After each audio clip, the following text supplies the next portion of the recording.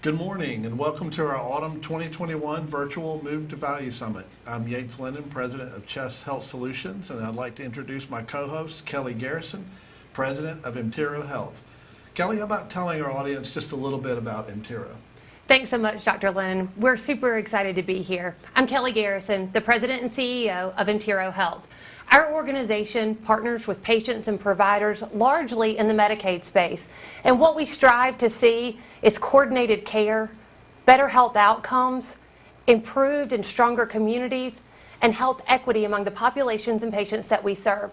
We know that social determinants of health are a key factor in achieving all of those goals, and that's why we're excited to be here today.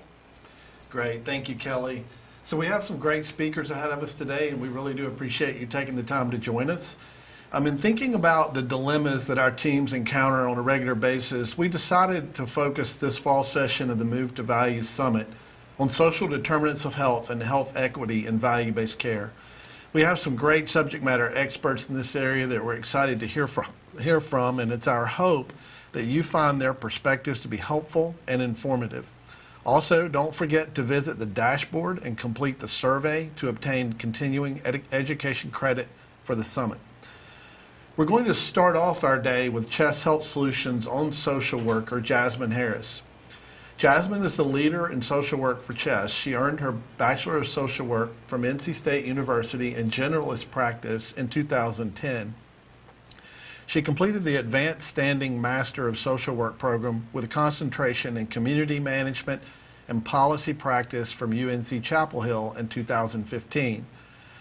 Jasmine has experience working with families in various areas, including health surveys, geriatrics, homelessness, addiction recovery, employment assistance, Meals on Wheels, integrated care, financial and housing counseling, as well as work as a community guardian. Thank you all again for coming. We look forward to a great day, and we will kick it off with Jasmine Harris. Jasmine, take it away. Thank you, Dr. Lennon, for that introduction, and good morning, everybody. I feel honored to be able to talk to you today about a topic that is near and dear to my heart, which is social work. And this presentation is entitled Macro Social Work, Addressing Social Determinants of Health. As I often tell people that I think I was called to be a social worker, and that was from service even as a child working in nursing homes with my grandpa and Salvation Army before that, and that's led me to believe that social work is just a way of life, and it's something that you all can do. My professor in social work used to say social workers wear a variety of hats, but I'm hoping by the end of this presentation that I will have consolidated what social work is into some workable practices and tactics, and you guys can put on your social work hat in whatever healthcare position you're in, and you can help move the needle on some of these social determinant of health needs that our patients are seeing, and help them to have enhanced value-based care. So with all that, I will get started. And I think my clicker just got stuck. I'm not sure if you guys are seeing my next slide here. There it is. Okay. So I wanted to start with the agenda. Today, I plan to talk to you a little bit about social work, just in case you haven't worked with social workers in the past. You can see a little bit about our training. I want to segue into social determinants of health and why they're important to healthcare practice, and how we can move the needle on some of those healthcare outcomes by focusing on those social determinant patient needs. I'm going to then discuss a little bit about Chess, why they hired a social worker, and how that social work field has evolved. Then I'm going to actually talk about case management with patients, and I want to look specifically at two social determinant needs that come up quite a bit for our care teams. We'll talk about patients who need financial help, and we'll talk about patients who have transportation needs. And then I want to talk to you about the work we do with our high utilizing patients, and then I want to end the whole presentation by culminating it in how we can do macro social work practice in our communities, even while we're working directly with patients. So my first slide is about social work types of practice. So if you were to go into a social work introductory class, and I apologize for how much information's on this slide, it will talk to you about micro, meso, and macro practice. Micro practice is probably what you guys are used to seeing social workers do. It's working with individuals. Sometimes it's working with a family unit. Sometimes it's working with one marriage. So it's usually staying with small numbers and focusing on the mental health, the physical health, and the social supports for those factors. Whereas mesosocial work is where social workers are trained to work with groups. You might see them working in group therapy, coalitions, administrative positions, basically looking at how multiple people interact with one another and how to influence those groups. And then macro social work practice is actually something that I didn't really learn too much of until I went back to school. And it's more looking at the environmental pieces. It's looking at systems and philosophies, nations and groups, and seeing if there are patterns that we can impact for the benefit of patients. Beyond learning about those different scopes of practice, there's also different age groups that social workers can specialize in. You might find social workers who work with children, some work with adolescents, others like to work with adults, and then you have some who specialize in working with the elderly. And then you can further specialize with other areas like military social work, school social work, healthcare social work, where you see social workers in a variety of roles from case management to substance abuse and other mental health counseling positions. And then we can work in a variety of fields that I have worked in that include like employment. You can work in politics or global systems, and then some social workers specialize in research and teaching. To tell you a little bit about my background, generalist social workers generally hold the philosophy that we're problem solvers, and so we kind of want to put ourselves out of business. And if we're going to do that, we need to be able to transfer those skills into other spheres of practice. So a generalist social worker is somebody who's a jack of all trades, we're a master of none, and we jump around between different fields, namely so that we can help patients that may interact with multiple fields throughout their lives.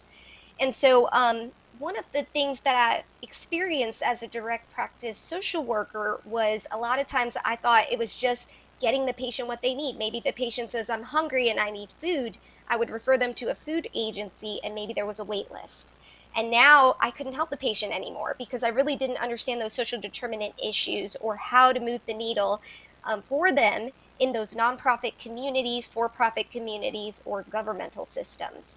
And so I'm hoping that as I present further on some of the social work philosophies, you'll start to see how actually it's very easy to move the needle in some of those areas, even while you're working with patients directly.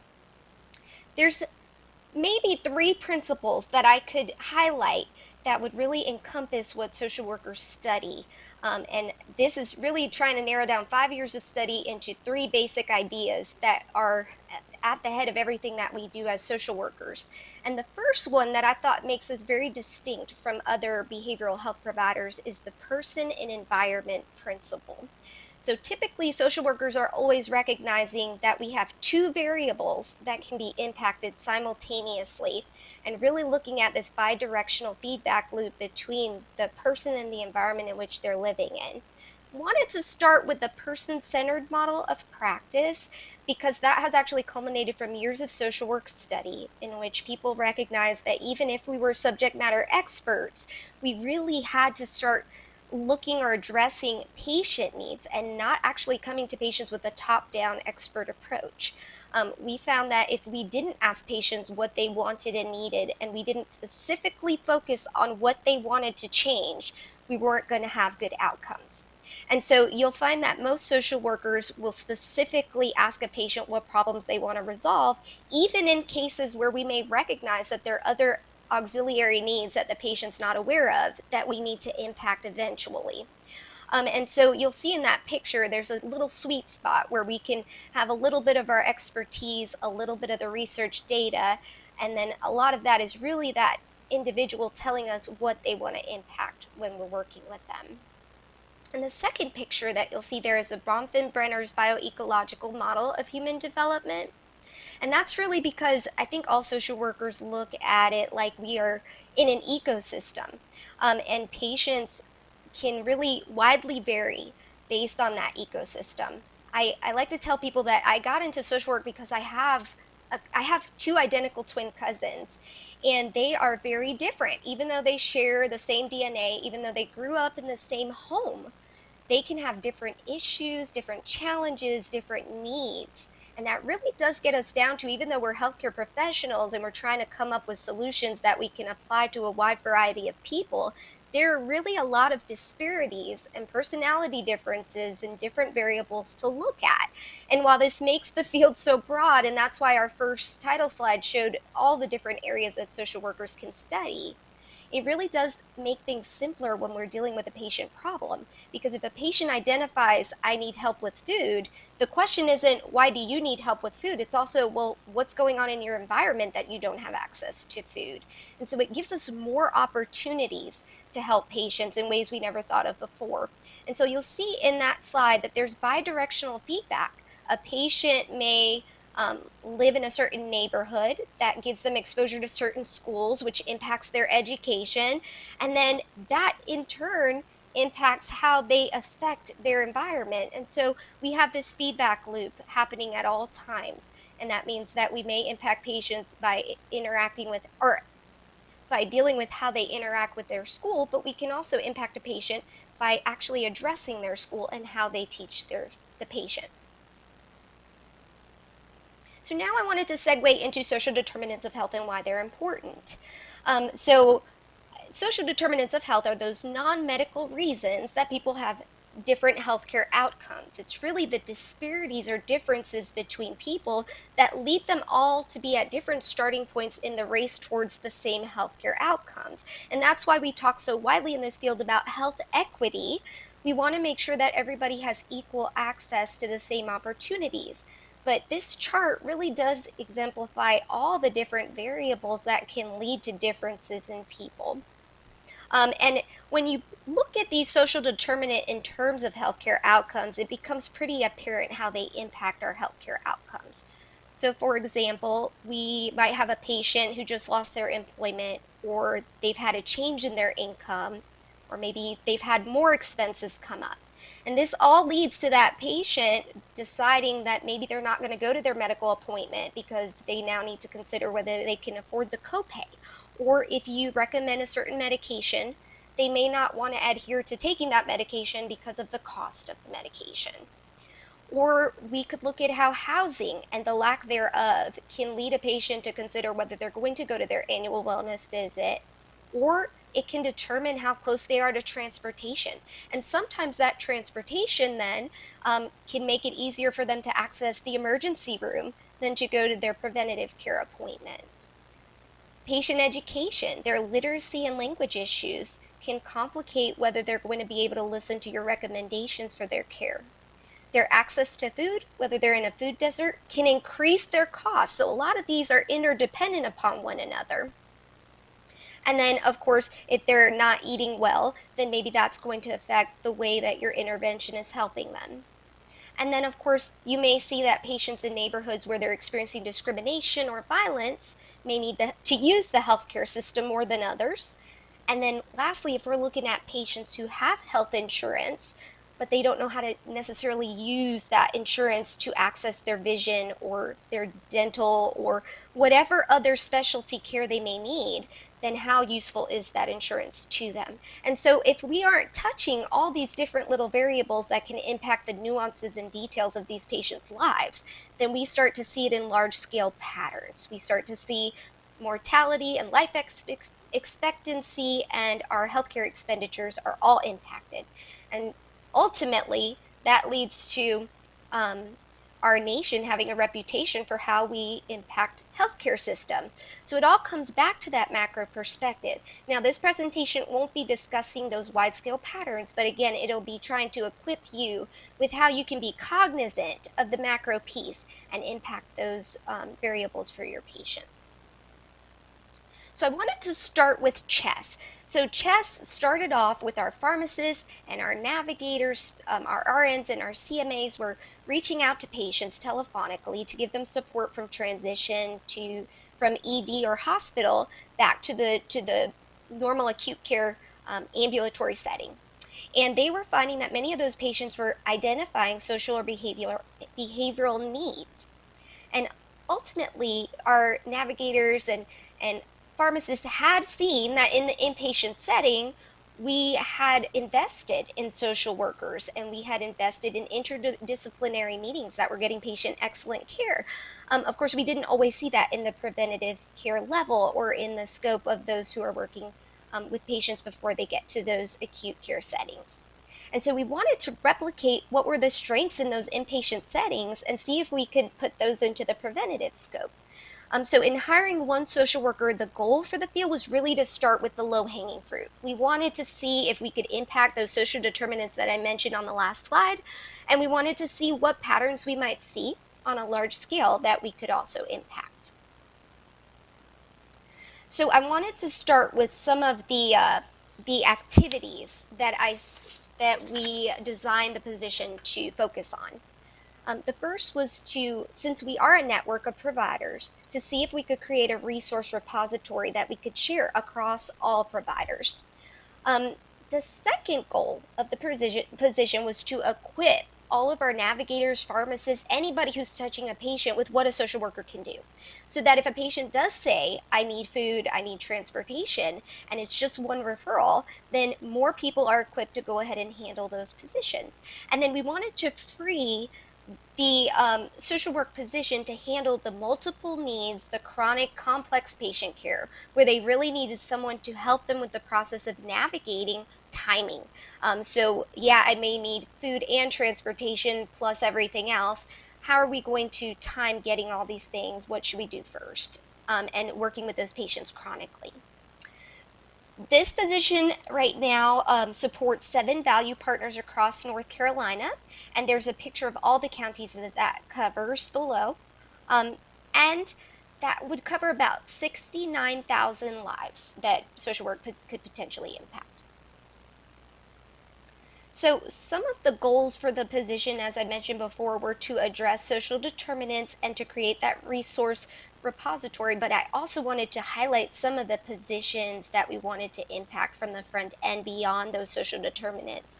So when I reached out to patients, I wanted to be able to investigate their home life over the phone, see if there were any cases of safety or abuse or neglect that needed to be reported, talk to patients about their long-term care needs, work with them on any behavioral health supports that they might need, and really to support our team with their placement cases.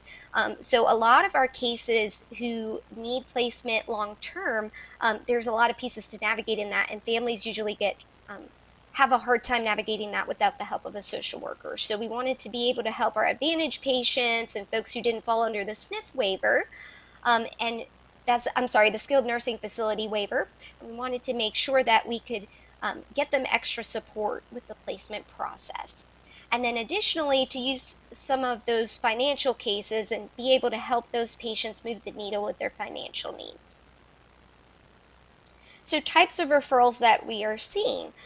Typically my referrals are from any of the navigators and pharmacists, but after being in the position for a while, providers also get to see the social work name inside of the medical record, and so typically we get some referrals from providers as well, and that varies by value partner. During 2020, of course, with the pandemic, we also needed to pull some patients from our payer reports. And so a lot of our payers were already asking our patients screening questions about social determinants. And when the patients actually told them, they were able to connect us with the patient. And I was able to outreach the patients in that way. Usually the patients were not expecting that call. So those were a different style of doing social work intervention, but the patients were really grateful to have our help. And then later on, I will talk a little bit more about how we're hoping to automate referrals just from our experiences with this and use more claim data so that we can identify patients who are sort of giving us hints that they have social determinant needs. So far up to date, I've been in the position, it'll be 2 years in November, and we've helped over 830 referrals, and that's not including when we just make advice with our navigators about patients that I don't necessarily outreach directly. So I thought it might be helpful to see what our navigators are asking patients and how they're getting them screened for social work support. And then to give you a breakdown of the social work needs we started to see.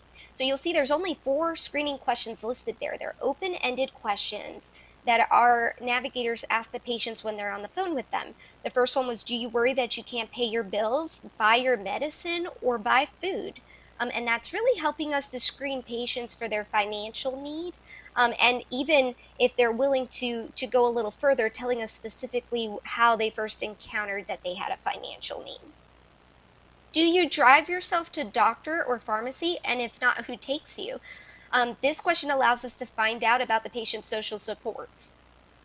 Do you have trouble reading information from your doctor or filling out forms or reading pill boxes? This question allows us to ask patients about their health literacy and find out if there's any other barriers where they need some specialized social work support for filling out paperwork. Are you able to prepare meals, bathe, etc.? If not, who helps you? And that, of course, is helping us to find out if the patient has any caregiver supports or needs any supports in that realm, and have you fallen in the past 6 months, so that we can start asking patients about their safety in the home. The first 3 types of referrals that I get the most are usually high utilizer, and those are consistent. So our value partners will take out a certain number of patients for social work each month, so that we can screen those patients who are having the highest utilization. The second patient need that we saw a lot of was our patients who needed financial support. And again, I've found in working in this position that typically patients are not afraid when they're on a fixed income to admit that financial is a great area of need. So with a lot of these social determinants, there may be a stigma for patients to tell someone that they're suffering in these areas. But financial has been a great gateway topic, and it's a great unifier for a lot of the patients that we see who get Medicare assistance.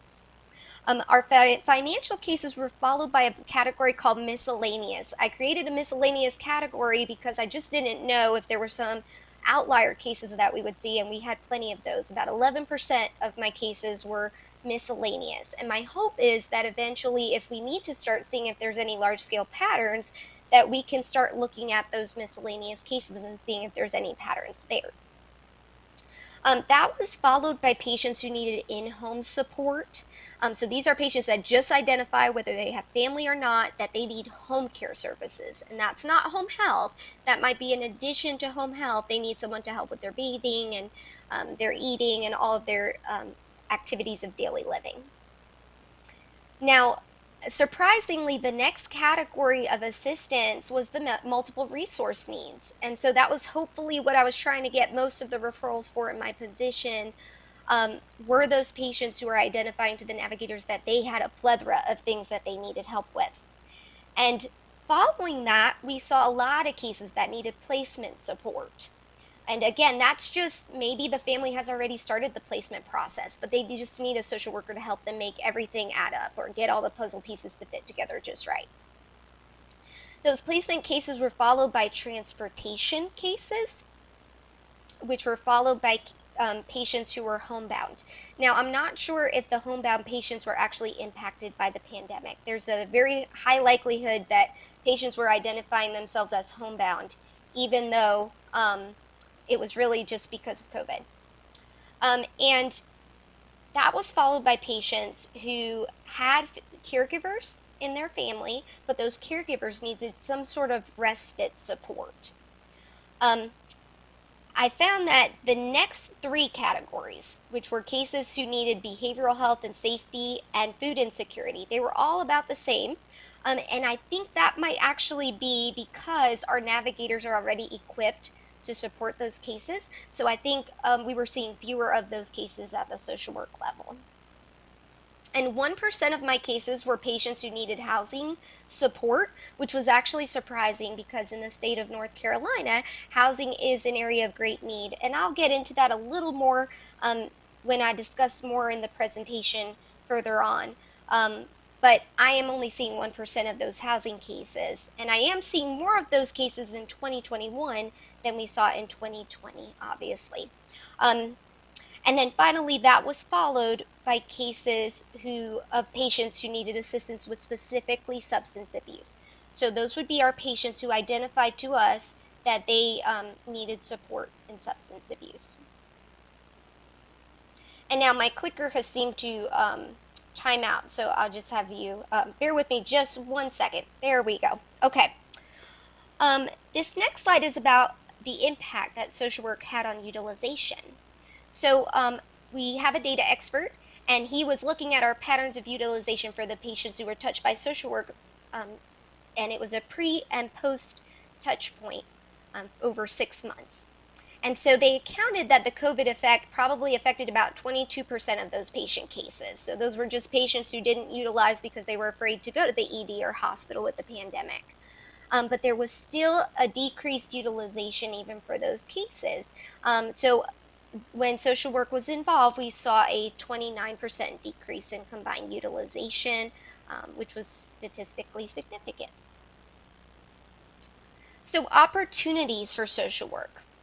Our hope is to eventually automate referrals.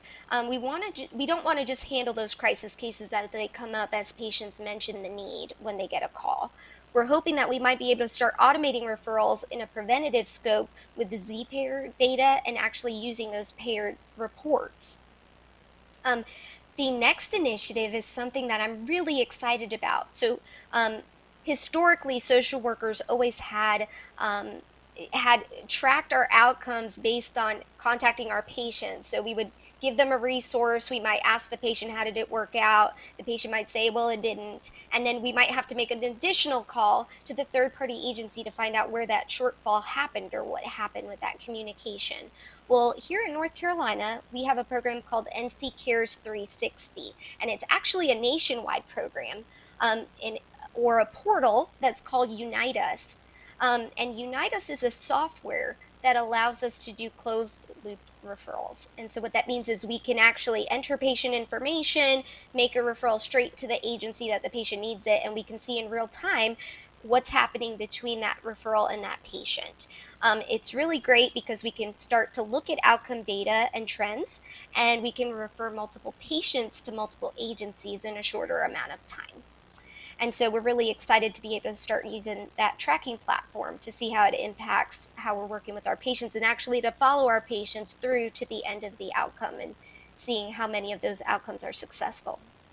And then here at Chess, we've been piloting some innovative solutions. So where we've noticed there were shortfalls, we've tried to come up with some solutions for our patients in the network. And so the first example of that was here since before I came, and it was a medication assistance fund that was created for our patients who really could not afford to get their medication. And so there was a specialized program where they might qualify to get more assistance for medication help. And using that same philosophy, we're actually noticing a lot of patients who need same-day transportation appointments. And so we're working on a pilot where we could potentially move the needle with those patients who need same-day transportation. And then, of course, we're working on community collaborations where we may be able to bridge the divide between the inpatient and outpatient community. I mentioned one of those before, and that was actually our SNF waiver, where we were able to get patients into a skilled nursing facility for rehab straight from the community without them having to go through the hospital system. And we also have a CHESS navigator who's embedded in the hospital who can represent the ACO at their multidisciplinary meetings or interdisciplinary meetings. So now I wanted to actually transition the presentation to how I've explored patient care, or how I've done direct practice with patients who have financial need, transportation need, and who are high utilizing with the ED or hospital. So with financial cases, I typically maintain my own mental checklist, and of course you can turn this into your own checklist if you need to. But I always start with the patient. I ask the patient, what is your source of income? And I leave it open-ended. Typically, half the time you're going to get a patient who tells you I have Social Security, and they're going to go ahead and tell you whether they have disability, SSI, and that's going to give you an idea of some programs that they're eligible for. But a small number of our patients will identify that I'm unemployed right now and I need a source of income, and you might need to help them apply for unemployment. Or you may have a patient who is disabled, they're in between work right now, and they just don't know how to apply for disability. And so you might be able to help them apply for disability. My next question for those patients are, have you explored all the programs that you're eligible for? Usually I maintain a list of what North Carolina has as far as income requirements for popular programs like Medicaid and food stamps. So right away I can tell the patient, if they tell me my income is under 1,074, I know that they're eligible for Medicaid. And so my question for them is, have you applied? Sometimes the patient's answer is, yes, I applied, but then I didn't get it. And so now I know where I can help them. Um, Now, if that patient is not eligible for Medicaid, there are other programs that they might be able to get financial support. I often ask them if they've applied for extra help where they can get financial assistance from the Social Security, or if they've applied for the Medicare Savings Program, which is additional monies from the Department of Health and Human Services. And so you'll find that a lot of my time is spent with patients doing applications for these various programs over the computer. A lot of our patients don't have access to computers and don't know what the questions mean. So I just go through the questions with them and help them fill those out. If a patient has food stamps, maybe they don't know that they're eligible for a specialized free cell phone because of that food stamps. And that would help them because if they're spending money on their cell phone, now they won't have to. So I'll go ahead and ask if they've invested in that program and whether they would want to. I will ask them if they've invested in some community options that can reduce costs for them. Right now, while you're having financial difficulty, have you thought about going to a list of food pantries and getting some free food so you don't have to spend money on groceries? Then you can use your grocery line budget item on some other healthcare need that you didn't think you could cover before. Or maybe the patient is having some utility difficulty and we need to talk to them about utility help.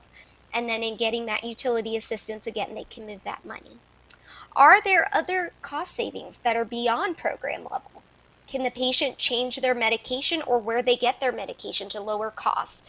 That's where I start making a lot of my referrals right back into our pharmacy team because they're the specialists who know about medication.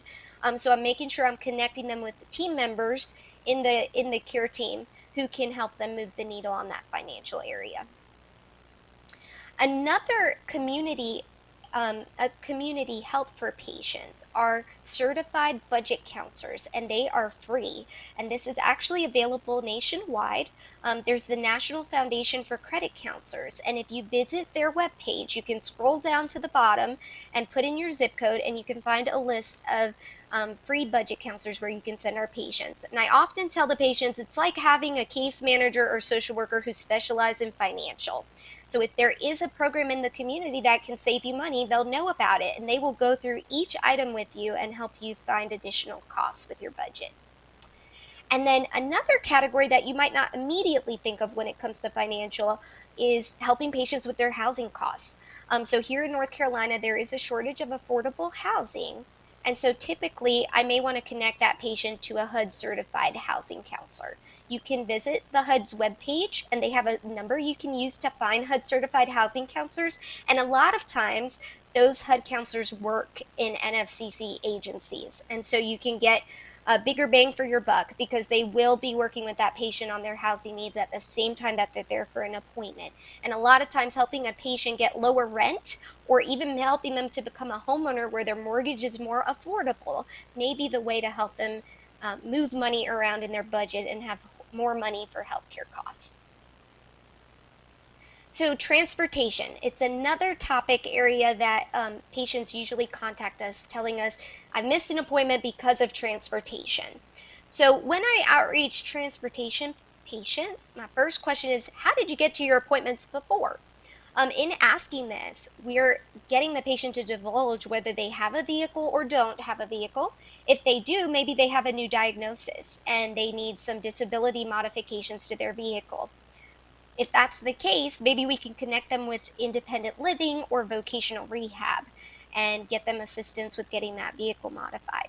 Sometimes the barrier to patients is their housing. Maybe they have a vehicle, it is modified, but they have stairs in their home and they need a stair lift or they need a wheelchair ramp. And by that same respect, in asking them how they got there before, they can divulge and we'll know exactly what we need to impact. I often ask patients what social supports have helped you with transportation in the past. I've found that some of our cases are just patients who maybe they had a family member who could drive them, but their family member has an appointment on the specific day that they need transportation. So that could easily be fixed by changing the appointment date, Or potentially this may be an ongoing discussion and we need to talk to the patient about a more long-term fix. Or the patient may identify to us that there's been a breakdown in their social supports. And now we know that we also have to support them in a behavioral health capacity. Maybe we need to help them build up their social supports so they have people they can get rides from. Once I've looked at the patient scopes and their family systems, I move into the provider scope. I start to evaluate, is there anything the doctor's office can do to help the patient? Like we talked about, maybe they might need to just move that appointment. Maybe it's not just about moving the appointment. Maybe the patient needs a closer facility altogether, and we need to have a conversation with them about their distance from the facility. Maybe they just recently moved. Can we offer telehealth to patients who are stuck in the home, or is telehealth not something that our VP can provide? And if that's the case, does the patient need to change to a different type of program that actually has transportation embedded in the program? Can our VPs offer, do they have any house calls programs that we can use for our patients? And then once we've looked at that doctor scope and seeing if we can move the needle, if a patient still has transportation needs, I'm immediately going to evaluate what they already have at their disposal, and that might be their insurance. So several of our Advantage plans already have transportation benefits embedded in the program. My question to the patient is, have you used this? Maybe the patient needs education on how to use it. Or if the patient has exhausted it, maybe they need additional, or they're going to need to look at maybe exploring plans during open enrollment so they can get more rides. Sometimes patients have come to us because they needed a one-time specialty care ride, but it exceeded the distance that the payer has for their program. So maybe that patient is more than 50 miles out of range with that specialty care appointment. And if that's the case, then maybe we just need to advocate with the payer and ask the payer if they can make a one-time exception for the patient. But if this is an ongoing need, then we may have to actually have an ongoing discussion with the payer that we're noticing several patients that are outside of that range, or we need to come back and talk to our VPs and say, we're noticing several of your patients are outside of range. Is there a discussion that your providers can be having with those patients? And then once we've looked at everything that's available in those two scopes, there's also the community. So within several of our counties, there are options in nonprofits and councils of aging that offer transportation to patients. There's even specialized transportations for patients who are veterans and patients who have cancer diagnoses. So we can always explore the community for what's available. And last but not least, if you have patients where none of the above can help the patient, you still want to track those patients, because that gives us an opportunity to advocate with our patients in the community and let those community agencies know that there's some sort of shortfall and that those patients are really not getting the help that they need. So next I wanted to discuss high utilizers of the ED or hospital. Now, these are cases that I usually get with a little more advanced notice than these patients who are telling us about crises that we're calling within a day or two. Our high utilizing patients have a pattern of going to the ED. So the first thing I want to do is look at the pattern for why they're having these admissions. So I review discharge summaries. And when I'm reviewing those discharge summaries, I'm really looking for anything that the hospital has recommended for the patient care. Because the discussion I want to have with the patient is, were you able to do everything that was recommended? Did you make that specialty care appointment to the cardiologist that they asked for? And if not, sometimes the patients will actually tell you about a social determinant need just by your inquiring about why they couldn't follow through. The next thing I look at in the chart is whether the patient has disclosed any social determinant barriers to their primary care team. And so I'm looking at those notes and just basically trying to find any keywords or special areas where the patient may have disclosed a need. I also check referrals. So a lot of times I've noticed that our primary care doctors are making recommendations to specialty care, but they have so many patients that maybe the patient doesn't follow through and that falls through the cracks. And so my goal is to see if that's ever happened. And if it does, I want to address it with the patient. Again, it may be because of a transportation or financial barrier, And we really want the patient to admit these things to us. Again, if that patient does not want to work on that outcome, we can't move the needle on it. So the goal is always to find questions you can ask to get the patient to admit areas where they might need support. And we want that patient to ask us to help them in that area. So sometimes it's just educating them on the importance of going to that specialty care appointment and asking them why they didn't find it important, or finding out why they didn't get to go, or if they're planning to go, and how you can help them get there as a partner. And then the final thing that I put on this slide is, oh, I'm sorry, I skipped one. I usually ask the patient in cases where I can interact with the patient to tell me if I might have missed anything. So I ask the patient, why are you high utilizing or going to the ED or hospital with such frequency and not using urgent care or seeing your doctor preventatively? I'll never forget, I had a case of a patient who was having frequent falls, and I thought getting her help in the home, her neighbors had said there was clutter in her house, and I thought an aid might be the way to go. But when I asked the patient why she was utilizing, she told me, I have an unaddressed hip problem, and I need surgery on my hip. Now, I wouldn't have guessed that or known that if I had not asked the patient. So it's so important that we go ahead and ask the patient directly, why do you think you're going to the ED or hospital? In that case, the provider had addressed it with the patient, but because of COVID and the delay in some of those appointments, it was just something we needed to go ahead and get it back on the specialty care provider's radar. And then the last thing I put on the slide is following up for patients about new concerns.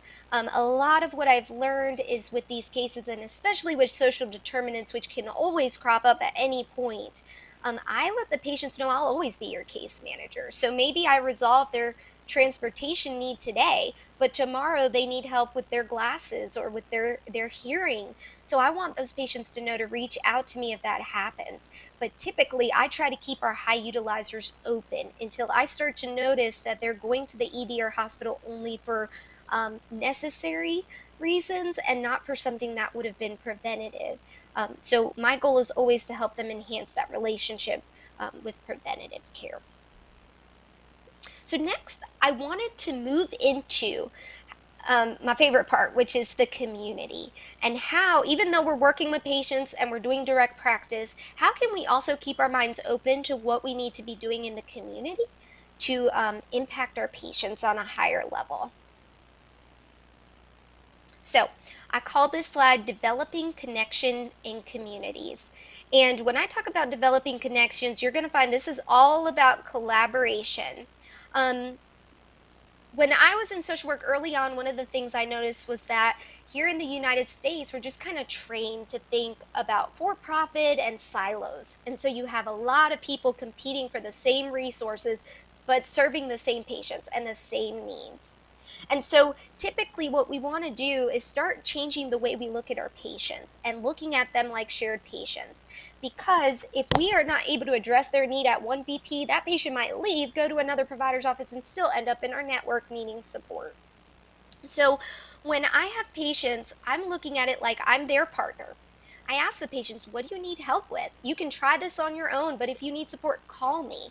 We can do three-way calls together. We can talk to people together. We can do applications together. I'm always trying to emphasize I'm your helper here. I'm your friend. And then I actually employ that on the community level with people who do not work at CHESS. I look at every single agency that touches a patient like those field workers are my colleagues at another agency. Because they're touching our patients' lives, and they're helping us with shared work that if they don't handle, we're going to have to handle. And so by that respect, I actually share problems with other agencies. An example that comes to mind is I had a dialysis patient who told me he needed help with transportation to dialysis. Now, I reached out to his dialysis social worker because they are experts in transportation to dialysis. And while I did that, the social worker at the dialysis center was able to tell me the patient has been asking me for help with his dentures. Which was actually my purview. So in sharing the problem, she was able to quickly fix that transportation issue. And I was able to work on the patient's dentures quickly. And so we were working collaboratively, and just by each doing what we were supposed to be doing and doing our own role better. The other piece that was so important about that example was that had I not contacted that dialysis social worker, that patient didn't have the comfort to address that with me. However, when I told him, hey, I was talking to your dialysis worker and she mentioned this need, is that still a need? He was instantly comfortable and he said, thank you so much to both of us, because he really needed both of those issues addressed. And by that same respect, community connections are just so important. Whether it's a home health agency or a therapist that is working with your patient, communicate with them. Sometimes the patient is telling them or revealing things that they just didn't feel comfortable telling you. So if ever there's an opportunity to have that patient sign a HIPAA form and allow you to collaborate, go ahead and do it and communicate with those different agencies and providers. Sometimes they just have strengths that you don't, or they know about programs, or they have connections in the community that you don't have yet, and that can move the needle for your patients very quickly. And that includes specialty care, that includes nutritionists, ophthalmologists, home health, home care. So I just wanted to list all the multiple opportunities that you can have to talk with all of those different practitioners. And then when I look at connecting patients to different communities, it's really about understanding that they're the experts. So if a patient tells me they need transportation assistance, the goal is to get them to a transportation agency that can really take on their transportation needs ongoing. That's how I handle such a huge caseload. If I didn't connect my patients on to other third-party agencies, I would have 300 plus patients and I would have to do 15 different things for each of them, and that would just make it impossible to help so many. So I really do emphasize to patients, now that I've connected you with this agency, that doesn't mean I'm not still your contact. I emphasize to patients, if you do have a breakdown in your communication with your transportation agency, don't just quit on them, call me. And then maybe I can help to advocate for you or help you communicate with that agency, because ultimately we want them to have really good, healthy relationships with all of the community providers that we connect them with. So at the bottom of the slide, I just wanted to give you some examples of ways that I've been doing direct practice, but I've actually moved my scope to thinking about the programs and agencies we work with, so that we could develop those connections. So the first example I have there is the Senior Health Insurance Information Program. This goes by a different name in other states, but you all have a program like this. These are programs for patients who have Medicare, and they're volunteers who can help your patient. They're objective, they don't belong to any insurance companies, and they can help patients enter their medications into the Medicare.gov website and find out if there's a plan they need to be on that would cover most of their medications and help them. And SHIP is such a great program. We use them a lot. Our pharmacists work with them. But early on at CHEST, I found out that there were a small portion of our patients that really had difficulty with following through with the phone number, or maybe they couldn't fill out the intake form, or they had transportation problems getting to SHIP. So there were variables that would come up and interfere with SHIP's ability to work with that patient. So I actually asked SHIP, even though this wasn't originally my job, can you guys train me? So if we have an outlier patient, we can actually both impact that patient, and I can help them with their extra help application, for example. And so I got training in a different scope or a different position than what I would normally do, and was able to help those patients who really had a barrier in connecting with SHIP. Liberty Healthcare Corporation of North Carolina. This is actually the North Carolina screening agency for patients who have Medicaid and need personal care services. Typically, I help those patients get their doctor to fill out that form appropriately. I help them to select a home care agency for their nurses assessment, and I help them get those nurses assessments scheduled. Well, once I called and was on hold for about 40 minutes. And it was just about trying to find out if that patient's application had been filled out appropriately. So I was actually able to call, and for expediency purposes and efficiency purposes, told them what I was running into, how many patients I deal with, and how I really just wanted to find out if we were doing those applications right across all VPs. And they went ahead and took the time to train me in how to do their application and got us a liaison so that we could call that specific person if we had multiple case needs and needed those all to be looked at once. Elder Law Firm is an elder care law firm that offered social work training and community health trainings, and they offer patients free consultations for their long-term health planning. So keeping eyes and ears open for agencies that are offering things like that to your patients and that can help you as a social worker or even a navigator or pharmacist, so that you'll be equipped to teach your patients about their long-term care needs and where they can go to get support for it.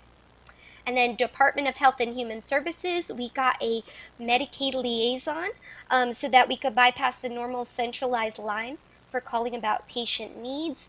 And they gave us a special HIPAA form that we can get filled out and get authorized by our patients to help them for those cases. Motive Care, you guys might know as the agency that works with Humana and United patients for transportation. We had a case where our rural patients would have transportation benefits, but because there were not enough drivers in their area, they weren't able to use it. So I reached out to Motive Care and told them the problem we were seeing. They actually got us a designated person where we could send those cases if it came up. And then they offered to go ahead and pay third-party agencies that offer transportation services. And I was able to help them get a list of some of those providers that they could send it to. Faith Health, I mentioned before, we work very collaboratively with Faith Health and in different counties. The example that comes to mind I mentioned earlier was some of our patients needed wheelchair ramps, and they were able to help fill a need for the patients who were had their income was too high for them to qualify for the governmental support in that area.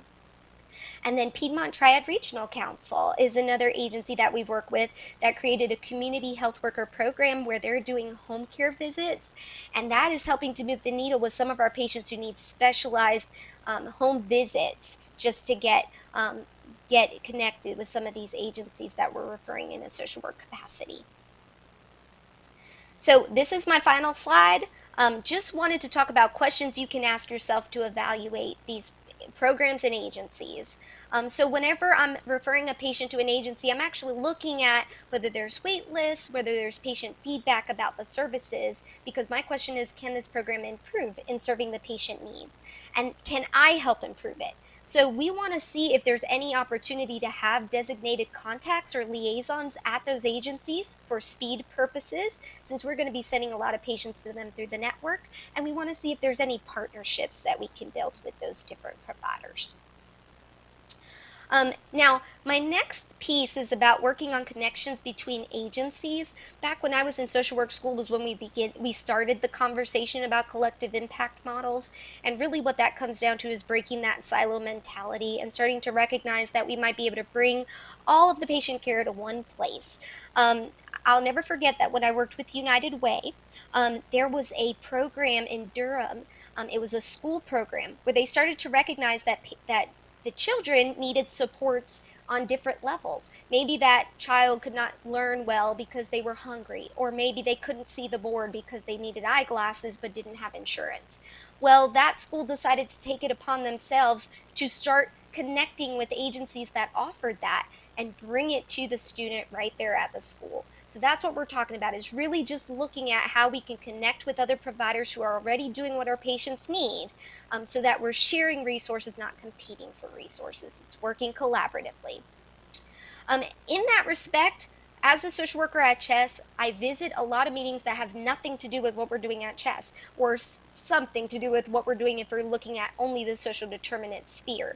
So an example of that was I joined a community task force for food pantries, and just sat through the whole meeting, thanked them for letting me sit through it, and then told them, we have a lot of patients who I send to home delivered meals, but those patients have very specific dietary needs. Maybe they have celiac or diabetes, or they need a heart-friendly diet.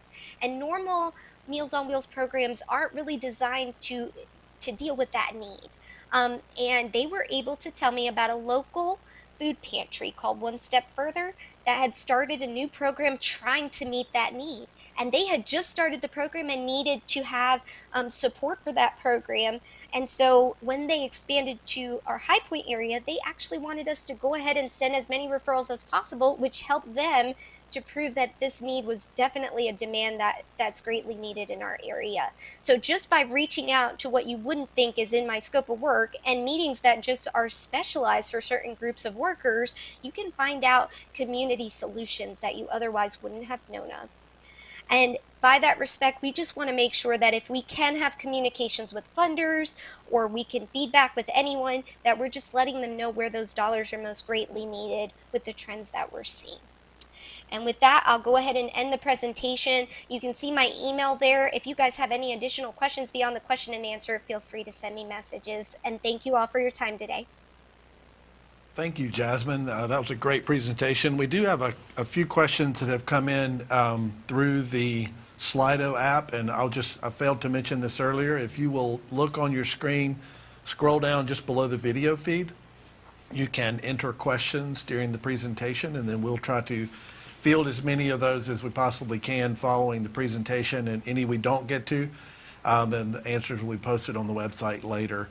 So one question, Jasmine, that came in was acknowledging that many folks don't have basic math abilities. Do we evaluate numeracy skills, which can be tied to a health literacy assessment? Well, typically, I don't ask those questions directly with patients. We can look at that is the quick answer to that. But typically what I'm doing is asking that patient, like, what is the obstacle to you getting to your healthcare appointment? And so a lot of times those patients will tell you that their need is financial, and that they just and that may be because of a numerical or literacy problem. And there are nonprofits in our area that address that. It's just in my experience, and I have been able to address it with patients, but it comes up later when a patient trusts you a lot. Then they'll go ahead and tell you, yes, I need help because I can't I can't compute math, or I have a literacy problem. Is there anything available to help me? And I tell patients, yes, there is. So I encourage patients to always tell us if there's a need that they wouldn't think of that causes stress for them. And that's how I get to them telling us about those needs. Okay. And now what's available in the community can vary widely for that. Right, right. Okay, thank you. And I think we have time to hit one more question, and then, like I said, the rest will be posted on the website later. We'll have Jasmine answer those. Do you, or how and who do you work with in regards to local policy leaders and healthcare organizations to try to influence greater social change? I think you just touched on that a little bit with your example of the meeting you attended recently, but are there any other comments you might add to answer that question? It really depends on how much time you have. If you have a lot of time, you can go advocate in your local government agencies. You can actually go during advocacy days and talk to them. If you don't have time for that, then it's really about talking to who is providing the work that your patients need. So if it's a transportation need, I'm reaching out to the executive director of that agency, and I'm telling them, I noticed this. Do you guys have any plans to change that in the future? Can I connect you with anyone who might be able to help you with that in the future? Right, very good. Yeah, and I will add that as a member of the National Association of Accountable Care Organizations, Melissa Pollock, who presented at our Move to Value Summit in June, I believe, does a lot of work with legislative and policy advocacy sort of through the National Association of ACOs. So very good. All right, Jasmine, thank you for a great presentation. Well, we really enjoyed that. You do great work. I hear it every day. So thank you again. Thank you.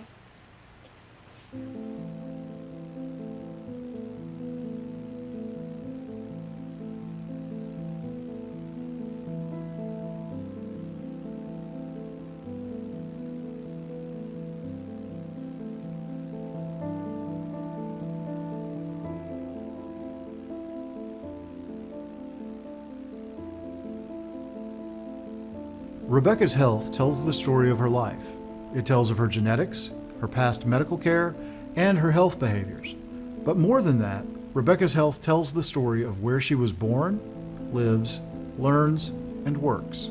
Her health reflects the neighborhood where she grew up, her access to healthy food, her education, and her support system. These non-medical conditions impacting Rebecca are called the social determinants of health and may account for up to 75% of her health outcomes. Rebecca's doctors would be doing her a disservice if they only focused on traditional factors that impact health, like diseases and health behaviors. Instead, they should take a holistic approach, focusing on all conditions, including social determinants that could impact Rebecca's health. As medical knowledge has evolved and health systems shift towards value-based medicine, healthcare is beginning to acknowledge these non-medical conditions and their impact on health outcomes, health equity, and overall well-being. Providers must look beyond their office walls to understand the non-medical conditions that impact patient health.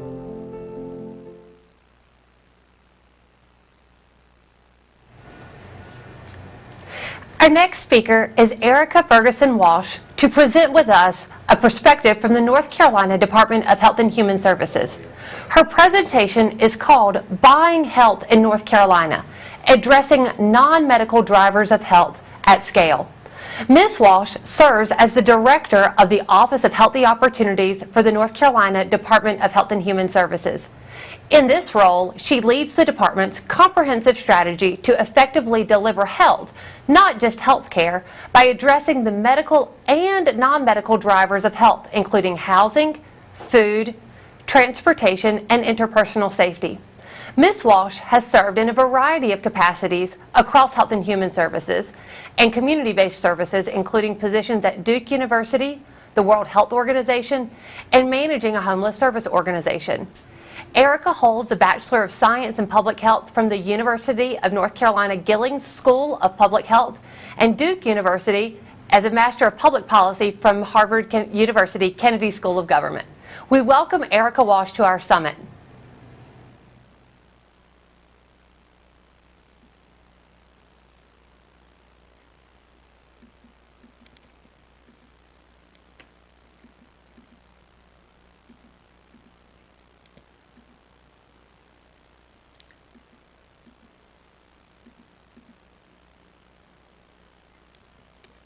Hello,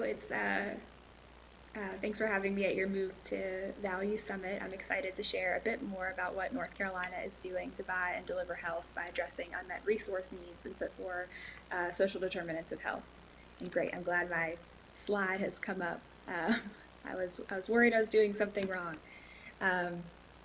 Great. So similar to many folks in this room that buy and deliver health care at North Carolina Department of Health and Human Services, we're responsible for improving the health and well-being of all North Carolinians. And about 5 years ago, under our Secretary Cohen's leadership, we started to really look across our organization and ask ourselves if we're really buying and delivering health or just health care, which may be a question that is not unfamiliar to many folks on this call or coming to this conference. And this fundamental question really led to the creation of our Healthy Opportunities Strategy, which is what I will talk a little bit more today.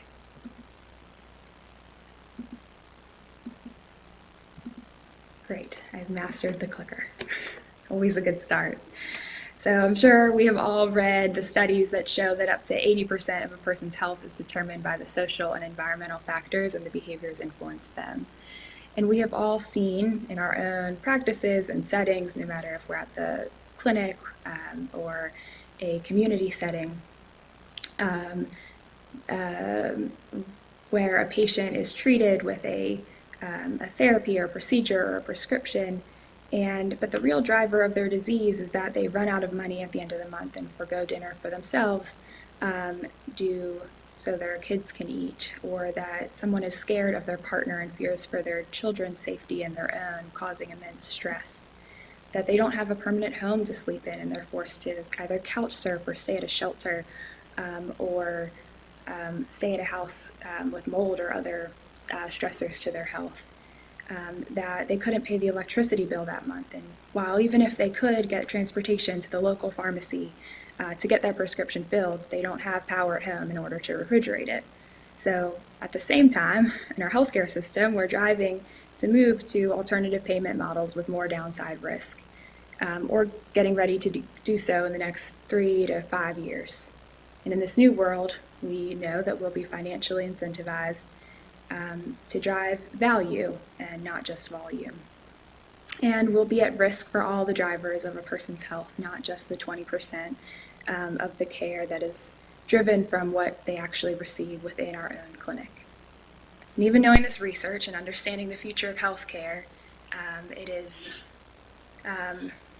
we know that there's limited infrastructure in place really to enable routine screening of every patient for their food insecurity, for housing instability, interpersonal safety concerns, or transportation access.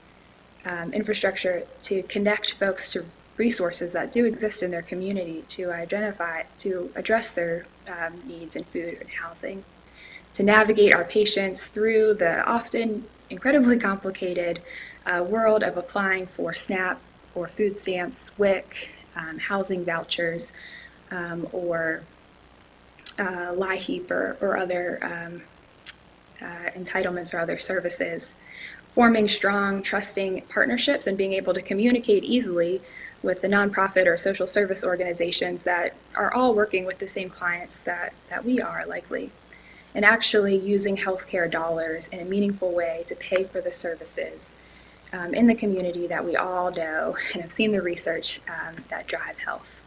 So since 2017, the North Carolina Department of Health and Human Services has really asked how we can incorporate whole person care into all of our priorities, including building such an infrastructure and implementing initiatives to really address these non-medical drivers of health, or these social determinants of health, at scale, really focusing on food insecurity, housing instability, transportation access, and interpersonal safety and toxic stress.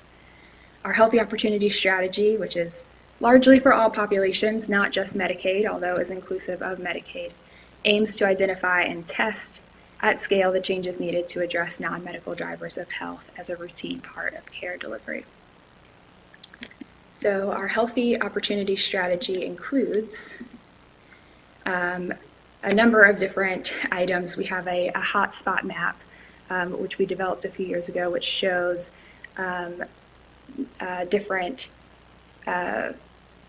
statistics at the community level, at the census tract level, that drive health, that can really help us guide investment of where there are greater disparities in access to services. We can see where there are food deserts or a greater percentage of the population experiencing poverty or housing instability or other metrics that can be placed on top of each other to really understand where there are areas in the state that have greater needs.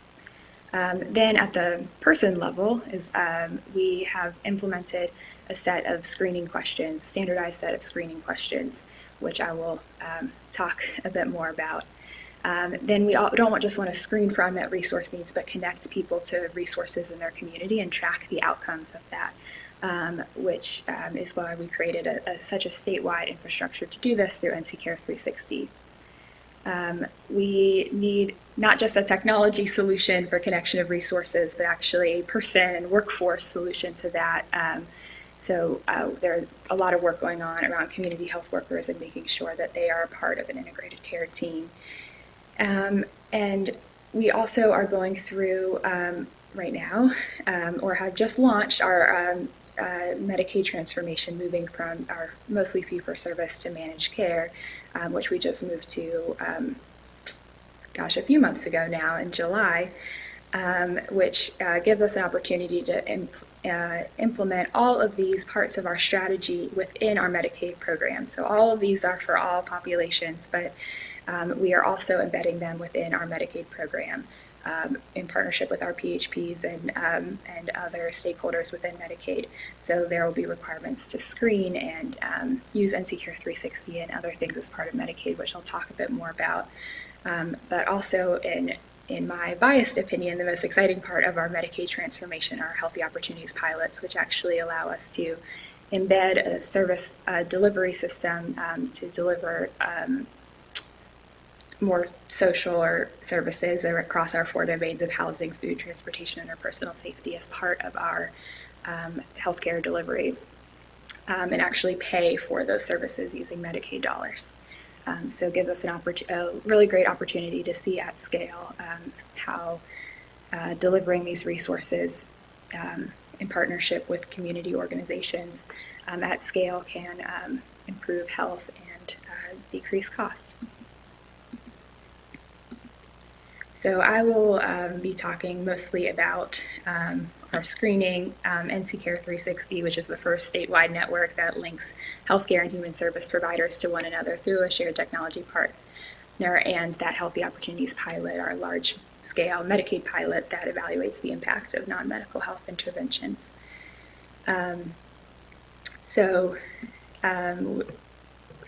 With screening, when our department began this work in 2017, some of our healthcare providers in the state were screening for unmet needs, but most were not. And many were asking the department what tool they should use and some guidance of how they can fit that into their workflows. And there was also interest in collecting this data in order to inform both investment and our overall social determinants of health strategy, since a lot of this work is new. So figuring out how to collect some of this data in a standardized way was of interest at the state and community level with our stakeholders. So to address this, in 2018, our department worked with a technical advisory committee of medical and social service experts to create a screening tool to identify patients with non-medical health needs. This tool consists of 9 simple yes or no questions. And these questions map to our non-medical health domains of food, housing, transportation, interpersonal safety, toxic stress, and align with existing questions from validated national screening instruments that are already used to identify unmet resource needs. So you'll recognize a hunger vital sign and alignment with Prepare and other tools. We also knew that this, as I mentioned, the standardization and screening really allows us for consistent data collection to inform our policy decisions. We have seen implementation of these screening questions and other similar screening questions across the state. Many of our health systems are screening in different ways, as well as our FQHCs, other practices and clinics statewide.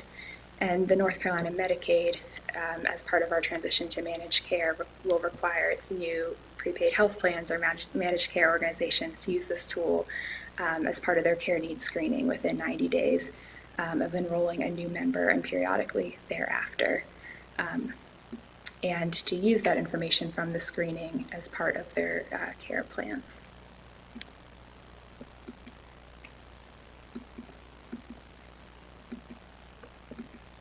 And as I mentioned before, screening is an important step, but would have limited impact in isolation. In part, providers are reluctant to ask questions if they don't have an ability to address needs. And also because connecting people to the needs is the really critical intervention. So to meet this need, we worked to create NC Care 360, which, as I mentioned, is the first statewide network that unites health and human service providers and organizations with a shared technology platform that enables a coordinated and community-oriented, person-centered approach for delivering care in North Carolina. NC Care 360 helps providers electronically connect those with identified needs to community resources and get feedback or follow-up.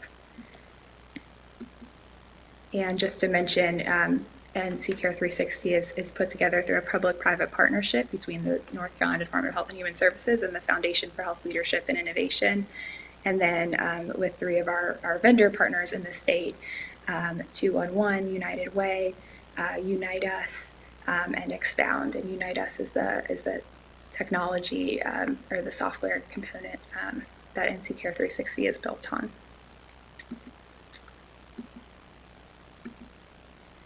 Great. And NC Care 360 has three main components. It has a robust statewide resource directory that includes a call center with dedicated navigators and a data team verifying the resources and text and chat capabilities. So it embeds the great resource that we already had in the state of the 211 resource directory, but providing more resources to make sure that that is continually updated at least annually, and some resources that change more often every 6 months. And making sure that that is linked to the technology platform, the shared technology platform that Unite Us has created, that enables healthcare and human service providers to share and receive electronic referrals, seamlessly communicate in real time, securely share client information, and track outcomes. And critical to all of this, there's also a community engagement team working with community-based organizations and healthcare partners and social service agencies and independent providers and more to create a statewide coordinated care network to provide the training and other resources they need to be successful in figuring out how to implement NC Care 360 into their existing workflows.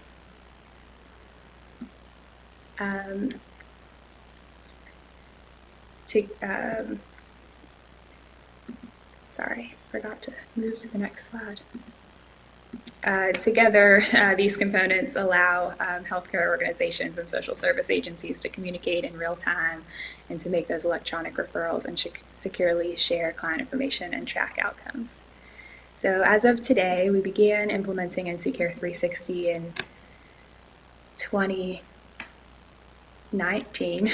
The years run together a bit. In early 2019 is when we began the implementation of NC Care 360 and set out to roll it out over 2 years, region by region. So we launched our first region in late March of 2019 in the Triad area of the state, and then quickly rolled it out over the next 2 years was the plan. But with COVID, because this was such an incredible infrastructure for us to deliver so many of our isolation and quarantine supports, we expedited and connect people to the resources that they needed as a result of COVID or the economic consequences of COVID. We expedited the rollout of NC Care 360 and completed all 100 counties launched in June of last year. As of today, or when I pulled these numbers for the slide, we had over 2,400 organizations, coming up on 2,500 community-based organizations with over 4,600 programs in the NC Care 360 network. We have many of our North Carolina health systems on the platform, Cone Health, Wake Med, Vidant, UNC, Duke Health, and Mission as well. All of our Medicaid prepaid health plans, our PHPs, as well as our LME MCOs, are on NC Care 360 as well, and that is the only place in which we are requiring use of NC Care 360. And as of when I pulled these numbers, NC Care 360 had served over 74,000 people through either referrals or cases, and we're coming up on 200,000 referrals or cases created in NC Care 360. And of those connections to services, over 74% of services needed in NC Care 360 were resolved. So very excited about NC Care 360, seeing a lot of success and lessons learned, identifying gaps in services, and starting to kind of begin the ability for further partnerships and communication between our healthcare system and our community-based organizations that deliver many of these services that we know are critical to driving health. So it allows a way for mutual accountability, mutual communication, and to share necessary information about shared clients or patients between the two. So I'm very excited about that and continuing to strengthen that network, bring more organizations on board over time, and use that data to drive further investment in communities. So I mentioned that North Carolina has just gone through a Medicaid transformation from a largely fee-for-service system to manage care. And as part of this transition, we're embedding all parts of our Healthy Opportunities strategy into our Medicaid program, and one of which is our Healthy Opportunities pilots, which I'll talk more about, or mostly, but just also wanted to note, if you can see, I realize the font is quite small now, but as part of our quality strategy and our care management, the use of the screening questions and the use of NC Care 360 to connect people to services and track those outcomes. As part of our VBP approach, our value-based payment work, our value-added services and in lieu of services and quality strategy. We're also doing interesting work related to incentivizing our PHPs to make investments as part of investments into community organizations, and the ability to count that as part of their MLR, and other incentives as well. That I will talk mostly about, because we only have 1 hour and want to leave plenty of time for questions. I'll mostly just talk about our Healthy Opportunities pilots, but happy to answer any questions about any of the other parts as well. So our Healthy Opportunities pilots, which I gave a little bit of a background at the start, but these were authorized under our Medicaid section 1115 waiver, and CMS approved these, and our ability to use state and federal Medicaid funds to pay for the services that we know impact health across our 4 priority domains of housing, food, transportation, interpersonal safety, toxic stress. This waiver authorizes our Medicaid program to spend up to $650 million to fund pilots operating in 3 geographic regions. And really the key of this is that it requires vigorous evaluation of the impact of these interventions on health outcomes and healthcare costs. And this is so critical because these pilots really provide an unprecedented opportunity to test the efficacy of using healthcare dollars to pay for targeted health-related social interventions. And in turn, this will provide North Carolina for statewide scaling of effective interventions in managed care and our value-based payment arrangements.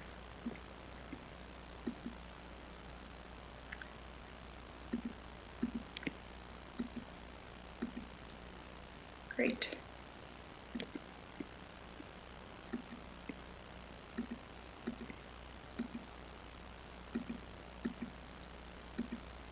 Sorry, I got too confident with my clicker abilities and moved a bit fast. Great. So again, our Healthy Opportunities pilots can cover the cost of federally approved pilot services. And what is really novel about all this work, or one novel piece, is that we developed with a whole task force of partners across medical and human service groups, a set of service definitions that were approved by CMS, so our 29 services across those 4 domains, and a fee schedule to reimburse entities that deliver these non-medical services. And this took a lot of, there was a real goal of not kind of repeating what we did in healthcare and paying in a fee-for-service way, while also making sure that we weren't putting too much risk on our community-based organizations from the start that were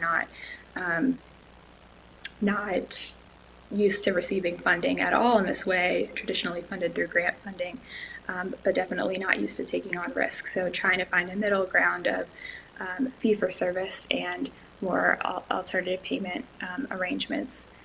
So if you see our fee schedule, which I'm happy to send for folks who have not seen it and are interested, happy to share that. It is all public, but you'll see that we have some still kind of fee-for-service arrangements, but mostly we're moving toward kind of PMPMs or other ways. So this fee schedule is meant to really promote value and increasingly link payments to outcomes.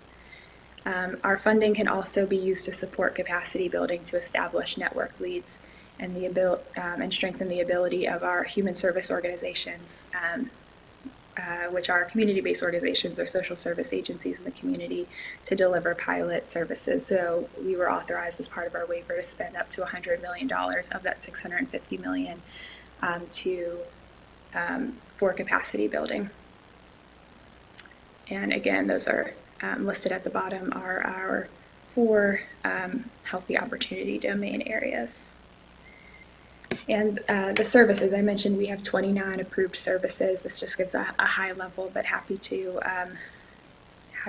send that around for those who are interested and have not seen these before. But as our services include within each of these 4 domains, we can actually pay for housing navigation support and sustaining services. So kind of case management services by housing provider, housing quality and safety inspections and improvements, one-time payment for security deposit and first month's rent, and up to 6 months rent post-hospitalization housing, as well as medical respite is another one.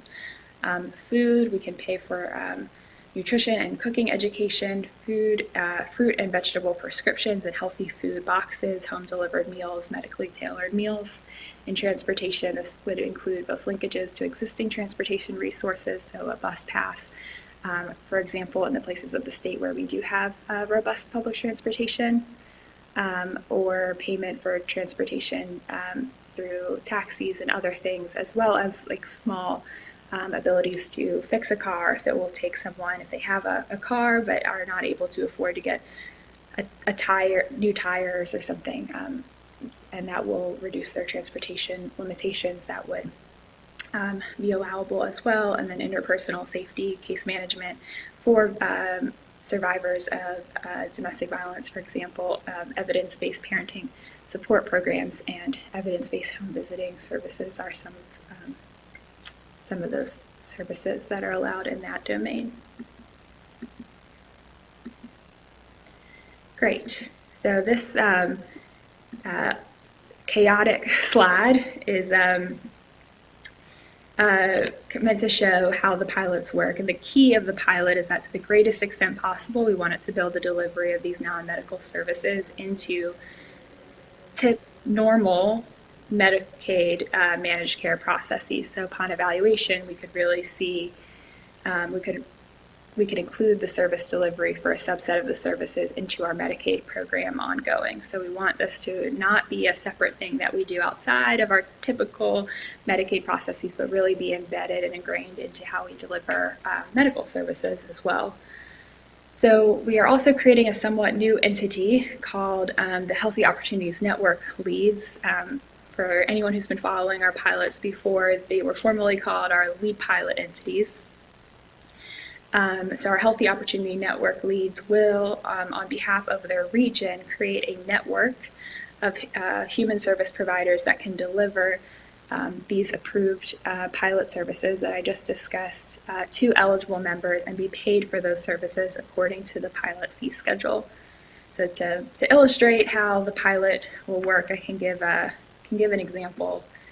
If a young child who has asthma and perhaps other additional physical and mental health conditions, they are already engaged with Medicaid. They work with their care manager to assess the pilot to assess the child for pilot eligibility and determine in that through screening and other assessment activities that the child and their family is housing insecure and has been couch surfing with their parents. And the care manager determines that the child and her family need housing assistance, in particular a security deposit and first month's rent, as well as ongoing housing case management to build stability in their housing and ongoing resiliency to maintain that housing and stabilize. So through NC Care 360, which will be the infrastructure for how we make referrals, track outcomes, and do invoicing, which is a new added feature that we are currently building with NC Care 360 for the purposes of this pilot. The care manager will receive authorization from the child's health plan, and upon receiving that authorization, will make a referral to a local organization that is in-network for the pilots, meaning that they are included in the Healthy Opportunity Network Leads network of service providers in that region. That housing provider, that housing organization, will then work with that child and the family to find an affordable housing unit, move in, work on connections to employment or additional financial assistance programs that allow them to for long-term sustainability in the new housing unit that was that they recently moved into. And then the housing service provider that is providing both that first month's rent and security deposit, as well as that ongoing case management work, will invoice their that child's prepaid health plan through NC Care 360 and receive payment for that housing navigation services, the security deposit, and the first month's rent, all under the rates determined by the pilot fee schedule, which is both direct reimbursement for those security deposit and first month's rent as up to a cap related to FMR, and then a PMPM for that housing navigation. So that is, and that will be happening in 3 different parts of the state. So as you can see, it is to the greatest extent possible meant to be embedded into some processes that already exist in Medicaid managed care, where the prepaid health plan is responsible for really managing the budget. Granted, this is outside rates under that $650 million cap that we have, but they're still responsible for kind of overseeing all of those aspects and overseeing their care managers, who are really the face-to-face determining what a client would need based on their health and not their medical and non-medical factors, and relying on those in the community, the community-based organizations, or what we're calling human service organizations, to deliver those services in a best practice way and be reimbursed directly from the PHP.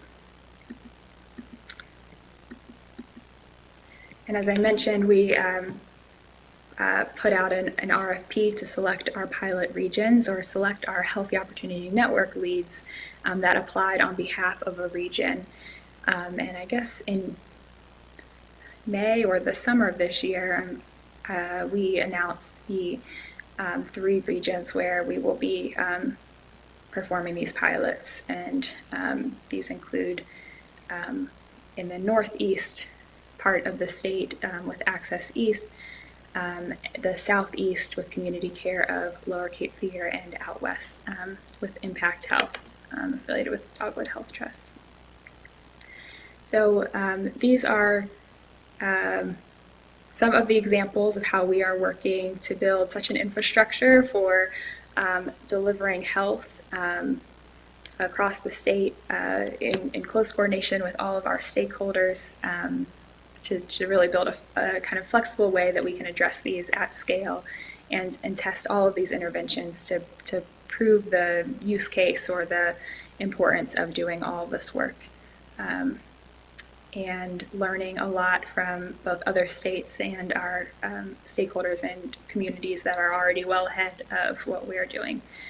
So I will stop here and see if there are any questions. Erica, thank you so much for sharing with us the vision that the state of North Carolina has in addressing social determinants of health. We have had a couple of questions come in while you've been giving us all of that information, so I'll go through a couple of them now. The first one that came in is a better understanding around whether or not there is a super user group, or how do people then kind of become trained on how to both send and receive referrals inside of the NC Care 360 system in their local community and based on the services that they provide. Sure. So NC Care 360, I should have mentioned, is free to use for everyone now, and will continue to always be free for all community-based organizations and social service agencies for forever. And so we are continuously onboarding and expanding our network for both bringing on our healthcare providers, which are primarily referral senders, although not exclusively, and our community-based organizations, which both receive referrals and then send to other organizations for services that they don't directly deliver. We're rolling this out. Anyone can join. If you go to NC Care 360 to our website /join, which I can put the link in the chat, if that is That'd be great. if that is helpful. But I'm getting distracted. So our community-based organization team,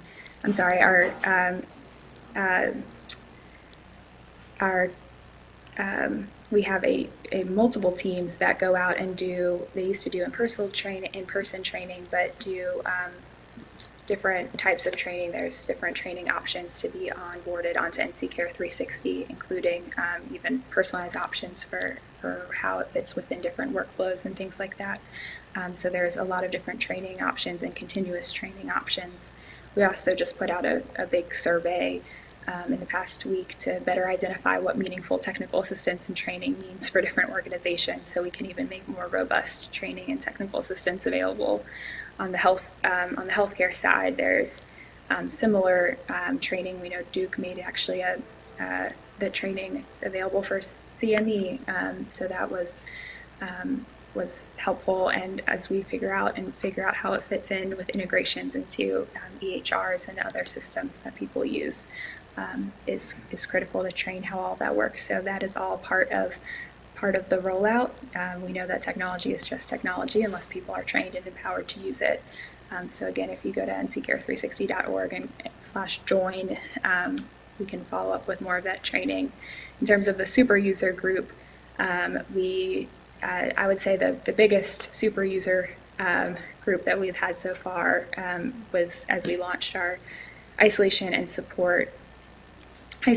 quarantine support program as part of COVID. We onboarded a ton of about 500 community health workers that worked directly with folks who were infected or exposed to COVID, and they used NC Care 360 to connect them to different healthcare or community resources that they needed to be successful in isolation and quarantine. And we saw a huge amount of referrals, and this is not surprising because community health workers are the perfect use case for using NC Care 360. But we also have super users, some of our community action agencies or food pantries. We have some, we even have some faith organizations on as well. Our social service agencies, we're bringing on our local health departments as well for WIC and other services that they provide. So excited to continuously expand the network. That sounds great. Thanks so much. And we'll make sure that for our audience today that we share that link on the website following the presentation today. You expanded a little bit or touched just a minute ago about the interface with all of the different data technology systems that exist in our state. And one of the questions that came in is there a long-term plan to further integrate NC Care 360 into provider EHRs as a point of care tool that they can use when they have a patient directly in front of them that has an unmet resource need, that they can then kind of in a live and active way refer that patient to the appropriate resource? Sure. So there already is the ability for NC Care 360 to be embedded into EHRs. It can also be embedded in or integrated with care management platforms and others. So that is already happening, and that those integrations are consistently improving as well. So about to roll out a new one with Epic, which is exciting and will make the systems that we already have Epic integrations with even that much more in line with their workflows. Also working on, the Unite Us team is also working on integrations with HMIS, the Homeless Management Information System, and others to make sure that NC Care 360 is as seamless into workflows as possible. So that is key. We're also having conversations with our HIE as another option for, it's probably not realistic that every independent practice in the state that might be interested in using NC Care 360 wants to, we know that there are costs with Epic and other things every time you want to change or have another integration. So and through integrations with the HIE, we might be able to make that more seamless with their portal as well. So we're looking at all the different options to make this as easy, accessible, and seamless in workflows as possible. But there already are integrations, and they're live in North Carolina. That sounds great. With those systems that you highlighted earlier, Duke, UNC, and others that are already active in utilizing NC Care 360, has it largely been focused on primary care, or has there been an expansion into including specialty practices as well? Sure. Each health system has brought in NC Care 360 in different ways. So some, it might be they might have licensed and trained a small subset of organizations in one part of the organization to see how it works and then expand over time. And others have just done a full-scale integration for all 28,000 of their employees across the board. So we have seen it in different ways depending on what that particular health system or practice wants to do, and we can support either and anything in between. So we have seen it used in primarily a behavioral health part of the practice, or organization-wide, or primary care, emergency room, all over.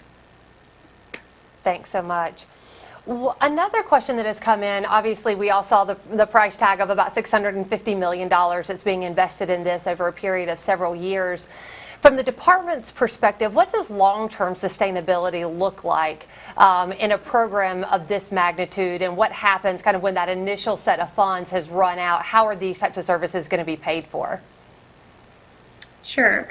So the whole goal of the pilots is to really, through a really robust evaluation, understand which of these services work best for which phenotype of Medicaid beneficiary in our state, and that both improves health and decreases costs in the long and short term. So it's a really robust evaluation. It's also public on our website if you're interested in really specifics of that evaluation that was approved by CMS.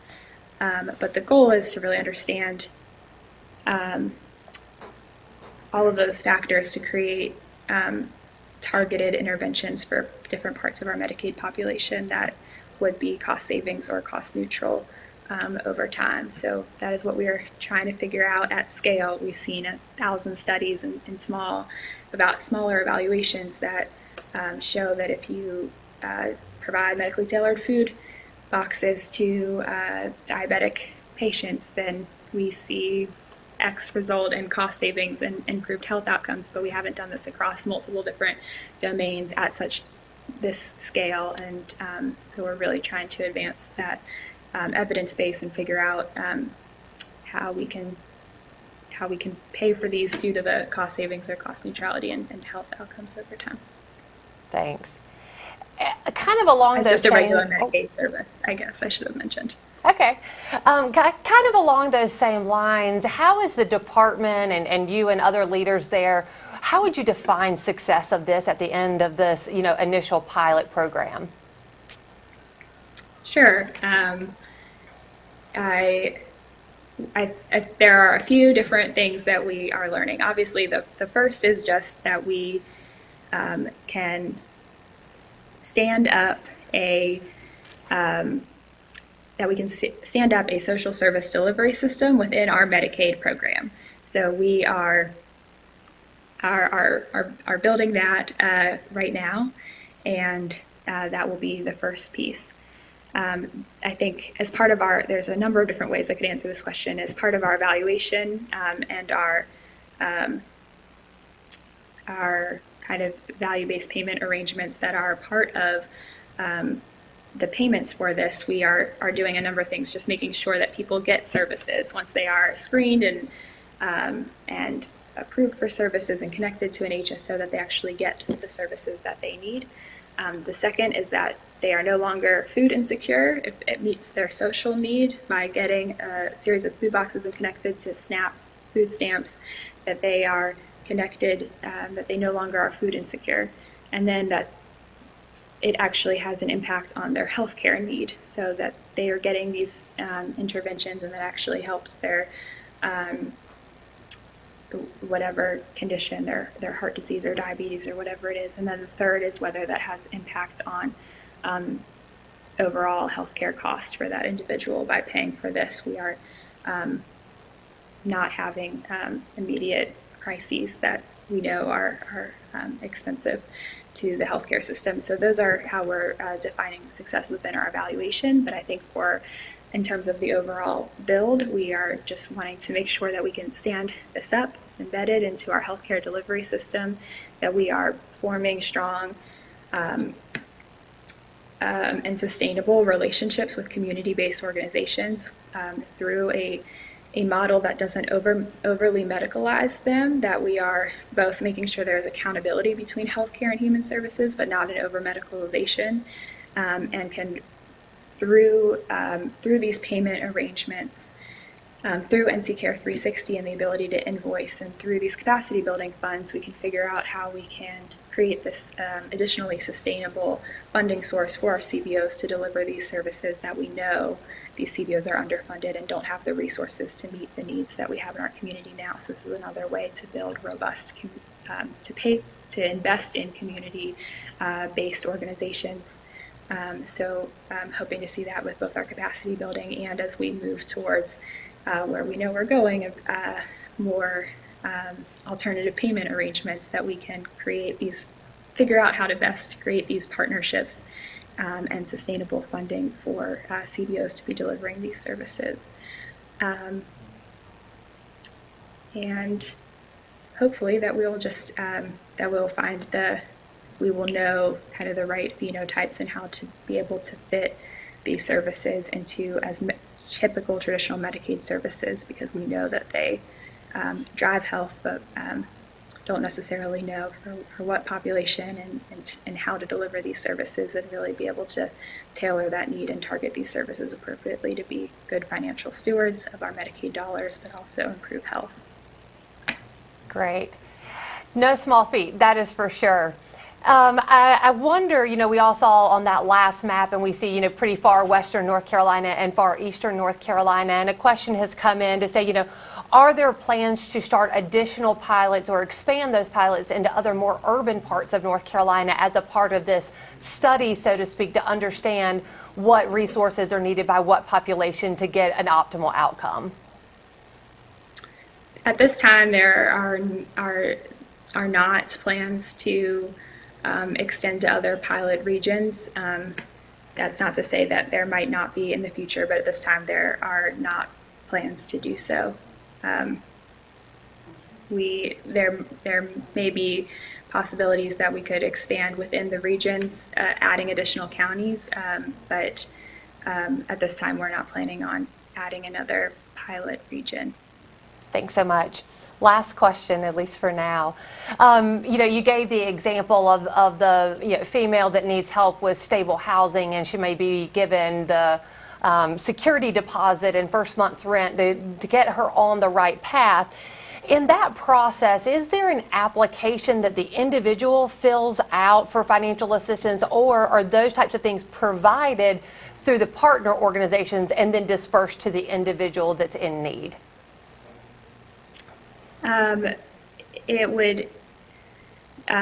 would be that the person, so if the care manager determines that is what's best suited for them and it's authorized by the PHP, they would be they would be referred to the human service organization in network that can provide this service. And in that particular example, that housing service provider would be kind of responsible for helping them housing navigation, finding a unit that is both affordable to meet the limits of the pilot, but also affordable for that family ongoing in the right area that they need to be in, and things like that, and then helping them move in, whatever that takes. If it requires additional applications because they are planning to transition that family to a emergency housing voucher or something else after the fact, that case manager at the housing service provider would be responsible for assisting with that, and which is why all of our housing services are required to be coupled with the housing navigation and case management services, so that that person is assisted with not only the identification of housing, but also that ongoing sustainability. Thank you. I think that's all the questions that we have for today for you, Erica. Thank you again for your time and for sharing with us the thoughts and where North Carolina as a state is headed in addressing social determinants of health and the exciting work that's happening in healthy opportunities around the state of North Carolina. I'm sure it's something that we'll all track very closely as we move forward, and looking forward to seeing some of those program evaluation pieces as the department has the data to support the work that you all are doing. So thank you, Erica, for your time this morning. We do want to remind the audience of a couple of things before we have a chance to break. First of all, there is a CME that's available to you as a participant. The link to the survey can be found on the dashboard there on your webpage, so we encourage you to go ahead and fill that information out so that you can get CME credit.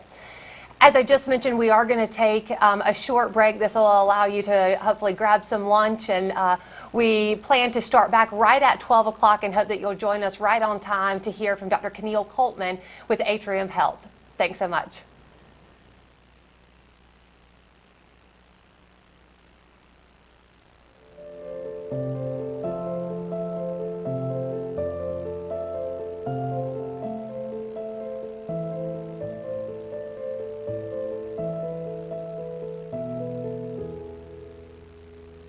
Last year, Rebecca was diagnosed with high blood pressure. Her primary care provider prescribed her medications to get her blood pressure under control. They stressed the importance of taking this medicine with food, since a full stomach will slow the rate of absorption and reduce any side effects. The problem was that if it came to Rebecca's kids eating or her eating, she would always choose to feed her kids first. Sometimes there just wasn't enough to go around, but could that really impact her health that much?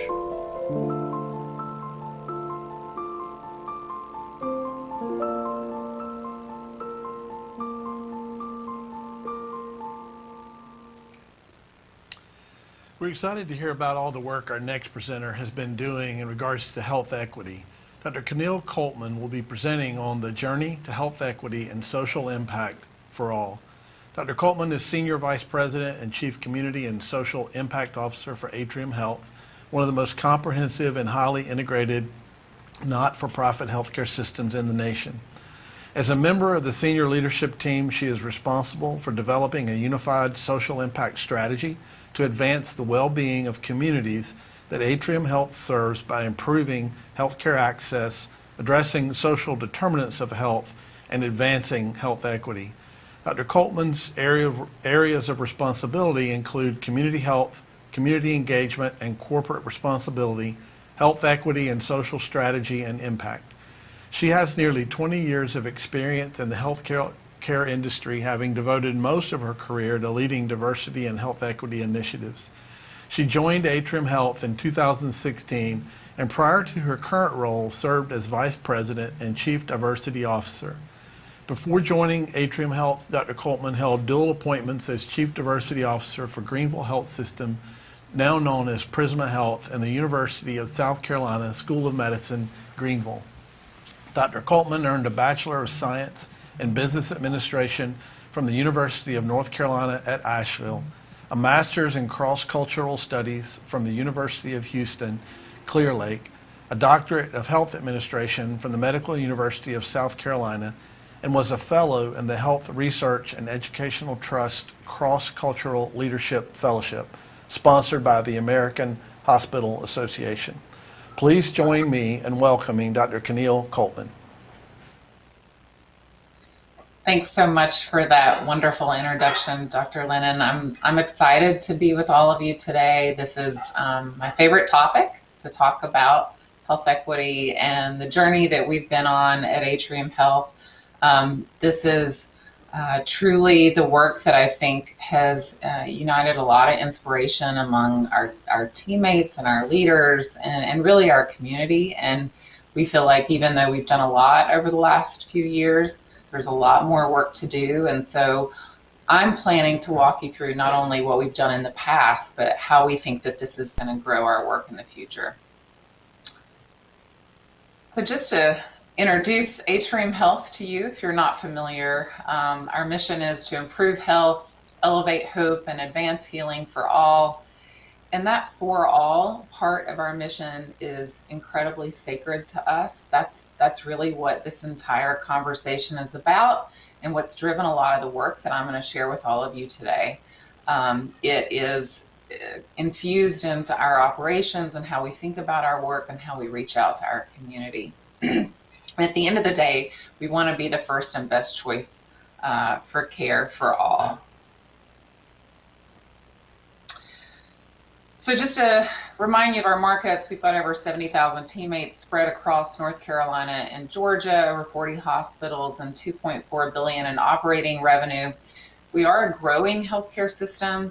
We've recently integrated with Wake Forest Baptist Health, so now it's called Atrium Health Wake Forest Baptist, and then Floyd Health in Rome, Georgia. So we're excited about the growth, and we're thinking about that not just in terms of how we grow our impact inside the four walls of our hospitals and clinics, but also how we grow it in our work around health equity and social impact, and how do we start to think about scale and that sort of thing. So that's also what I'll talk to you about today as we move through the conversation. We do have $2.3 billion in community benefit. There is a lot there to talk about, and some of that community benefit work I'll share with you as we work through.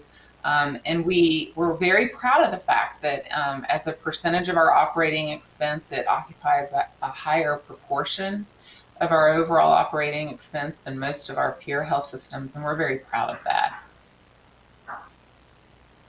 So let's talk about the journey. You know, I grew up in the healthcare diversity space, and so this has been a long journey for us, and I'll talk to you about some of the little ways that we've started to build capacity around health equity and how it's gotten bigger and bigger over time, and how we're thinking about it more holistically now than we have ever thought about it in the past. And it's a journey that we're committed to being on forever, and that's why it's baked into our mission.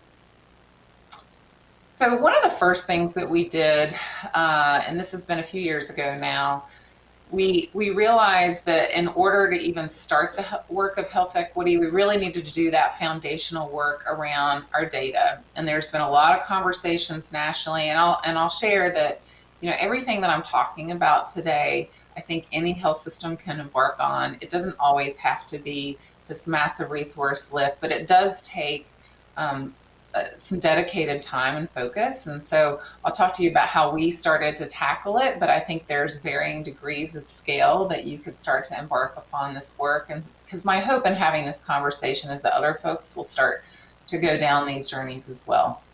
We realized that we needed to clean up our data. At the time, 12% of our patients were unknown race or ethnicity.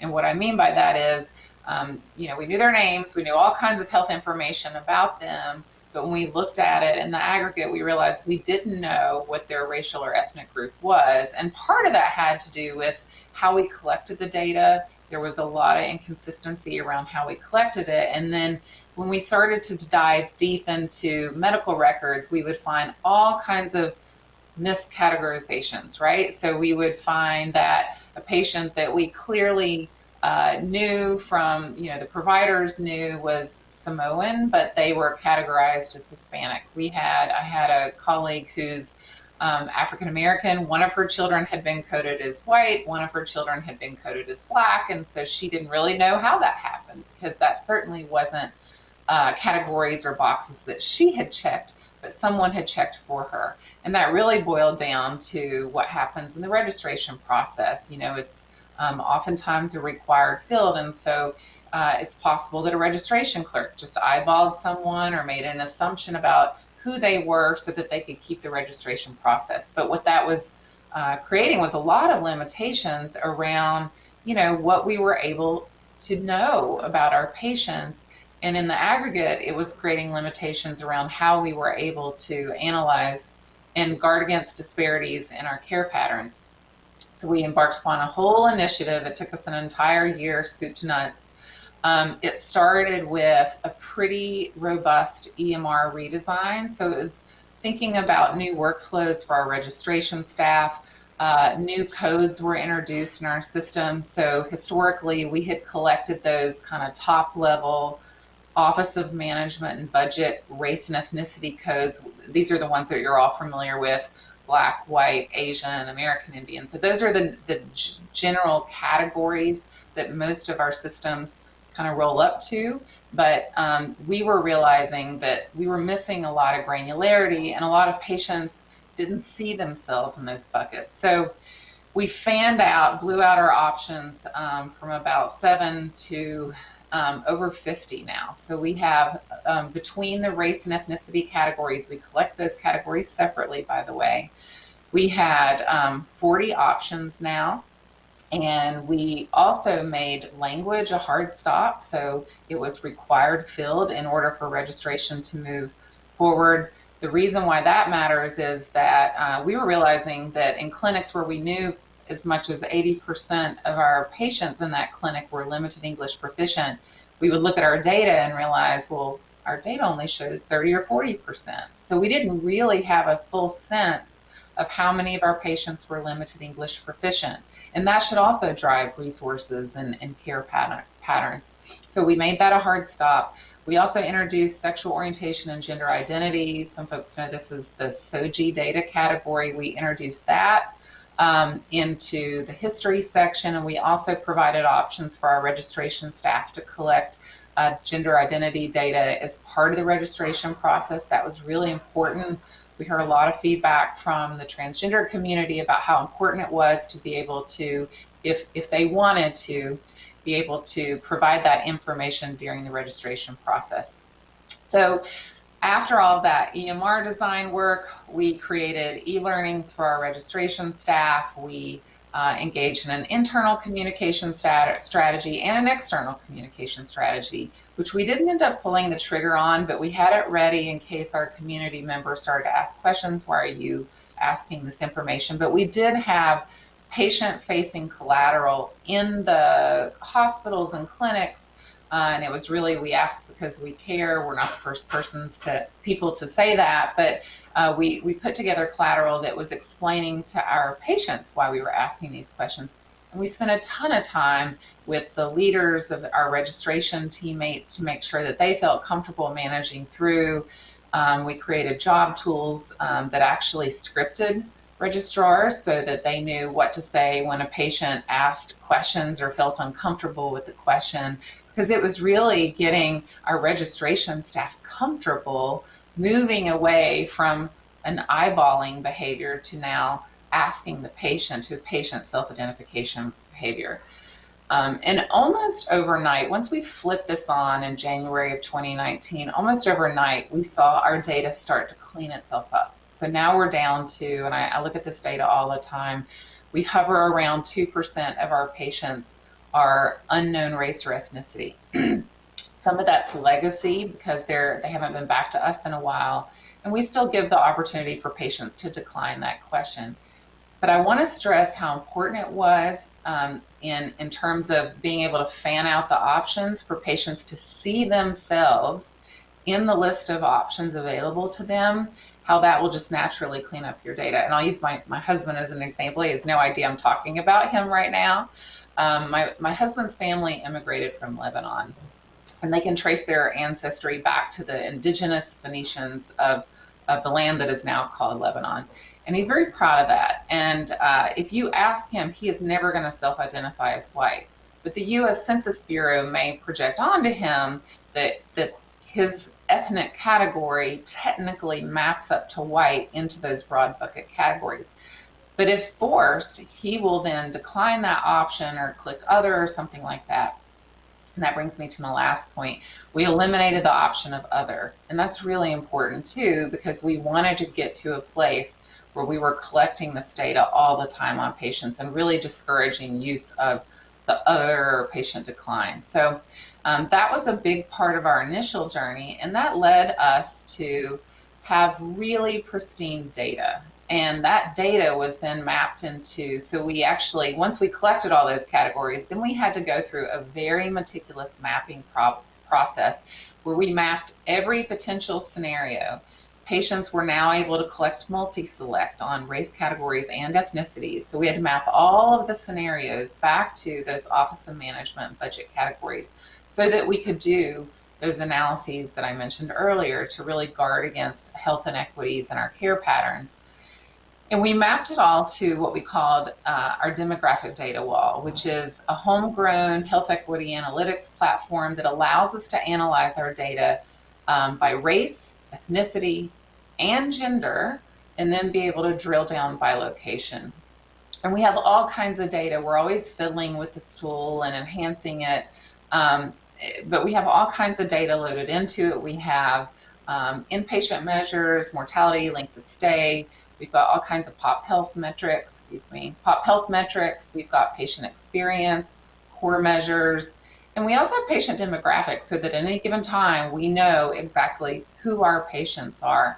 We've loaded in infant mortality, and looking at that data, we've been able to find all kinds of challenges around how we were collecting data on newborn that we needed to address through this process. And so that's been a really great journey to allow us to identify all kinds of care patterns where we want to start to intervene on and develop interventions around. One of those is what we called our colorectal cancer screening health equity goal. This was where CMS, the year that we launched this goal, had issued a report really encouraging health systems to do both that race and gender stratification so that you could understand the nuance of your care patterns and health equity concerns. And what we found is when we did that, actually Hispanic males fell out as significantly lower in screening rates as compared to their white male counterpart. And what you can see here is after we intervened, we did see that gap narrow over time. And it was really a journey. We learned all kinds of things through this process that didn't just benefit Hispanic males, but really benefited all patients. So we actually stood up this very intentional call function within our GI team. So we were proactively calling patients that were showing out of care, and we were encouraging them. So if we got a no the first time, or if we weren't able to get in touch with them, oftentimes that's where they would have just kind of fallen off the radar. But this process kept them on the radar. And if they expressed a concern about a colonoscopy in particular, we stood up tools around how our folks were supposed to have conversations with them. We had to answer some pricing questions, which is a very complicated answer to provide depending on their insurance and that sort of thing. We started to realize that some patients that were fluent in Spanish were receiving materials to their homes in English, so we were able to clean up some of our processes around that. But we also unearthed some of the cultural taboos that we were seeing uniquely among Hispanic males. We were able to engage some of our teammates and community members from the Hispanic community to really advise and guide us on what were the right levers to press in terms of addressing patients' concerns around this. And then in addition to the strategy that we had through the GI team, we had a separate strategy through primary care. So if a patient said, I'm just not comfortable with a colonoscopy, or I can't afford to do that right now, we had other pathways to be able to encourage fit testing. We had a whole initiative launched through our primary care teams, and we even went so far as to assessing and identifying non-attributed patients to making sure that we were able to get them attributed so that they could have a follow-up and be encouraged to have their colorectal cancer screening. So that was our journey that we went on, and there were lots of those kinds of projects that now that we had this really great data, we're able to be lifted off across the system.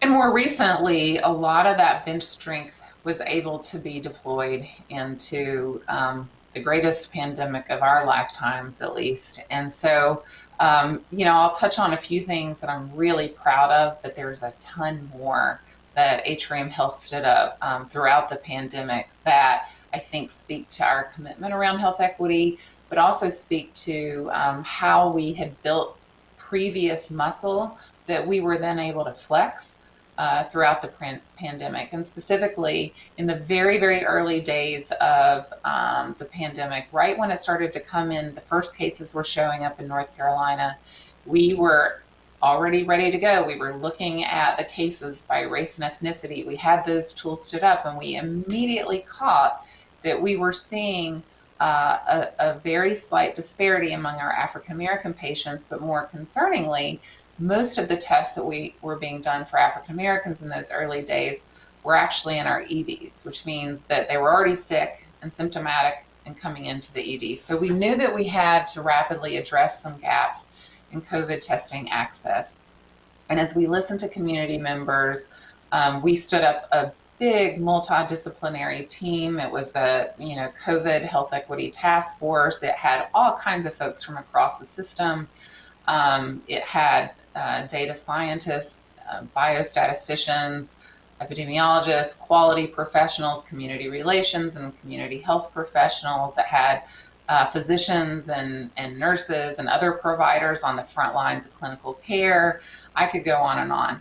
But what I will tell you is that task force, which met sometimes multiple times a week in the early days, was the breeding ground for what became our nationally recognized roving COVID testing model. So that's where we were using GIS mapping to assess where the patterns were of COVID cases, and then making sure that we were bringing those tests to the communities that needed them most and that may be experiencing the greatest gaps in testing. And within a couple of weeks of having stood up this solution, we were able to close the gap in testing for both African American and Hispanic communities.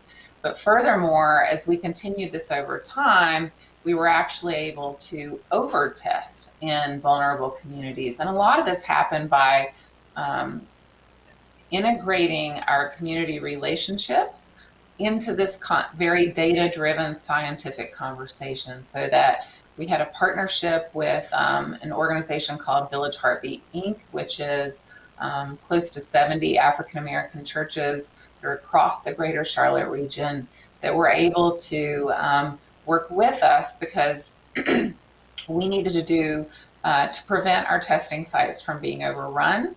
We actually needed to do very concentrated, kind of laser focused marketing in those sites. And so we were able to work and say, okay, we're going to market this among a few congregations, or we're going to market this among Village Heartbeat Inc. churches. And so that's how we were able to really reach critical masses of African American community members. We had similar partnerships in the Hispanic community with similar results. I think more importantly, though, that established the trust in the early days that we were able to build on to do other things, such as our Million Mask Initiative. Our CEO, Gene Woods, committed very early on to a public-private partnership that allowed us to, we initially had planned to distribute 1 million masks, but by the time it was all said and done, we've distributed over 3 million masks, and we prioritized, we used our data, we used our GIS mapping, and we used our community relationships to distribute over 3 million masks in underserved communities. And the trust that we built through that process allowed us to then stand up, once vaccinations were available, our community immunity for all strategy, which was really around vaccinating underserved communities, running right at vaccine hesitancy and concerns and cultural myths that we were hearing were forming in certain communities. And we continue to work on that to this day. We actually have now a vaccine equity task force that met daily starting in January. We shifted it to a few times a week. Now we're still meeting often weekly or every other week, just to make sure that we're on the path to continue to bring vaccinations to the most underserved communities. But we were working through those trusted voices in the community, such as church leaders, community leaders, things like that, to be able to bring, to make sure it wasn't just the big health system that was advocating that you get vaccinated, but it was actually your pastor or a community leader that you really looked up to and respected, and they'd already gotten their vaccination. So that work continues to this day. And we've been recognized for some of our efforts. CMS recognized us in 2020 for some of the work that we've done around colorectal cancer screening, as well as our demographic data wall. And then we were very honored and privileged last year to receive the Carolyn Boone Lewis Equity of Care Award from the AHA. And it's while on one hand it's a privilege to receive these awards, I think for many of us that were doing this work, I think we still felt like it wasn't enough. And so as you think about what's happened over the course of the last year and a half, especially following, seeing all the disparities that played out across the country around COVID-19, but also post George Floyd, I think a lot of questions were emerging among our leadership and among our board around how can we lean in even more deeply into our for all part of our mission. What are we leaving on the table in the way of impact that we can start to now use our size and our skill to impact? And there were some big challenges that we were, thinking about. We were hearing about not just the immediate devastating impacts of COVID-19, but also some of the fallout around social determinants of health. We had baked in some of these into our COVID testing and vaccination sites. We were screening folks for social determinants at our sites. But the question is, what was happening more broadly in the community, and how could we leverage our size and scale to start to impact that? We were seeing disparities in unemployment, disparities in housing access. And so that led us to start to think about how we can think about health equity holistically, because and this is, no surprise to this group, traditionally when healthcare systems define and think about health equity, what they're really thinking about is equity in clinical quality and outcomes. And let me be clear, there is a ton of work for all of us to do around equity and quality and outcomes. It's enough to keep every one of us who's joined this conference, if we devoted the rest of our careers to working on that alone, it still wouldn't be enough. But that alone, I will submit to you today, is not sufficient enough to solve for health inequities that play out in our community. And we've got to be able to move outside of our areas of direct control and into those domains of influence. Because we all know that 20% of health outcomes are controlled by healthcare systems, right? Or healthcare providers, I should say.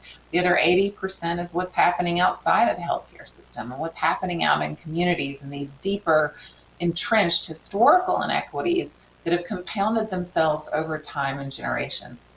And so that's what led us to this framework. And as we started to iterate, we started to develop what we called our social impact strategy. And it resided around what we called our 4 pillars of health equity. Because I just felt like if we're only talking about equity and clinical quality and outcomes, we've got to start to tackle the other pieces of what drives health inequity. We've got to have some really honest conversations about access to care.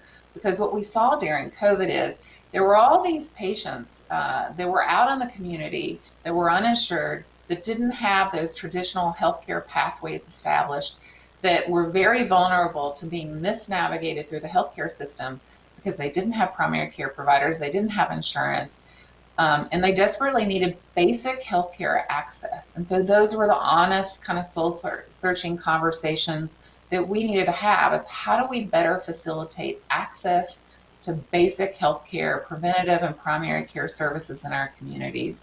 How do we double down and grow all of the work that we've started around health equity and clinical quality and outcomes? But the last 2 legs or pillars, if you will, of our 4 pillars had to do with having a bigger conversation around social determinants of health. And we made the choice to bifurcate that conversation about social determinants to really call out that acute social needs piece. So if I'm a physician and I'm in front of a patient and the patient, I feel like I've sufficiently addressed all of their healthcare concerns, but if they say, I don't have any food in my pantry when I go home tonight, or I'm about to be evicted in 2 days, I don't have the money for the rent, I don't know what I'm going to do, and I don't have anywhere to go. that is a crisis. That is an immediate, acute crisis that we will all agree for that patient, for that family, is going to immediately impact their health and could in time have long-term implications on their health status. And it could put them at risk. That toxic stress that comes from housing instability, food instability, that can, over the course of our lifetimes, we know, create higher risk of chronic disease. And in children, we know all of the research around ACEs and how that really can put children in particular on a different trajectory for long-term health consequences associated with that toxic stress that they experience in childhood. So that is something that we've got to be prepared to deal with. And so that's why we called out the work around acute social needs. I'll talk to you more about that in a minute. And then really said, okay, we can't control all these social determinants of health as a health system, but we need to try. And we need to leverage our size, our political influence, our voices in lawmaking bodies, our community partnerships in a new and different way to start to expect more from our communities to catch folks before they slip through the cracks. And so that was the work that we set out to do through our social impact strategy. So I'll unpack each of these for you and how we're thinking about them. And then I'd love to take questions at the end. So, in the past, we've put all of our efforts into our brick and mortar clinics and hope that patients make their way to them. But if they don't make their way to them, then, that's the challenge for the patient, right? But in the future, that's not enough. And we learned that so well during COVID. And I'm very proud of the hospital at home that our team stood up, where we were able to care for patients who were COVID positive in the comfort of their homes. And they were actually able to keep patients out of the hospital, which for a lot of other reasons operationally was very important when you think about a COVID surge and managing against that. But oh, by the way, this is where patients would greatly prefer to receive their care. And so the hospital at home really showed us the promise of what in-home care could do for future work and inform future work around health inequities prevention. We also saw how virtual care became this critical pathway. Oftentimes, I think virtual care and the conversations, that we're still activating on, and I'm sure many of your organizations are really lobbying for payment parity around virtual care. So we're very engaged in that work right now. But one of the things that our team has had discussions about recently is making sure that we inform lawmakers and other folks who are making the decisions about virtual care that this can be a critical tool to help us eliminate disparities in access. So we have what we call community-based clinics that are prioritized around serving disproportionate numbers of uninsured and patients on Medicaid. And I will tell you that we saw a 20% reduction in no-show visits thanks to virtual care. And when I say virtual, I don't just mean video visits, I mean phone visits with their providers. We saw a 20% reduction through COVID thanks to access to virtual care. So we know that that's a way of the future. And it makes perfect sense, right? You don't have to organize healthcare. You don't have to schlep your children on 2 or 3 bus stops just to get to the clinic for something that you really just need to talk to the provider about, and maybe we could have medication sent to your home. So those are the problem solving that we need to start to get behind as it relates to access to healthcare.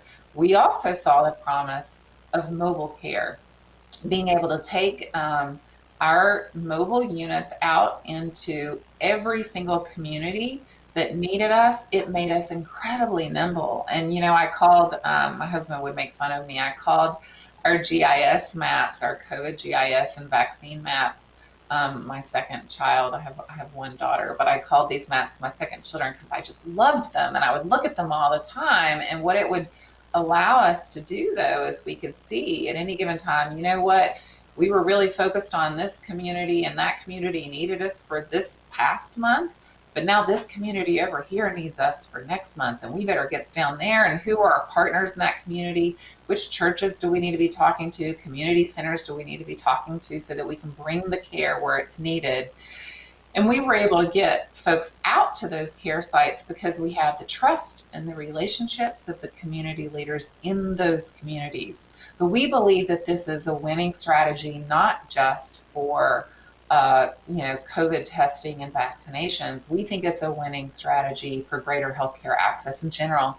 And we are building out healthcare models to meet that need through mobile units. In addition, we still think brick and mortar matters, and we think we're doing analyses across all of our markets around, are we in all the right communities, particularly those underserved communities that may not have historically had brick and mortar in their communities? And if not, what's the right solution to stand up? What services need to go into those areas? So that's the work that we're engaging in now around access. It's a four-pronged approach, and we've got to get all of them right to think holistically about access. So what you're going to see is just an illustration, and I feel the need to say this because this is not the current goal setting. But when we thought about what's the promise around having high quality data flowing in, because again, we still have to get that equity and quality of care and outcomes right. We cannot neglect that piece. So we got to get that right. That's where we started, and we've got to stay on that journey. But what's that piece, and how could it look in the future? So this is a future state envisioning. So if we were to say that we want to reduce disparity and mortality overall for African Americans, then how do we leverage our scale, our geography, our different service lines and markets and territories to be able to get the biggest impact around disparities reduction? And so this is what I worked on with one of our fantastic chief medical officer leaders who is really helping us think through for our board so that our board can envision what a future state would look like. And we still think we can get here. I'll show you in a second where we are now, but really, could we have every region and market firing on all cylinders as it relates to that disparities reduction? So translating that global disparity goal into local work, but also each service line, if you dive deep into their respective literature, and I've studied health disparities literature for a very long time, as many of you have as well, every service line has health disparities literature. And what is the prevailing theme, patterns, issues of concern, greatest good that can be done around a goal that's relevant to that particular service line institute's work? And so that's the future that we are iterating toward. I will share with you where we are now. For now, we've set up goals by region because Atrium Health Wake Forest Baptist came on board, basically close to a year ago. We were able to go ahead and get all of the regions moving in different directions based on disparities that they had identified in their respective regions. And we were very okay with the fact that we would have different goals in different regions.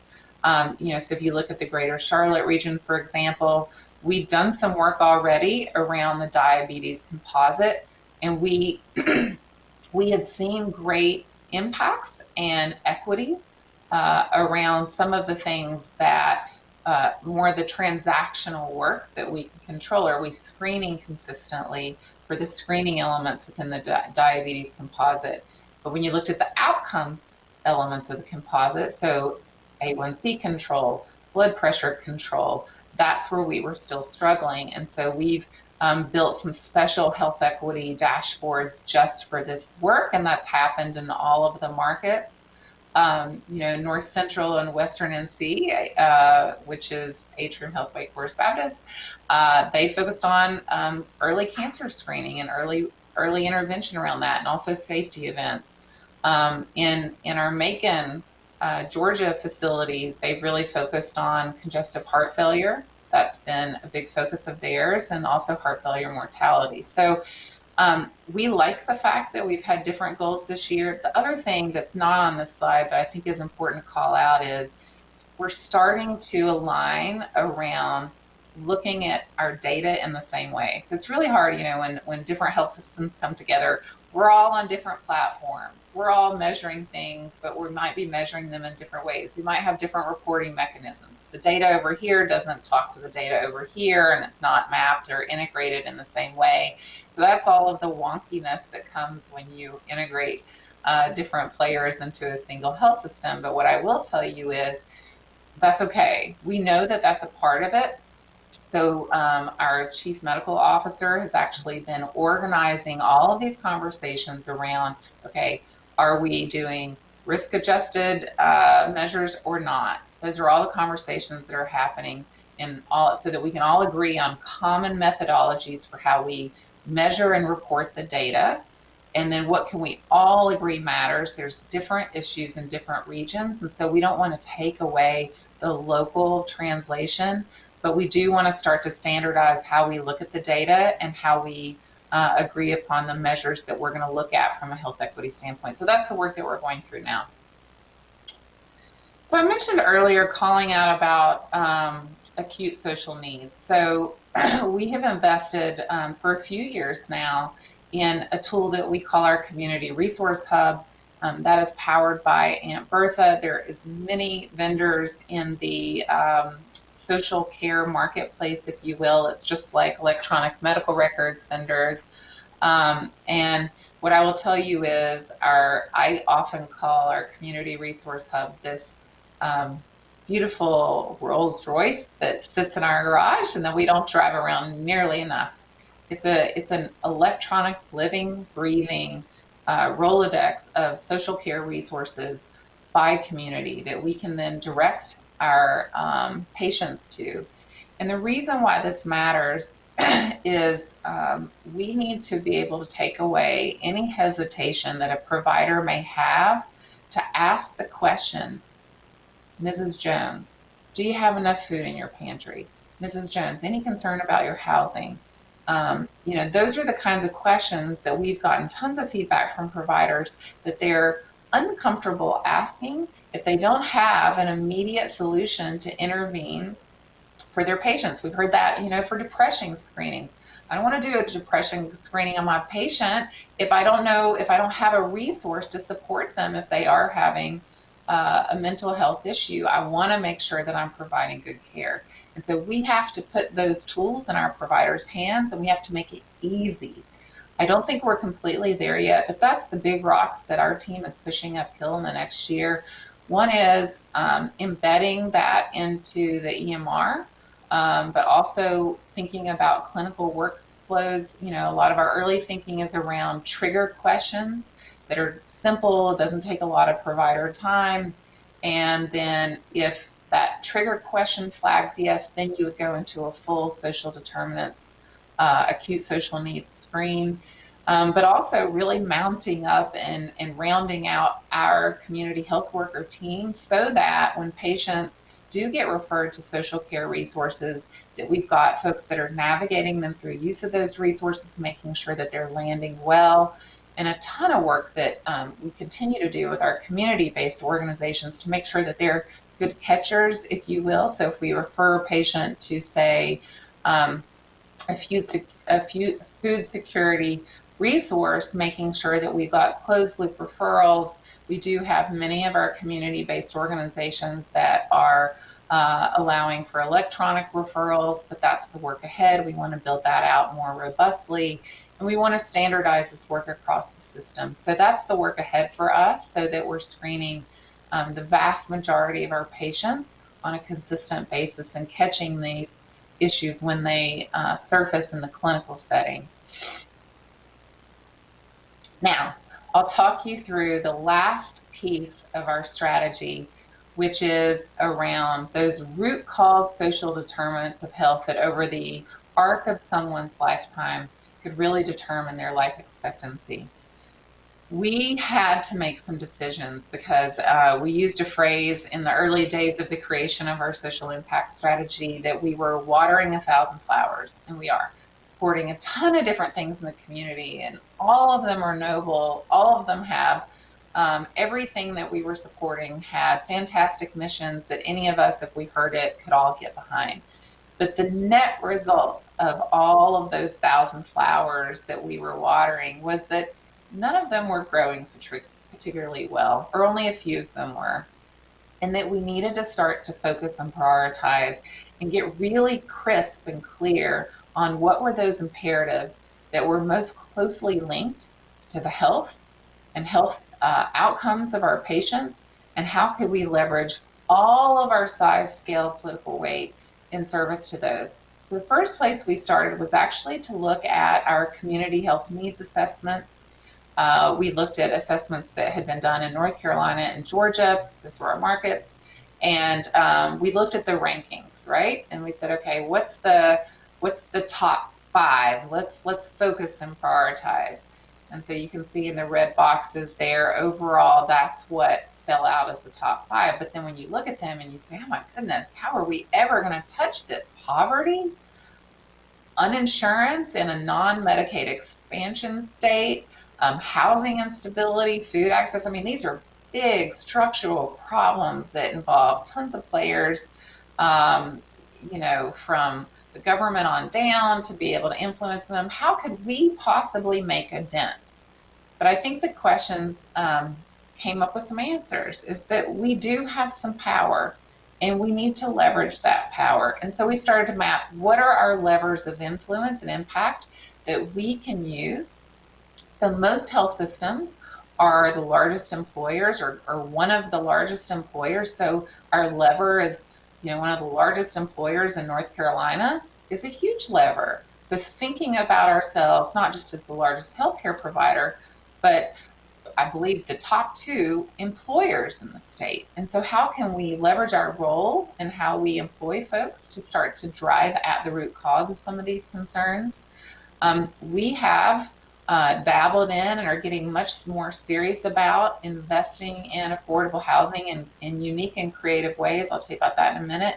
And also understanding that we need to play a role in the food ecosystems in our communities, because when they break, when they are inadequate, our patients feel it and we see it in our clinical spaces every day. And so that's how we landed on these priority areas of food security, affordable housing, and employment. And I do want to emphasize, when I say employment, I don't just mean any old job, right? What I mean is a job that provides health insurance, right? Health insurance.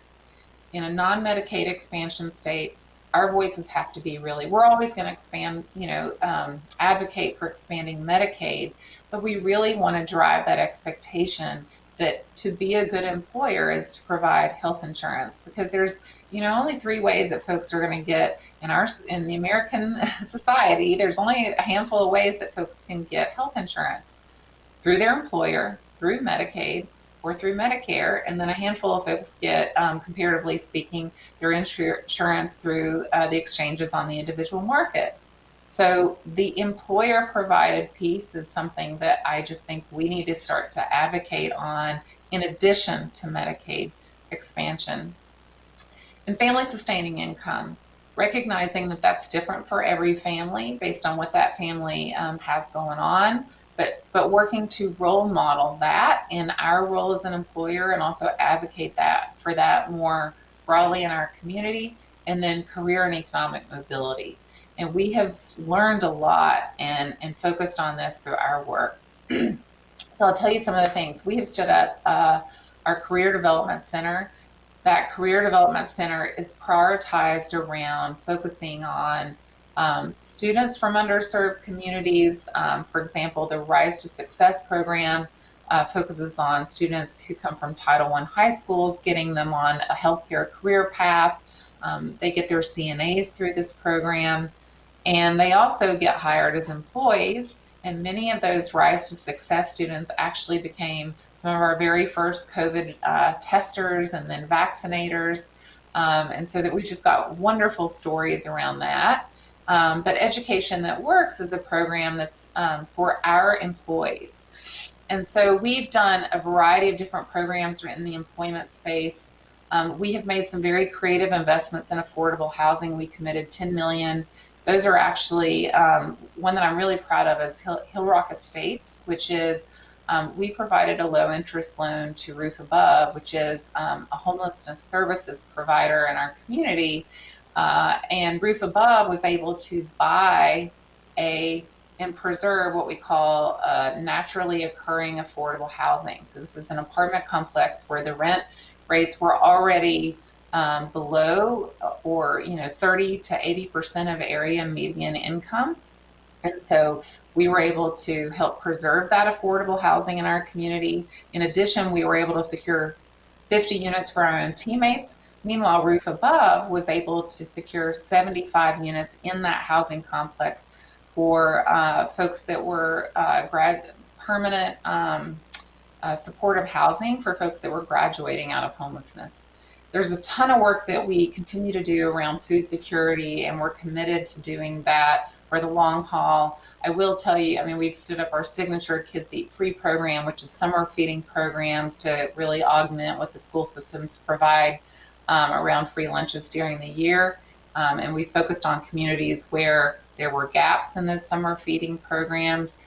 But more broadly, we're looking at food ecosystems. How can we start to look at the systemic issues around gaps in food ecosystems and solve for that, in addition to doing the programs like Kids Eat Free, which we're very proud of. So I'll close, I'll wind down with the last few slides. This is our social impact strategy blueprint. It's just simply a recap of everything that I've talked to you about. Our leaders are learning this like the back of their hands. We talk about it in all kinds of meetings.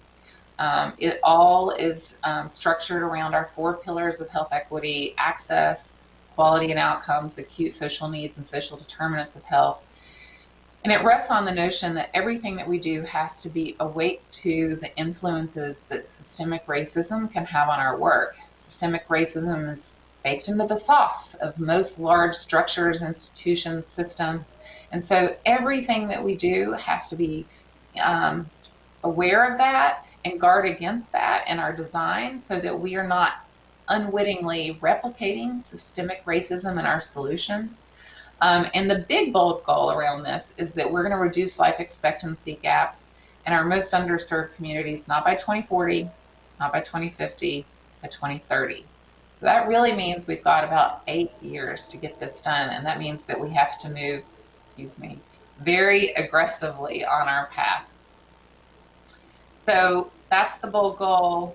It says 10 years, actually a little less at this point, but we are moving steadily, and we focused our first year on teammates, and I'm really proud of that. I don't have time today to go into a ton of detail, but we've stood up things like our Teammate Help Now program, which is really around helping teammates who have acute social needs and connecting them rapidly with ease to social services from some of our community-based organization partners.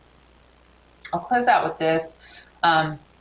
In thinking about our global power and influence as an organization, we've decided that we need to step into it fully. It's not just about being the largest healthcare provider in a community. It's not just about being the largest employer, or we're very proud that we're educators. It's not just about infusing that into all of our academic programs and medical schools and residency programs. It's not enough to just be an anchor of the community, that we've got to round that out with the rest of our power. So looking at our policy and advocacy portfolio, we always showed up to the certificate of need parties. We always showed up to the Medicaid expansion parties. We've always shown up to the virtual care reimbursement parties. We haven't always shown up to the food parties, if you will, in state legislatures. We haven't always weighed in on a particular bill moving through the state legislature around affordable housing, because that wasn't technically in our domain, but we think it should be. And so actually our team has developed a very robust health equity and social impact advocacy platform that our government relations team is activating on.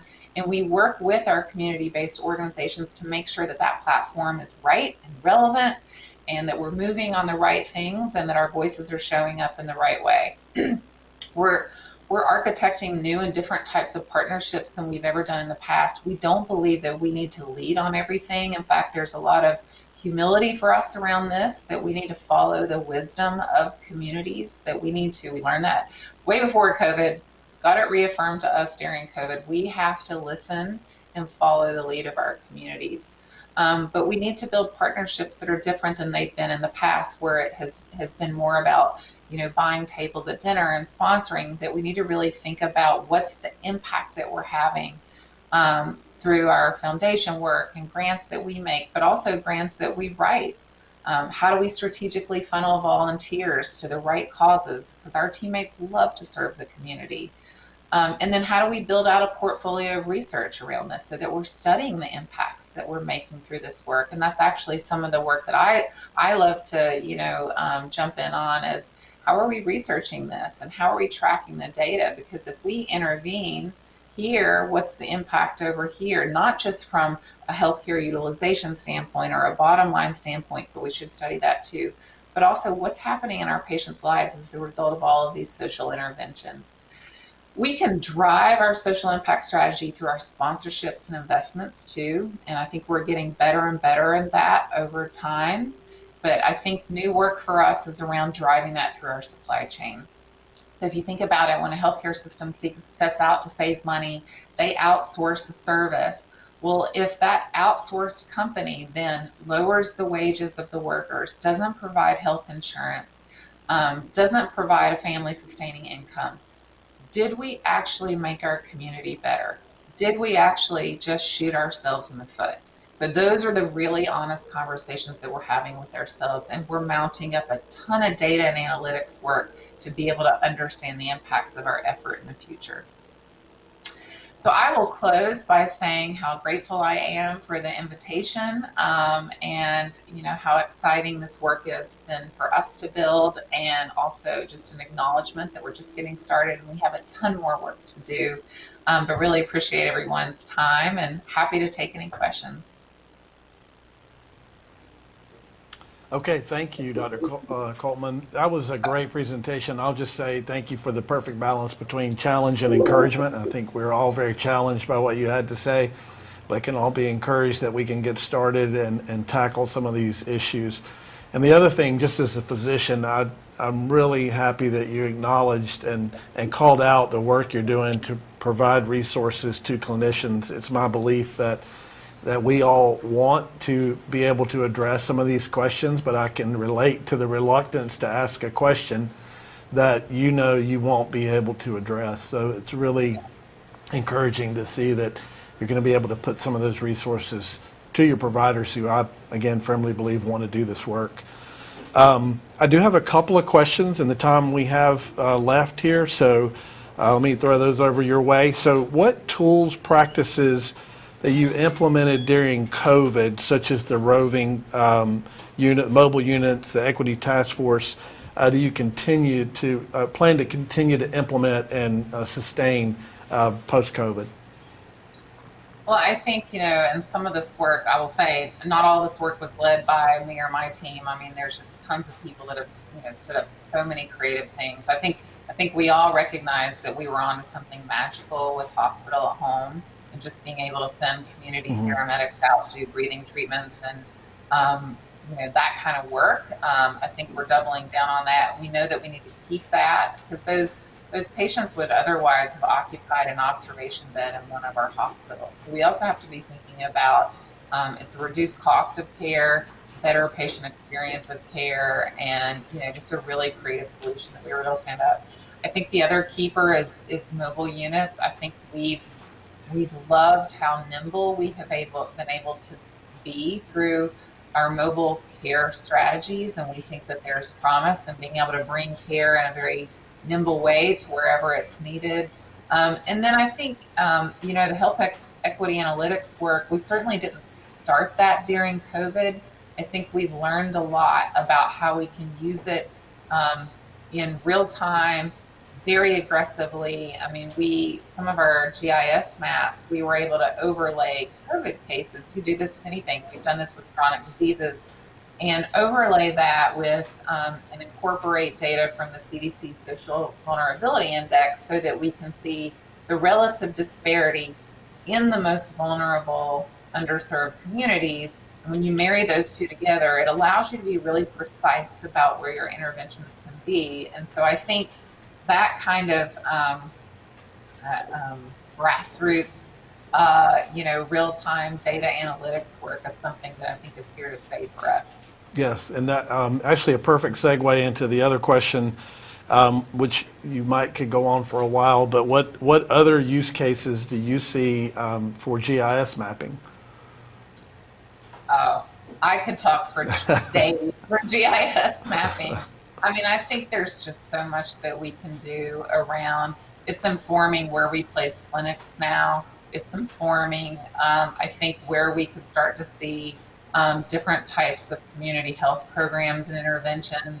But I think it could also inform where we see low healthcare utilization, where we really realize, gosh, what's going on in these communities that they're not engaged with the healthcare system, and what do we need to learn about those communities that may bridge those gaps. I mean, in my mind, the possibilities are endless about what you can do with GIS maps, and that's why the GIS map leader at our health system is one of my BFFs as a result of that. Okay, great. Well, thank you again so much for your time today and a wonderful presentation. Thanks for having me. Really enjoyed it. You're welcome.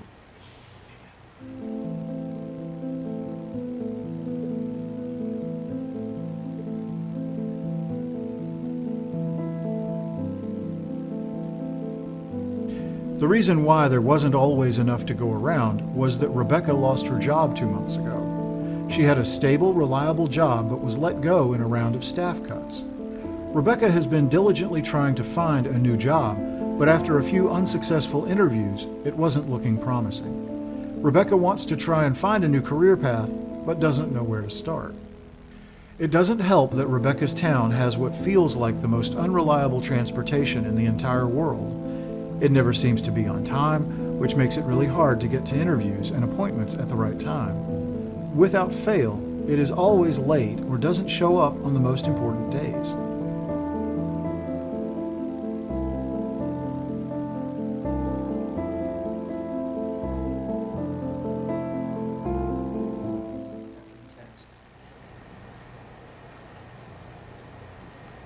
The next expert we're going to hear from this afternoon is Kathy Colville, whose presentation is titled Healthy North Carolina 2030. What's my part in the big picture? Ms. Colville is President and CEO of the North Carolina Institute of Medicine, shaping health policy in North Carolina by identifying solutions to the state's health challenges. Her work has helped to improve the health and well-being of North Carolinians and positively changed how healthcare is delivered. Kathy earned a bachelor's degree in comparative literature from Brown University and master's degrees in social work and public health from the University of North Carolina at Chapel Hill. She is a PhD candidate in public administration at North Carolina State University, where her research is focused on the policy process and Medicaid program. She serves on the UNC Greensboro Public Health Education Advisory Board and serves as a board member for Impact Alamance, Athora Care Collective, Guilford Community Care Network, and the United Way of North Carolina. Ms. Colville most recently led the Healthy Communities Department at Cone Health in Greensboro, North Carolina. In her role as director, she led teams that improved access to health care for the most vulnerable members of the Guilford, Forsyth, Rockingham, Alamance, Randolph, Caswell, and surrounding communities. Please join me in welcoming Kathy Colville to our Move to Value Summit. All right. I want to make sure everyone can hear me okay. And I'm sure you'll stop me if I can't. And I want to make sure that my clicker is working okay as well. Let me move around so that you all can see me a little bit better. All right, there we go. Thank you again so much to Kelly and to the whole team at Chess for inviting me to be a part of this. I'm going to go into my presentation, but I got pretty excited about that last question that was asked to Dr. Coltman about GIS mapping. And I do want to make sure that people know that we now have available for every census tract in the United States the life expectancy by census tract. And I mentioned that because that data has been so influential for us to look at disparities within our own communities and better understand that. And I will send a link to that resource so that all of you have the chance to go to that and see that if you haven't done that before. So I am, and I find myself in the unenviable position of being the 1 o'clock speaker, which is that time, of course, when our tummies are hopefully full. I hope you've had a chance to eat and people start to get a little bit sleepier. But I am, on the other hand, in the very enviable position of having a chance to talk about work that is so critically important to me. I care deeply about where we are right now, which is in this phase of trying to figure out how we know how social determinants are important, but that whole sort of body and sector has developed separately so often from medicine, and how do we knit them together in a way that makes sense? The other enviable position that I'm in is that elsewhere in my office right now is the start of our annual audit. So the longer I talk to you, the more I get to stay away from the accounting questions. So if I go over, you know the reason why. But again, I care deeply about this work. I've been doing this work for a long time. As you heard Kelly say, I have degrees in social work and public health. That is just within me, the knitting together of these areas of social care and healthcare. I've been the president of the North Carolina Institute of Medicine since January, and I'm going to talk with you a little bit about the work of the NCIOM on Healthy NC 2030. But I'm also going to share with you some of my work working previously in communities in central North Carolina, specifically on these issues while I was at Cone Health. And all of this is really in service of us helping to figure out what's my role in knitting together this work, in building a different kind of and a different set of roles and responsibilities potentially within healthcare. All right, so I want you to just know a little bit about the North Carolina Institute of Medicine. We were chartered in 1983 by the General Assembly, specifically because the General Assembly wanted to be able to go to a particular body and understand what the evidence base was on health and healthcare issues that face North Carolinians.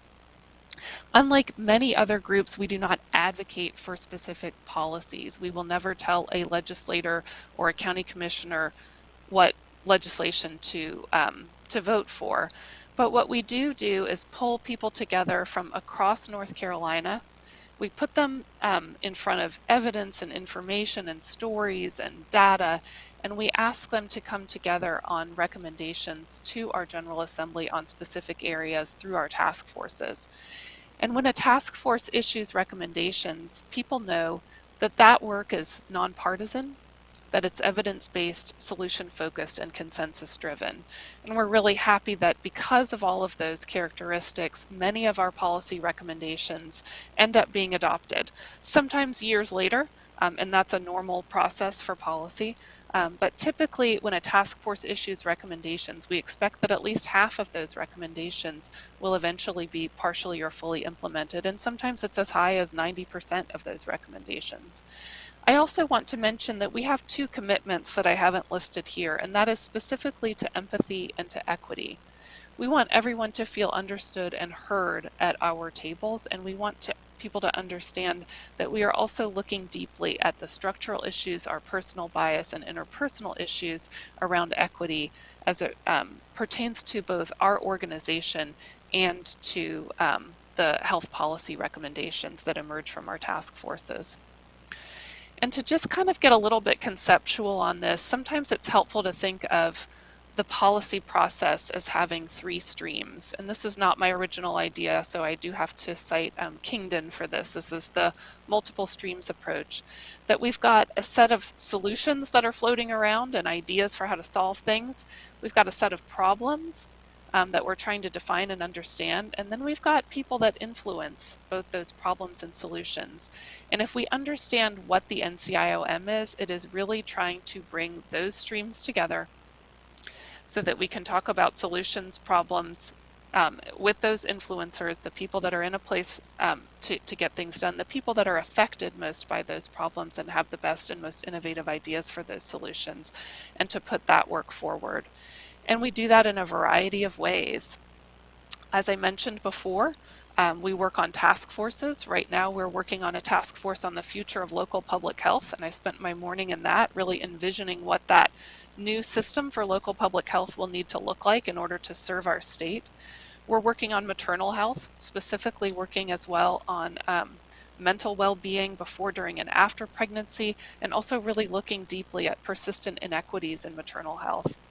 We're also working on a pandemic preparedness task force to try and document the best insights from now so that we have a more resilient future in pandemic response.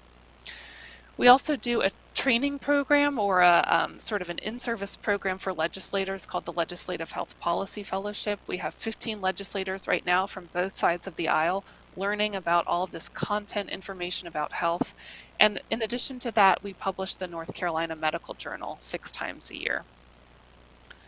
The key messages and discussion points that I want to bring to you today is to first just situate us within a history, and it's really armchair historian Kathy Colville looking back and saying, you know, how did we come to this integration? Why is it so important now? And what are some of the roots that we can look to in the past? I'm going to share with you North Carolina's vision for Healthy NC 2030, and then I want to give us a couple of frameworks for thinking through the integration of health and social care, and this is where I'll be sharing some of the examples from Cone Health. I'll also talk a little bit about this movement from episodic integration to this work becoming standard of care, because I see that more and more, and there's lots of challenges and really interesting pieces of the puzzle there. And then I want to talk about a little bit about moving forward with Healthy NC 2030 and this awareness and mobilization work that we're doing on that right now. So again, as I mentioned, this is the Kathy Colville armchair historian version of the evolution of attention to social determinants of health and to social drivers.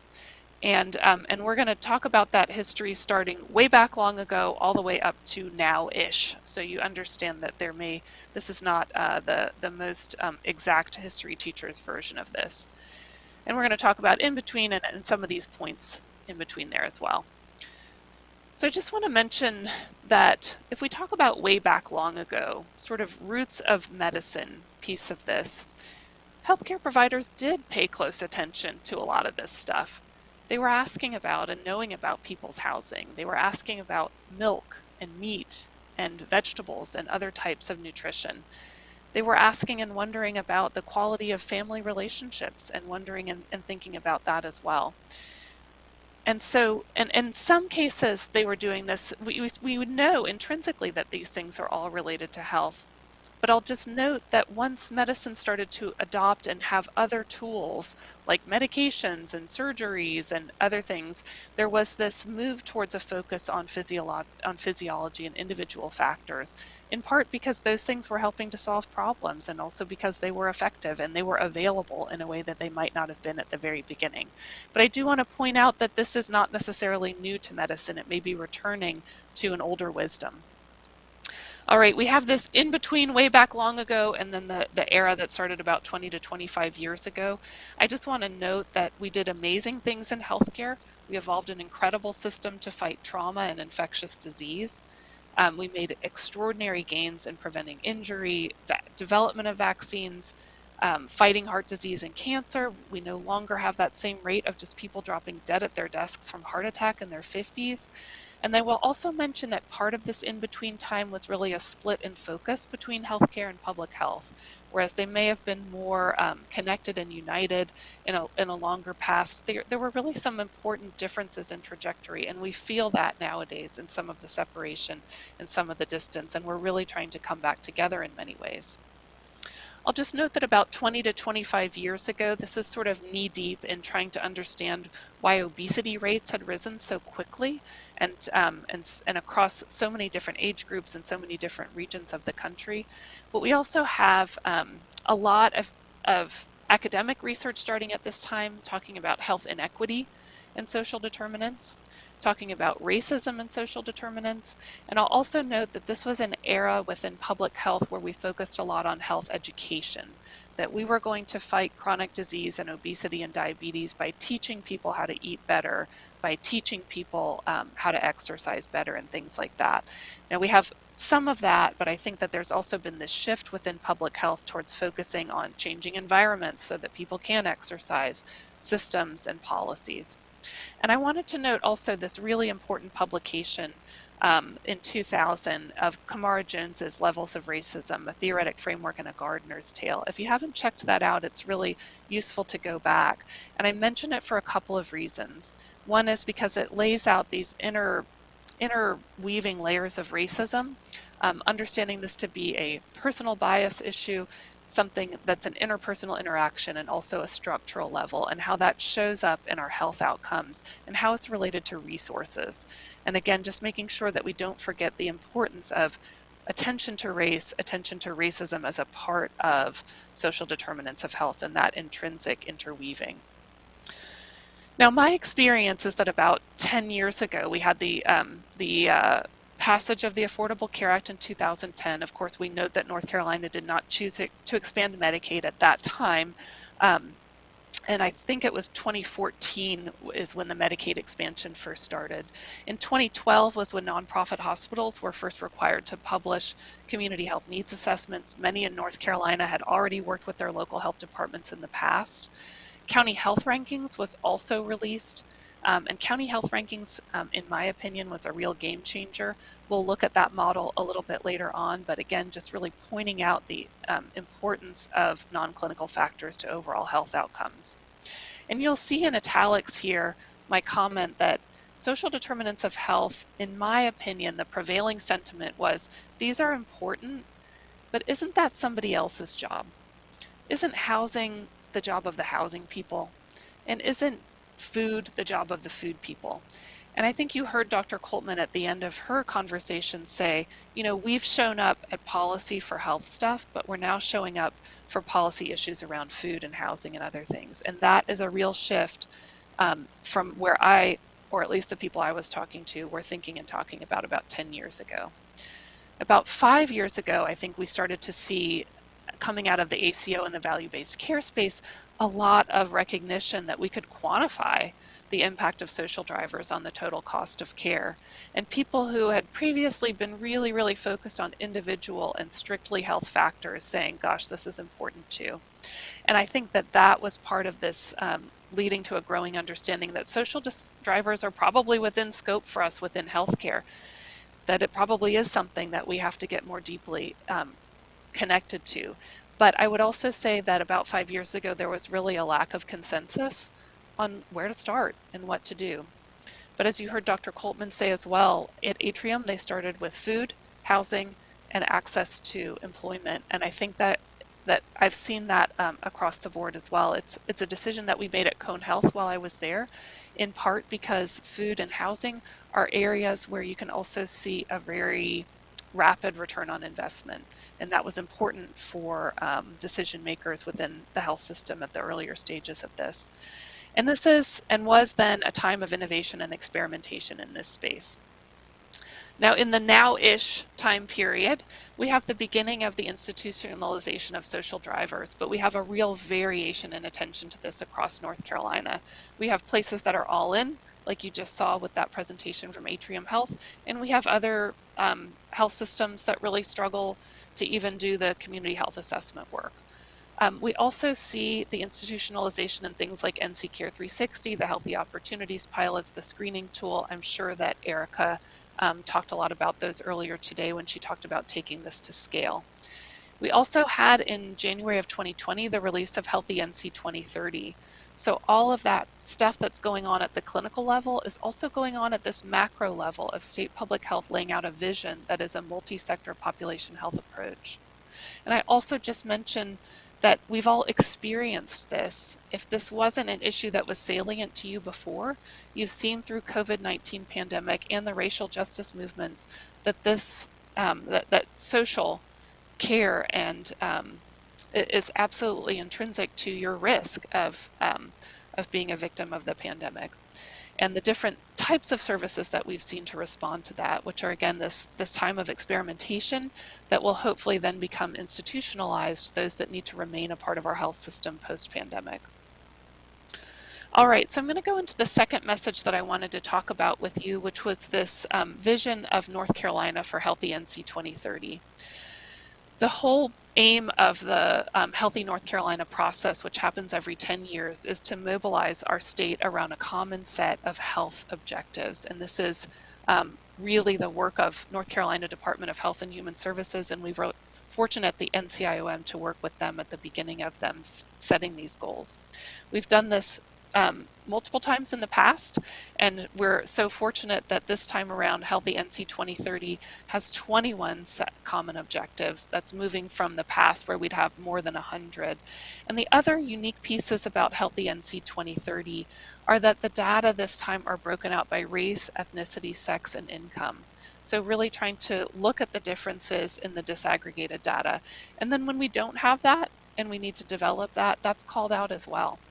There's also a call to dismantle structural racism within Healthy NC 2030 and some indicators that we can look at to know whether we're making progress on that. And as I mentioned, really taking this multi-sector population health approach to understand that we don't reach our health outcomes just through clinical care and health behaviors. We have to look at other sectors and the work that they're doing and align with them. So I want to just share with you a little bit. Often in the past, when we began these 10-year Healthy North Carolina processes, we would start off with lists of major causes of death, the most common comorbidities, or etc. But for the Healthy NC 2030 process, we started with a statement of possibility, a vision of health and well-being. And I want to talk about this with you in terms of the life of a North Carolina child. So I want you to imagine that Jesse is born today and that we're looking at him in 2030. We're looking at him about 8 years from now or 9 years from now. 8-year-old Jesse lives with his family just outside a North Carolina city, and a medium-sized city, so we'll put him sort of in between the big cities and the rural areas. His house, where he has his own room and enjoys meals with his family, is right down the street from a big park where he likes to play. He plays on the playground there sometimes, and sometimes he joins the big kids on the soccer field as well. The grocery store is a couple of blocks away from his house, and it has affordable fruits and vegetables along with the snacks that Jesse likes to eat. And at his school, Jesse has become a voracious reader. He likes to talk, though, in class, and sometimes he and his classmates get a little bit carried away. But his teacher has been trained in effective discipline approaches to handle disruptions, and she keeps the class learning together well. Jesse was born with a health condition which his mother was prepared for thanks to her getting early prenatal care. And his family uses Medicaid, which helps to pay for their primary care visits, as well as the specialty care that Jesse needs occasionally. Now, Jesse's parents are divorced, and his father struggled with substance use when Jesse was younger. Jesse's father was actually briefly incarcerated. He participated while he was incarcerated in a medication-assisted substance use treatment program during that time. Jesse's family went through a lot, but they're doing much better thanks to a trauma-informed parenting program and behavioral health treatment.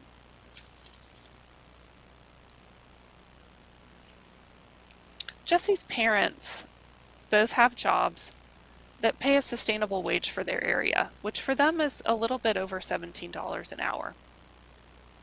This has helped his family keep up with the bills, pay for their for a very fun after-school program that Jesse gets to go to, for transportation to work and school and medical appointments, and to do fun things as a family.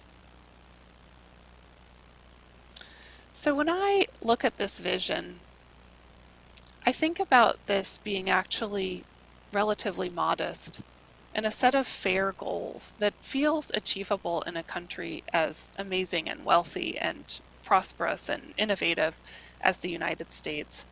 But I also know that it's really hard for so many of us to be hopeful, to think that this could be true across North Carolina, and to not dismiss something like this as kind of pie in the sky dreaming.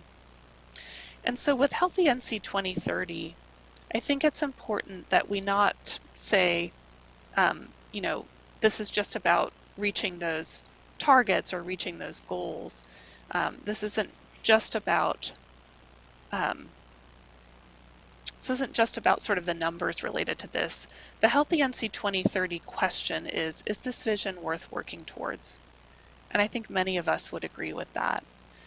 We agree that it's worth working towards these types of communities that really support the health of children from the very start, that support families when they run into trouble and make those things not necessarily,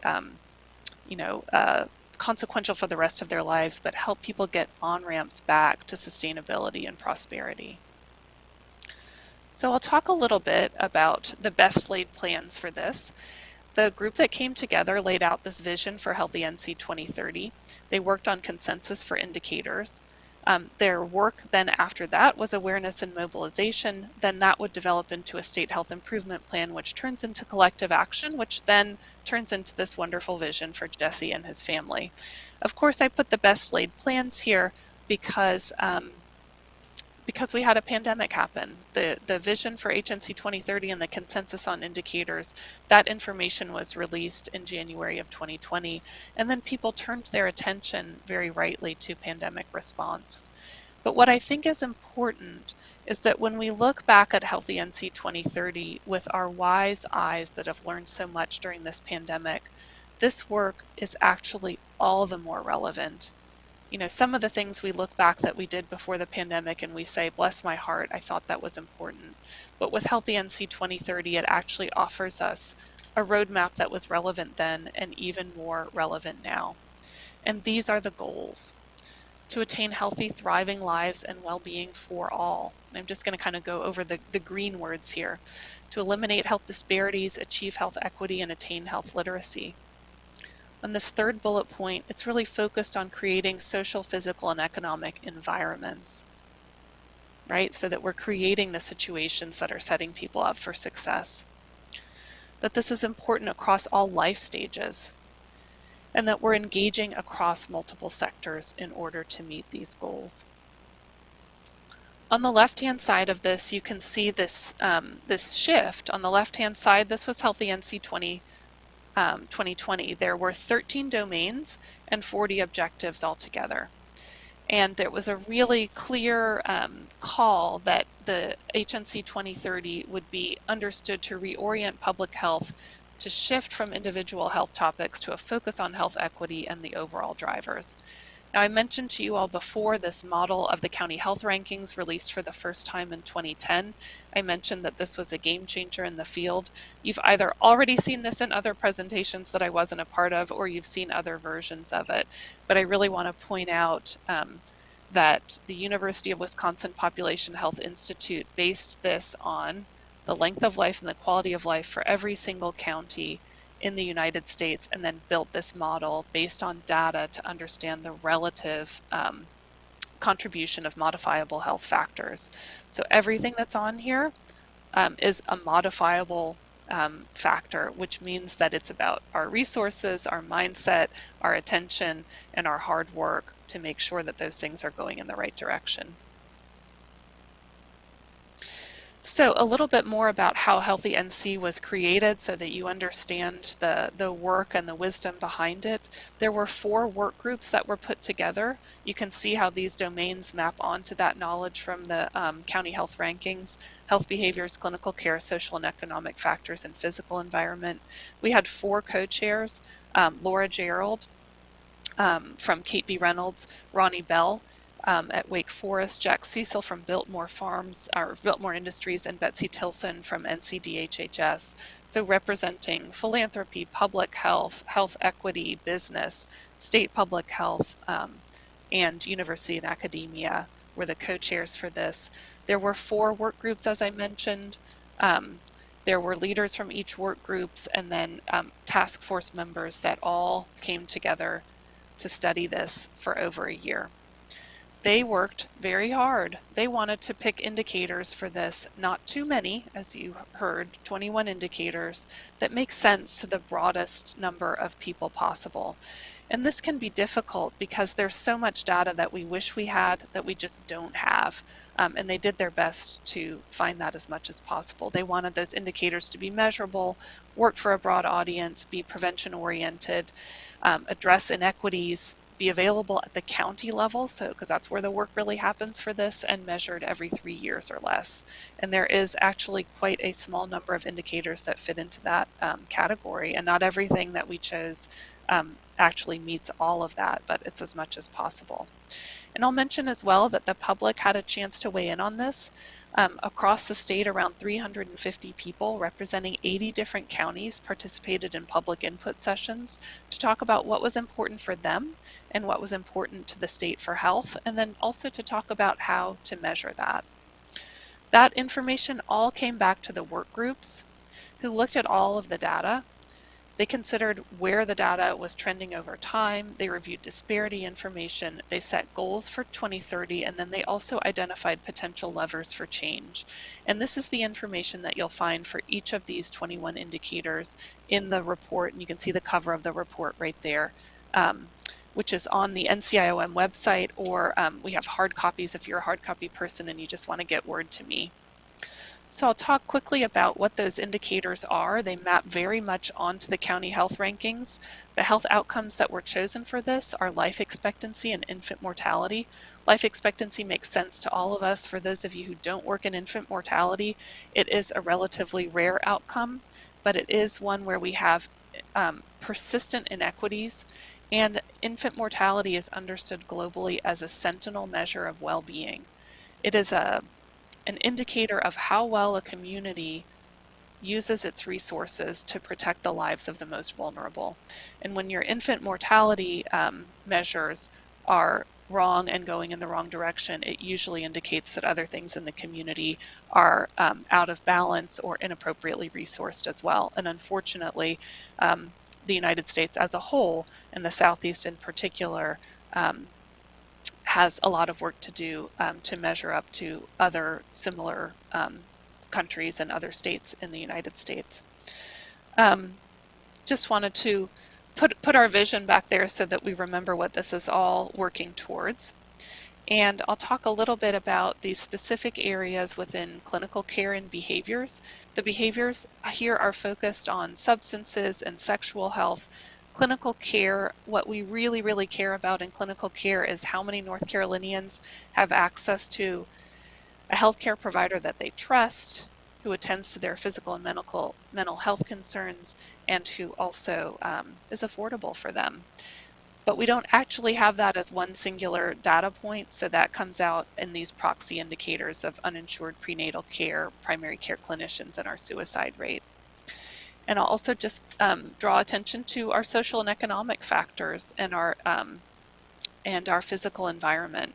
So again, we wish that we had indicators that said exactly what we wanted to get. These are proxies for getting as close as possible to people have the economic, the educational supports. I mentioned that there was a specific call out around structural racism. The incarceration rate and the short-term suspension rate are considered indicators that will help us to understand if we're making progress in that area. And then in terms of physical environment, we actually have a lot of work to do with data development in that space. All right, so let's talk about this multi-sector population health approach. Again, it's based on this ideas that have come out of the county health rankings and the Population Health Institute. But I'm going to talk a little bit now about these mental models that help this to seem a little bit closer to our clinical practice. And I've listed this here because this is just sort of a model of all of the risk factors related to the outcome of asthma. And I put this here because this is probably familiar to many of you who work clinically. This is from the medical literature. It lays out all the contributing variables to asthma. It takes a person and environment perspective where we say there is the impact of personal attributes, genes, cognitive function, physiological risk, protective factors, but it also situates that within the family and the family unit's capacity, socioeconomic status, income, which gives us access to medications, the ability to control parental supervision, but also within housing, indoor allergens, and pollution. So just again, a reminder of the fact that while sometimes this integration can seem so foreign and different and new and hard to do, it's actually something we've been doing for a long time.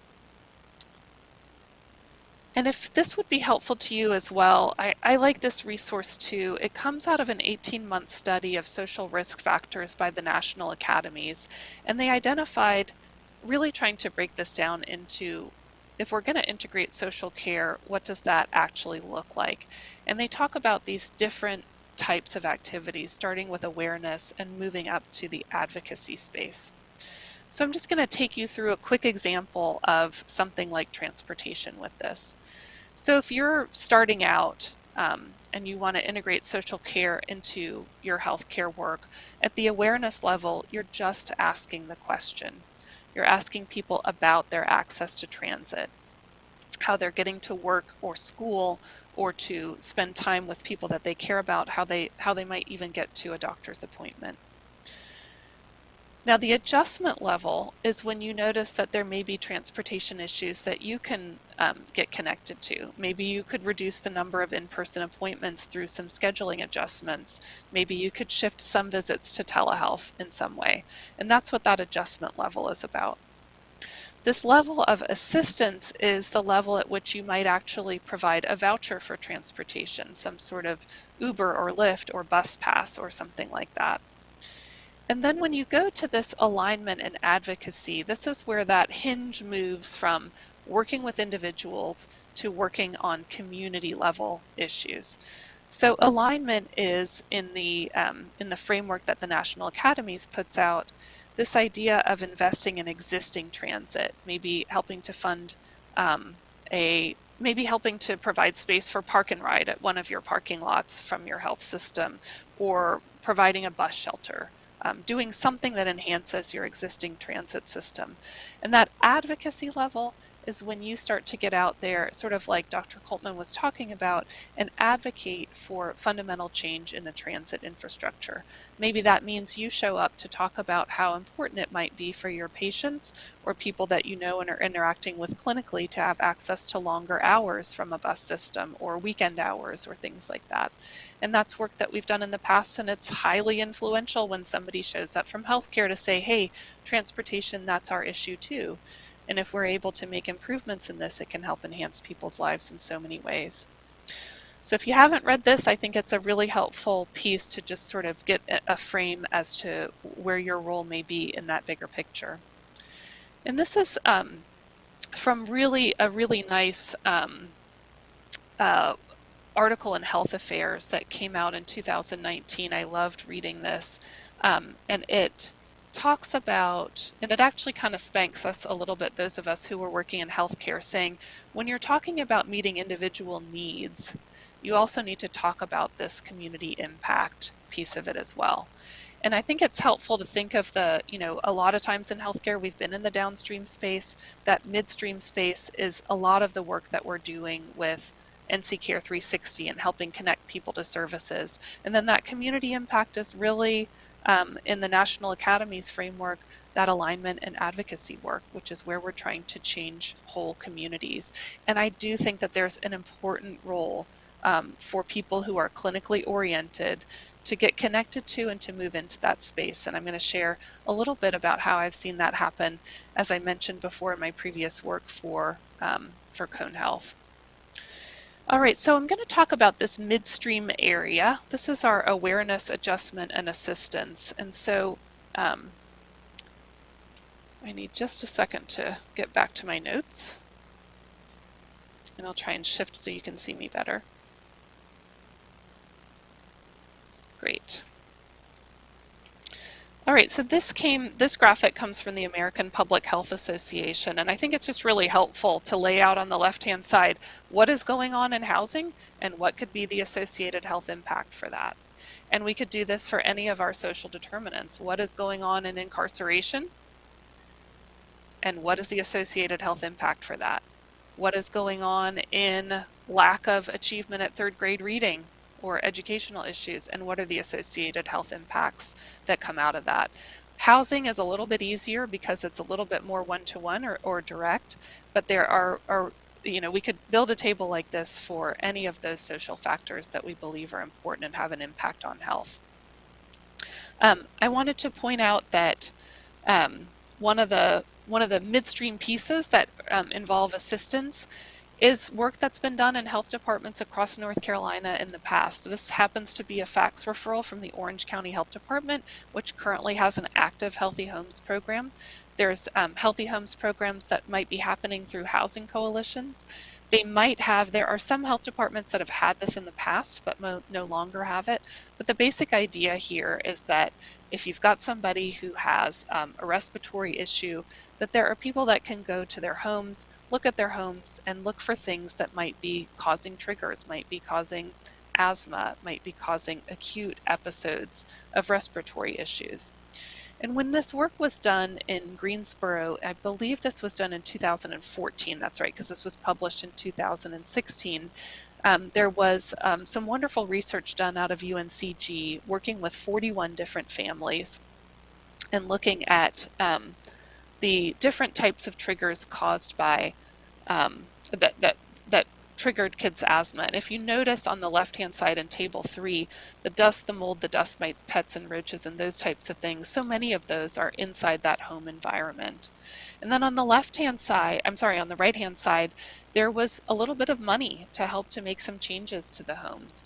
And they spent from just a couple of dollars on cleaning kits and supplies all the way up to changing out someone's HVAC system.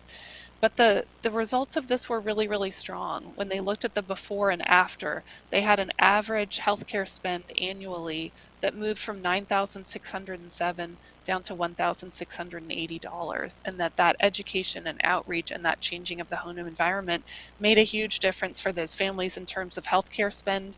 It also made a huge difference in terms of quality of life for those families. Fewer school absences, fewer work absences, and all of the peace of mind that comes with knowing that your home is safer for your kids, especially any of you that have children that have had asthma or known someone, how difficult that can be for family functioning. I wanted to also just talk about moving into this upstream space. So same issue, and in some cases, many of the same communities. What you see on the left-hand side is the redlining map from the 1930s. The red areas were considered hazardous and definitely declining. These were areas that were denied access to capital in order to be able to make improvements to guarantee mortgages. And if we look, and this is, I think, one of those areas, again, to really call out the racism that was behind the redlining, and how those areas that were marked red, if you can look at this and go in North Carolina, you'll see that those are the areas that are right around North Carolina A&T State University and around Bennett College, the historically black colleges and universities. And that was really about these racist practices in the past that have then turned into differences in substandard housing density in the Greensboro of today, which is the information that you see on the right side of this map. And we're going to go a little bit further in, again, thanks to the researchers at UNC Greensboro, the Center for Housing and Community Studies, where they took census block groups and they looked at where asthma, vacancy, substandard housing, and poverty intersected. And we're going to focus in on this particular area, which is where both substandard housing and asthma are a particularly high burden. And this is the community of Cottage Grove, and this is specifically a story about Avalon Trace, now known as Cottage Gardens Apartments. This is a 170 unit complex. There were 50 of the units that were condemned unsuitable. This one complex had 120 annualized visits to Cone hospitals, and about 30 of those were pediatric asthma cases. The conditions at Avalon Trace Apartments were deplorable, and they were actually illegal. They did not meet the minimum housing standards of that community. And you can see some of the pictures there. That was, there are stories of people who had, sewage coming in through the plumbing. There were people who had to put a kiddie pool in the family room when it rained because of the amount of rain that came in through the roof. And you see a picture here of community members, advocates, and researchers that are all looking at the utility boxes here, because while the rents may have been lower than some other places, the utility costs were very high because the HVAC was in such poor condition and there was so little insulation and things like that. And so here's an example also at the bottom of this. This is an example of this alignment. Dr. Beth Mulberry, a physician practicing in Greensboro, was seeing some of the patients from this community, and she's connected to this group of advocates and others. And she knew that they were going to the Minimum Housing Standards Commission along with residents and others to try and elevate this issue so that these conditions wouldn't be allowed to go much further. And she was able to share the stories of patients with them. So this is another way for us to think about the importance of that clinical voice in these advocacy situations. And to make a long story short, and this was a long and difficult and remains a long and difficult story, they were able to get a finding from the Minimum Housing Standards Commission. There was a sale of the property. It was renovated property. And I'm going to share, and I also just want to highlight the extraordinary work of community members in Cottage Grove. And you see them meeting in circles outside. You see them and connected to the mustard seed up in the top right-hand corner. You see people meeting at the church to really figure out how to move this work forward. It's really difficult but important work. And then I want to just thank the folks in Enterprise Analytics at Cone that went back and said, well, what was the impact of this? So if you see on the left-hand side of this, you can see the asthma and respiratory emergency department visits just from this one particular complex, taking all the addresses that were related to Avalon Trace. And then after construction begins, how that begins to step down in a stepwise fashion down. Now you rarely see that kind of trend going down. And we know that there's many other factors that were possibly involved, but we think that this is important to also see this difference. We looked at it a couple of different ways. We looked at hospitalizations and other factors, and all of them have that same stepping down trend post-renovation of that particular complex. Now, every community has more than one of these types of complexes, and people that are very often trapped because of the rising costs of housing in situations that are just, like I mentioned, illegal. But again, pointing out the relationship between asking about these situations, being able to do some work in communities that is that at that individual level, and then using that to form a base to connect with others that are working on these issues, other sectors, to make some important advocacy wins. All right, so these types of outcomes are outcomes that I'm willing to work hard for and that I think are important and I think are worth all the trouble and difficulty of puzzling through this. And I wanted to share another outcome that I think is really worth working hard for. And this is from a woman named Madeline Reed, also from Greensboro. She's a participant in the Aging Gracefully initiative with Community Housing Solutions. I'm just going to read parts of this out loud. This is her testimony to the impact that this had on her. I'm now free to safely come and go from my home. Okay, I'm just going to stop there for a second. Think about not being able to be free to safely come and go from your home. And she says this now: I have a secure handrail and steps that are the right size. I have a secure floor on that little porch. Now I can get back to doing my own grocery shopping and taking out my own garbage. But the greatest gift that it has given me is my freedom. And that means my independence. At the end of the bathroom repairs, which were a shower chair and grab bars, I went to take a shower for the first time. When I got out, I noticed that I'd been in there for over 30 minutes. The reason I was in there for so long is that I was sitting on the shower chair crying. I know that sounds mushy, but what was causing me to cry was the realization that this was the first time in 10 years that I was able to shampoo and shower using both hands and not just one hand, because I was no longer grabbing for the wall. I felt safe and secure, and that has made all the difference in the world. This kind of help, what it does, it allows you then to give back. It allows you to be a productive member of the community of Greensboro. So I think the quantitative data that we're finding and analyzing is so critically important, but I think these testimonials are also important for us to understand that it isn't just about the alleviation of illness, it is about the presence of wellness, the presence of freedom, the presence of well-being that we see in a testimony like this. You're going to hear much more in the next presentation about the capable model and aging gracefully, but I do want to mention a little bit about how we were doing some work towards the end of my time at Cone Health to figure out how do we move this type of thing, which is an expensive intervention, into something that we just do from time to something that becomes standard of care. And in my opinion, there are kind of 4 critical questions that health systems have to work through. First of all, they have to say, do we want to do this? Because it's hard.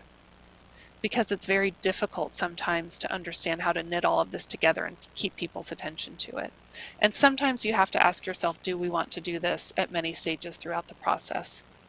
It's important to also ask, are we trying to improve health outcomes? Or are we trying to meet social needs? Or are we trying to do both? So that you understand what would be considered success. The third one is really critically important. Will we make or buy human services? Which is basically saying, are we going to produce the food ourselves? Are we going to send the handyman ourselves? Or are we going to partner with a local community nonprofit to do that? I am always in favor of the local partnering. I think it's important that we support that sector and not take it over in healthcare. But I also want to point out that sometimes that doesn't line up. Sometimes those local nonprofits only serve 1 county, but you've got 7 counties that you're serving. So there's difficulties no matter which way you choose on that. And then to figure out which patient profile will benefit the most from this so that you can target that and learn from it. So for this particular question, which was how can we make aging gracefully be something that we offer to more people and the right people, we said we do want to do this. We needed to focus on health outcomes because we were new enough in this that we needed to stick pretty close to the mission of the health system. We knew that we wanted to work with others and we wanted to work with community housing solutions that had the benefit for that, but we also had a real question on which patient profile would benefit the most from this. There's a lot of people that could benefit from getting access to the types of things that Madeline talked about, but we needed to really focus in on those areas where we felt like we had a case to make that this was economically feasible and sustainable, and that it would have an impact on health outcomes. And so I just want to point you out to another resource that we found really helpful. This is from the Commonwealth Fund. It's called the ROI Calculator for Partnerships to Address the Social Determinants of Health, and that's exactly what it is. So if you have an analytics department that's interested in getting some help in figuring out, this is a wonderful website to go to. It's not easy to work through it, but there is a lot of help to figure out and to narrow in on where this can be the most sustainable service and have the greatest impact. I also wanted to mention, although I know you've probably heard a lot about this, the beginnings of this institutionalization, this standardized health screening form on the left-hand side that can be used all across North Carolina, and then the use of NC Care 360. So this is again at that midstream level, but moving from things that we just think about from time to time to becoming the standard of care, that everyone gets screened for these issues. We talk about that awareness level, and then we move to adjustment and assistance with things like NC Care 360. All right, I'm going to end just by taking ourselves a little bit out of that clinical world and back to this big picture macro world. You've seen this slide before. I talked about how our work was to come to consensus on what are the aims for 2030 to get to this vision. There is a state health improvement plan that exists, and we're moving towards collective action, but because of the pandemic, we find ourselves back here in this awareness and mobilization space. That's part of what I'm doing with you today, is making sure you know about Healthy NC 2030 and that you know about North Carolina State Health Improvement Plan and have a way to connect with me and others if you're interested in taking another step with that. I also wanted to just show a little bit about how this is the kind of information that you would find in Healthy NC 2030. What's our desired result? How do we define our indicator? Where we got that, and then the data around it. But in the State Health Improvement Plan, you'll see the elements of a framework called results-based accountability, where on the right hand, you can see all that data and stuff on the left-hand side, but on the right-hand side, you see what is it that we really want out of this? How are we doing on this? And then some indicators of what works and partners across North Carolina who are doing interesting work on these indicators. And there's also a part of the results-based accountability framework that we have these clear impact scorecards. Those of you in Western and Eastern North Carolina probably know more about this, but really trying to track the data across time on each of these indicators. Next Wednesday, yes, next week on the 20th, October 20th, we at the NCIOM have our annual meeting, and we are trying to turn people's attention back to Healthy NC 2030, health equity, and behavioral health goals. If you can join us, we are going to be talking about all of the behavioral health indicators that are within Healthy NC 2030, and really sharing ideas and coming together around what's such a key issue for all of us right now. And the other thing that we're doing at the NCIOM in terms of awareness mobilization is that we're devoting all of the 2022 issues of the North Carolina Medical Journal to each of those dimensions within Healthy NC 2030. So in January and February, you can read about the social and economic factors, and in March and April about physical environment, and then we move on to health behaviors, clinical factors, and others after that. This is my last slide. It has the contact information for our project director for Healthy NC 2030 and also for me. And I will take a breath now.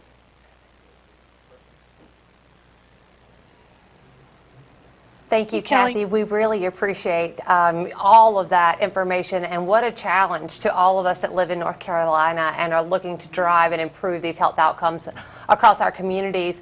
We've had a couple questions come in, and I'd love to ask them to you right now. The first one really relates back to those modifiable health behaviors that we're all driving to improve.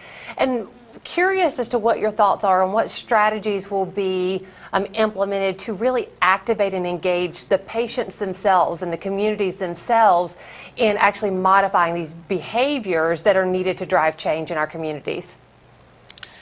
Yeah, I think that's a wonderful question. And, I mentioned that probably about 20 and 25 years ago when we were doing this in public health, there was a real focus at that point on, I'm going to teach you how to eat better and then you're going to eat better. Or I'm going to teach you some exercises and then you're going to exercise. And I think that we had some success with that, right? And then we realized that we were trying to teach people how to eat sometimes in environments where it was extraordinarily difficult to get access to healthy food.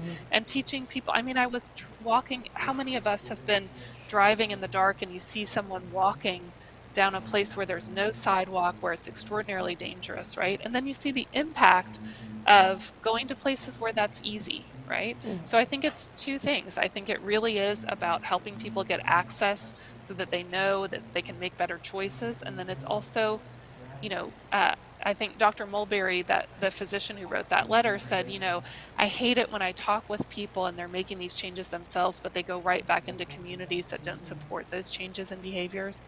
And so I think it really is those two pieces. And I think the voice of the clinicians in changing those environments can be really impactful. That's a great jumping off point for our second question. What role do you really see providers and health systems playing in moving North Carolina towards these aggressive goals in 2030? I think that's a great question. There was one thing I wanted to add, that the findings from Diabetes Prevention Program, which is the pre-diabetic program, I think are really important around the importance of a group and the idea of doing a group care for that type of individual education work. I think that people who can be successful if they're in difficult environments, if they have that added support of the group. All right, so the second question about what is it that clinicians can do to help to drive this? I would really point back to those stages in the National Academy study. If you're not at the awareness level, start asking those questions. Start thinking about what adjustments you can make in response to what you're finding. Then move to that assistance, which for many of us might be getting connected to the NC Care 360 or getting connected to nonprofits in our area, right? And then I think it's once you start to see trends, what are my patients talking to me about, and what are the groups that are working on that, and asking for some time with them and saying, I want to know a little bit more. I keep having these patients talk about this transportation issue, or I keep having patients talking about this housing issue. I want to know more about that. And you'll be surprised, I would think, about how much you'd be welcomed into those conversations. They are looking for partners. That's great. Thank you so much to you for your leadership in helping to lead all of the efforts around Healthy North Carolina 2030, and for the challenge that you've really put in front of all of us this afternoon in the role that we can play in working with various populations to improve the health of North Carolinians. Thank you for your time this afternoon. Thank you, Kelly. I appreciate it so much. Good luck to everyone. It's important work.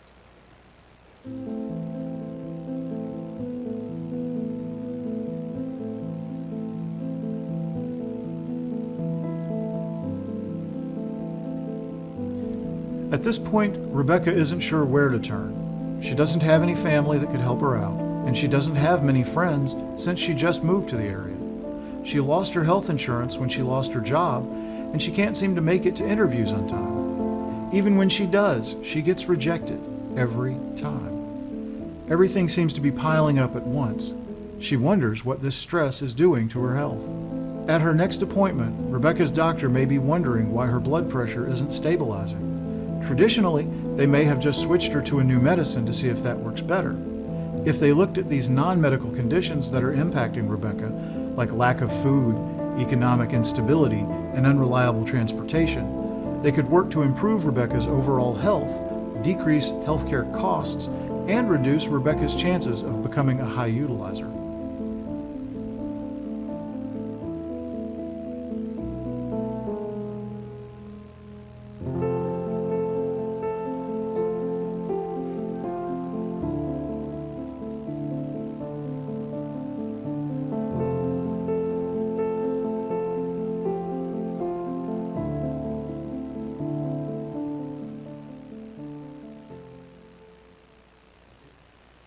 Well, welcome back. Our final presenter is Dr. Deborah Payon from Capable, a client-directed home-based intervention for older adults that has been shown to increase their mobility, functionality, and capacity to age in their community.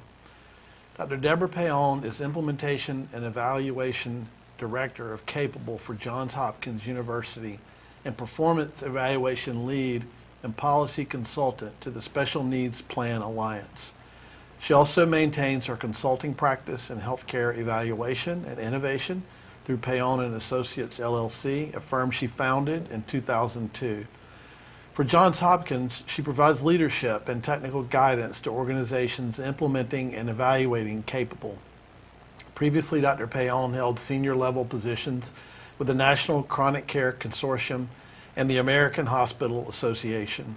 She is a member of the CMS RAND Technical Expert Panel on Medicare Stars and of Technical Expert Panels on Social Determinants of Health and Quality Measurement for the National Quality Forum. She is an evidence-based program reviewer for the U.S. Administration on Aging and a peer review researcher for Frontiers in Public Health. Dr. Payon bridges research, practice, and policy environments working with other leaders toward more connected systems of care and social support for older adults, caregivers, and people with disabilities. Dr. Payon has a Doctor of Public Health from the University of North Carolina, Chapel Hill, a Master of Health Sciences Administration from the University of Michigan, and a Bachelor in Gerontological Issues in Community Health from the University of Rochester, New York. Please join me in welcoming Dr. Payon.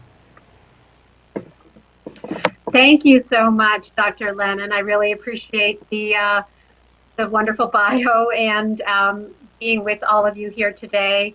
I send my apologies from my colleague, Dr. Alice Bonner, who had to deal with a medical emergency in her family members. So you have me, but we've co-presented or solo presented for many times over the last couple of years, so hopefully I'll do a good job for you. And as Dr. Lennon mentioned to you, and as others have mentioned Capable, so good to hear the previous presenter. Capable is an evidence-based program. It was founded by Johns Hopkins, Dr. Sarah Stanton, Dr. Laura Gitlin, and it has 10 plus years now of implementation in the field. And my role is to work with the 35 going to 40 types of organizations across the country who have gone through the first two stages that you see of exploring evidence-based falls prevention, wellness, functional improvement programs. and have landed on Capable as they think about, should we adopt this? What are our strategies? What are our options here? And I get to meet these wonderful organizations in stage 3, so which is the initial implementation. So I have been working with organizations across the country for the last almost 3 years. And, you know, the Cone Health folks, so good to have you on the program. You predated me, so I joined after you had already begun your good work implementing Capable through your Aging Gracefully. But it's so great to hear your case example there. And so perhaps most of you now have a sense of what Capable is, but I will be walking through to be level setting so we all have kind of the same amount of information. And I have worked with the Administration for Community Living and other, over the 2 decades, I should say, evidence-based innovations and programs, helping organizations, research agencies, the federal government, managed care, providers, community-based, a whole host of organizations as they develop, test, implement, and embed these programs. So kind of from soup to nuts, while they're still an idea, all the way to now they're nationally disseminated. So I've used this framework on implementation stages, which I think works. I didn't develop it, I adapted it from our good folks at the University of North Carolina, some of the researchers there on implementation science. So we can talk more about that if you like. But when I begin with organizations, I still help them think through, even though they've gone through those first few stages, help them kind of put on this business planning mindset and answer some of these key questions again, which is, why are you doing this now? What do you hope to gain? How do you see the strategy fitting with your overall organizational strategy? Do you have partnerships that you will build on, or are you finding new partners who would make a good partner for this particular program? You know, how many participants, kind of scope, scale, time frame, looking through the components of Capable, and I'll go through some of this to give you a sense if you're interested from the exploring Capable yourself.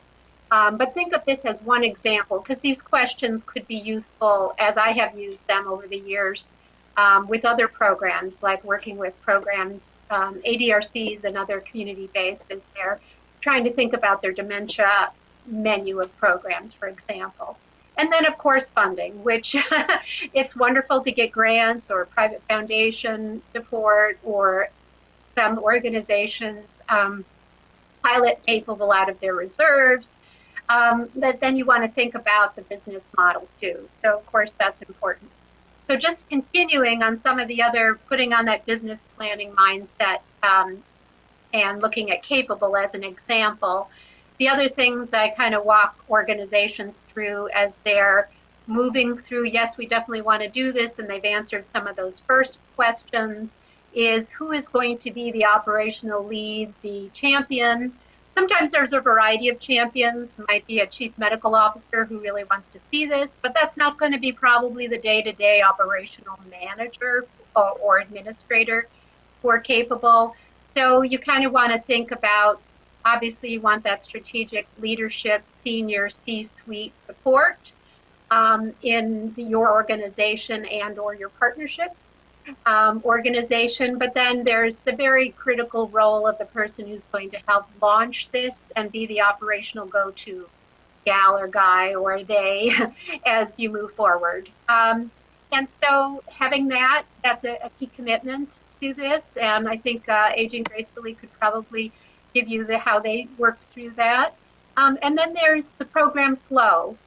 It's fine to develop Capable as a standalone program, but over time, or even right from the beginning, you want to look at your current care management processes, referrals, recruitment, your current client list or member list, patient list, and the workflows and processes that exist within your organization and your partner organization. And think, how can Capable integrate and sync up with those workflows, or are there new workflows and processes that you want to test out? And then other components about marketing and referral, You want to identify the right people who will benefit, and I'll go through that in a little bit. And then, of course, evaluation. That's the cornerstone of any program, any effort, certainly value-based care. You still want to always have your measures, metrics, your data collection, your analytics set so that you can help define and present your success. So again, moving back a little bit, so I gave you that overview of the implementation journey. I gave you some of what I do right from the get-go on business planning mindset, using Capable as an example. Now let's dive into just Capable itself. I know you've heard from other people, so I just want, from Johns Hopkins, we are the steward of the program and do all the training. One cannot offer Capable unless they go through Johns Hopkins. So, you know, we're obviously very invested in helping organizations to get it right.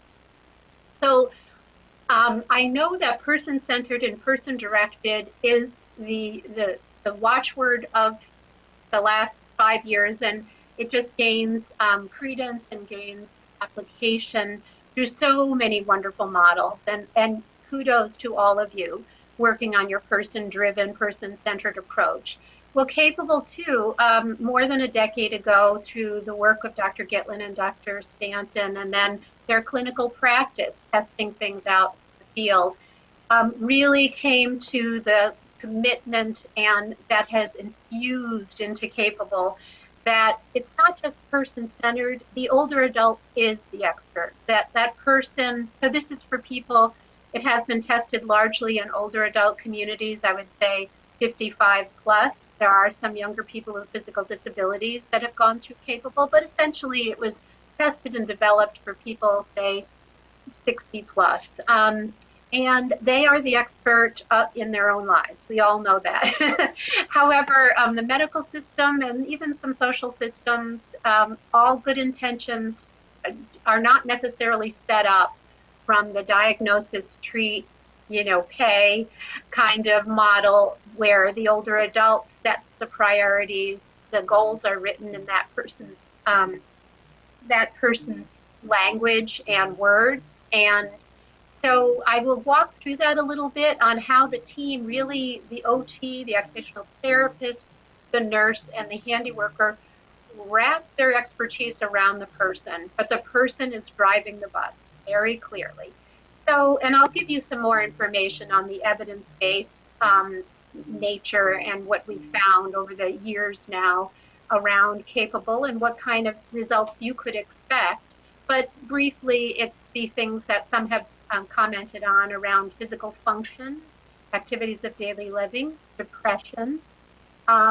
If you're looking longer term out, post-graduation from Capable, it's fewer hospitalizations, ERs, nursing home placement avoided or delayed, and obviously the environmental changes in the person's residence. So a little bit of more on the evidence base. We have dozens of peer-reviewed articles now, both where Dr. Stanton and Dr. Gitlin were co-authors or co-investigators, as well as other organizations now completely independent from Johns Hopkins, also confirming and affirming the evidence base and seeing these kinds of results. So, and I think our dear friends in North Carolina also were part of a national evaluation. So I feel fairly confident now, after almost a dozen years, we could say the case has been made that Capable has a very good return on investment from a financial standpoint, particularly for the dually eligible, where Medicare and Medicaid costs are going to be experienced by this individual. The functional change, very clearly, we continue to see these results even in program evaluations. So they're not research studies, but they're seeing the pre to post change in limitations and activities of daily living, baseline and post. So the motivation of the person, really the essence of Capable is the individual has rediscovered their agency and their power to some extent. And they are, through the 4 to 6 month program, which I'll go through in a minute, are really approaching their own life and their own, what they want to do problems may occur in the future post-capable graduation, but hopefully they have adopted this new skill set, this new agency, where they are brainstorming solutions, and capable helps them get into that new mode as the physical environment changes around them and they change. That's the sort of 1-2 punch of capable. So, and then depression, goes along with many of these behavior changes. And I know we're talking about the social determinants of health, and we can discuss that as well. I'm having trouble. Okay, I think hopefully it works. Yes. Now and then the internet goes down. Okay. So let me just give you a little bit more as a visual here on the capable program itself.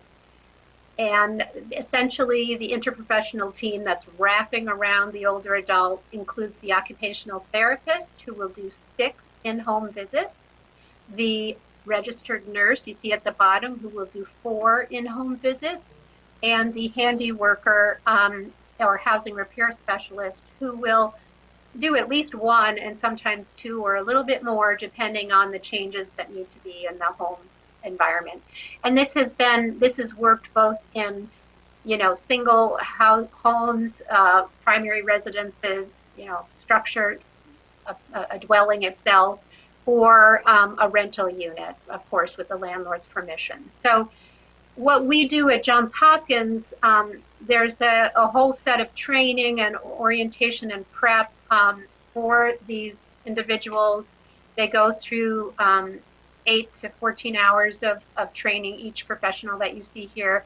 And Johns Hopkins Capable team wraps around the organization to help their readiness as well. So that's all so that there can be consistency regardless of the size of the organization, where it is in the country, what kind of partnership was put together to offer it to the community. There's consistency. This is very important in value-based care, always important, but payers especially want to know that if some entity is saying it does capable, it's doing it with fidelity to what's been tested, so that the model is, while it's 100% customized to the person and his or her goals, what's done, the content of the visits, the sequence, the working with the individual in terms of letting them lead, and how the clinicians really change their paradigm and change how they work with the older person from maybe traditional Medicare skilled care, for example, that has home visits. That really needs to be consistent.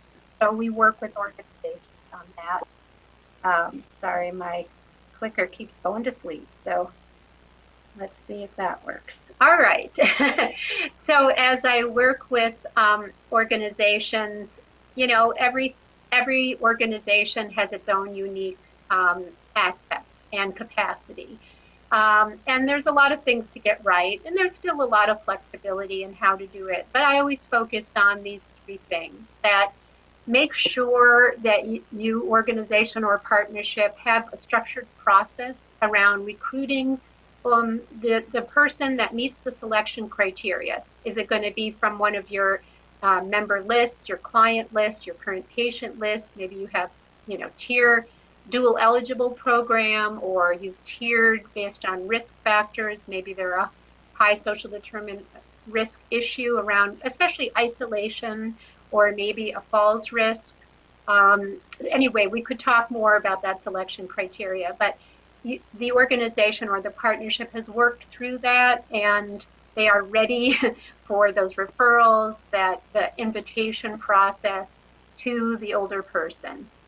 The second element, make sure you get right, is I've addressed it a little bit in the slide before, but that the program's delivered with fidelity to the evidence-based model.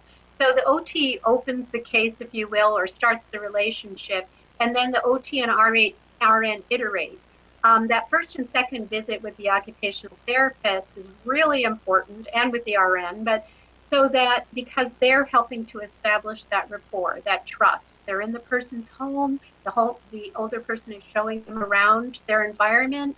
The older person is answering questions about how they move, what hurts, what doesn't, what they'd like to do. And some of what they'd like to do, like described in the previous Aging Gracefully case example, are not the typical, perhaps, kind of clinical or rehab directed goals.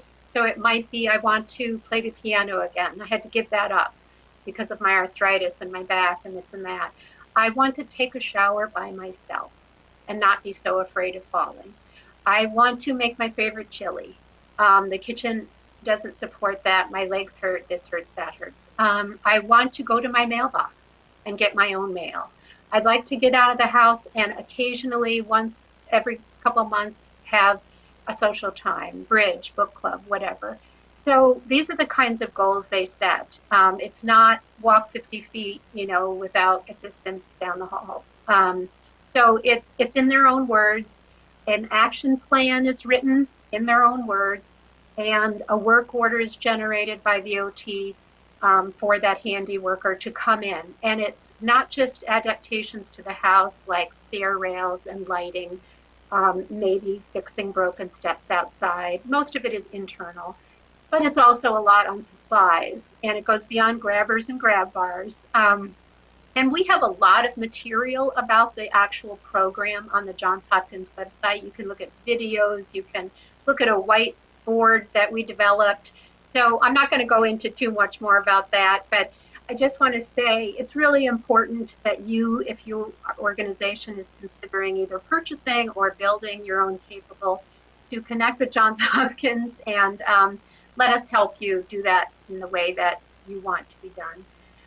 And so the third area is really on data collection and evaluation. Of course, we know Capable works and you're doing it right, super, but there are always stakeholders, funders, internal and external decision makers where you want to have both the individual older adults information as you go along, those pre-post metrics, for example, those measures, as well as the data analytics ability to aggregate and to, I really advocate that you build in a feedback loop on some of that qualitative, the case stories, and the quantitative data back to your clinical team, your operational group, because they can have continuous quality learning that actually enhances their work. Let me see, this is also, all right. So hopefully I'm still on the right slide. So anyway, stakeholders, there are many who are interested in Capable. They want to prevent falls, they want to prevent functional decline, they really, as some of the other presenters have mentioned, they want to focus on those social determinants of health. If a person loses their housing, that's a big deal. The older adults, of course, in Capable tend to have more stable housing because they've gone through whatever to get to the apartment or maintain the home enough that they're a good candidate for Capable. But some of the other social risk factors we see a lot, social isolation is huge, and we know that's a risk factor for a lot of negative health outcomes. Transportation, food insecurity, those are big ones. And the housing too. Sometimes in some of the programs, the housing is in such a state of disrepair that critical home repairs have to be done first before Capable can, if the roof is falling in, some of the more modest changes internally will not suffice. So that's something to think about as well. But there's many stakeholders interested in this, and I bolded the funders, payers, knowing that you're talking about value-based payment and moving toward, a model, a business model where the payers will support that, whether it's ACO or managed care organizations or even Medicaid state. So I have used this in a variety of presentations, and I just kind of adapted it for Capable. The stakeholders you'll see in column, the left hand all the way, and then the one second to right. So there's two lists of stakeholders here, and I just gave a sense of some of the top value, perhaps, from their perspective. And you want to think through this. If you're negotiating or working with a managed care organization, for example, and an ACO, the typical things that I'm sure you know, they focus on reduced hospital and emergency room costs and improved member satisfaction and some of those quality metrics. But how to get there, of course, is improving function, is changing life for the better, back at how the participant sees the value of capable. It's some of those social determinant changes, it's behavior change on the person, how they see their agency. So the reduced DR is downstream. First, there's the change of the home and the person, and those elements of change result in fewer falls, in better health, in more agency, in better med management, in reduced pain. So eventually, you, by virtue of things not happening, you see the cost of avoidance, if you will. But we don't want to forget what drives that. So I really think that's important to put oneself in the shoes from these various perspectives and try to maintain measurement on that, not just wait for the ER not to happen. So when I work with programs, again, I help them think through the scope and scale that is attainable in the time frame they have and in the capacity they have. So this just gives an example of some of the things that they need to define and be concrete with their own organization, if they're the provider or a partnership, or maybe a whole collaborative is trying to cover a whole region, like some of your speakers talked about. Then they're really going to need to get together to think through these things as a unit. So what is the region they're going to cover? What is the inclusion or exclusion? Johns Hopkins, I just want to pause for a minute. We are working on an enhancement, two enhancements really to Capable. One, to more overtly engage a family member or care partner, caregiver in Capable. They are occasionally involved, but right now, of course, the whole focus is on the older adult. And we are also working on enhancing Capable for people with cognitive impairment, not late stage, but at some level. Right now, and where Capable's been tested, is an individual who has cognitive impairment or memory disorder where they can't or have lost some of that executive decision making, where they can't remember from week to week or month to month the goals they set, the exercise changes they're having, or other changes in adaptations and how they're moving around in their environment. That person would not currently be a good candidate for Capable because it relies on that, on those executive decision making and cognitive abilities. So Capable exclusion right now, we have organizations do a cognitive screen, and hopefully that organization has other programs for people with cognitive impairment. Now there have been times where a care partner, let's say husband-wife team, for example, you know, over time, of course, they become one unit practically. And there have been some successful examples where the dyad goes through Capable together, and the husband, for example, can cue and assist the wife who has some memory decline. But those are a little bit more, I'd say, outliers and special circumstances. We are working, as I say, we have, Johns Hopkins has 2 studies going on and prototype development for that. So we are working on it, and we want to do our due diligence. So just wanted to pause on that to give you a sense.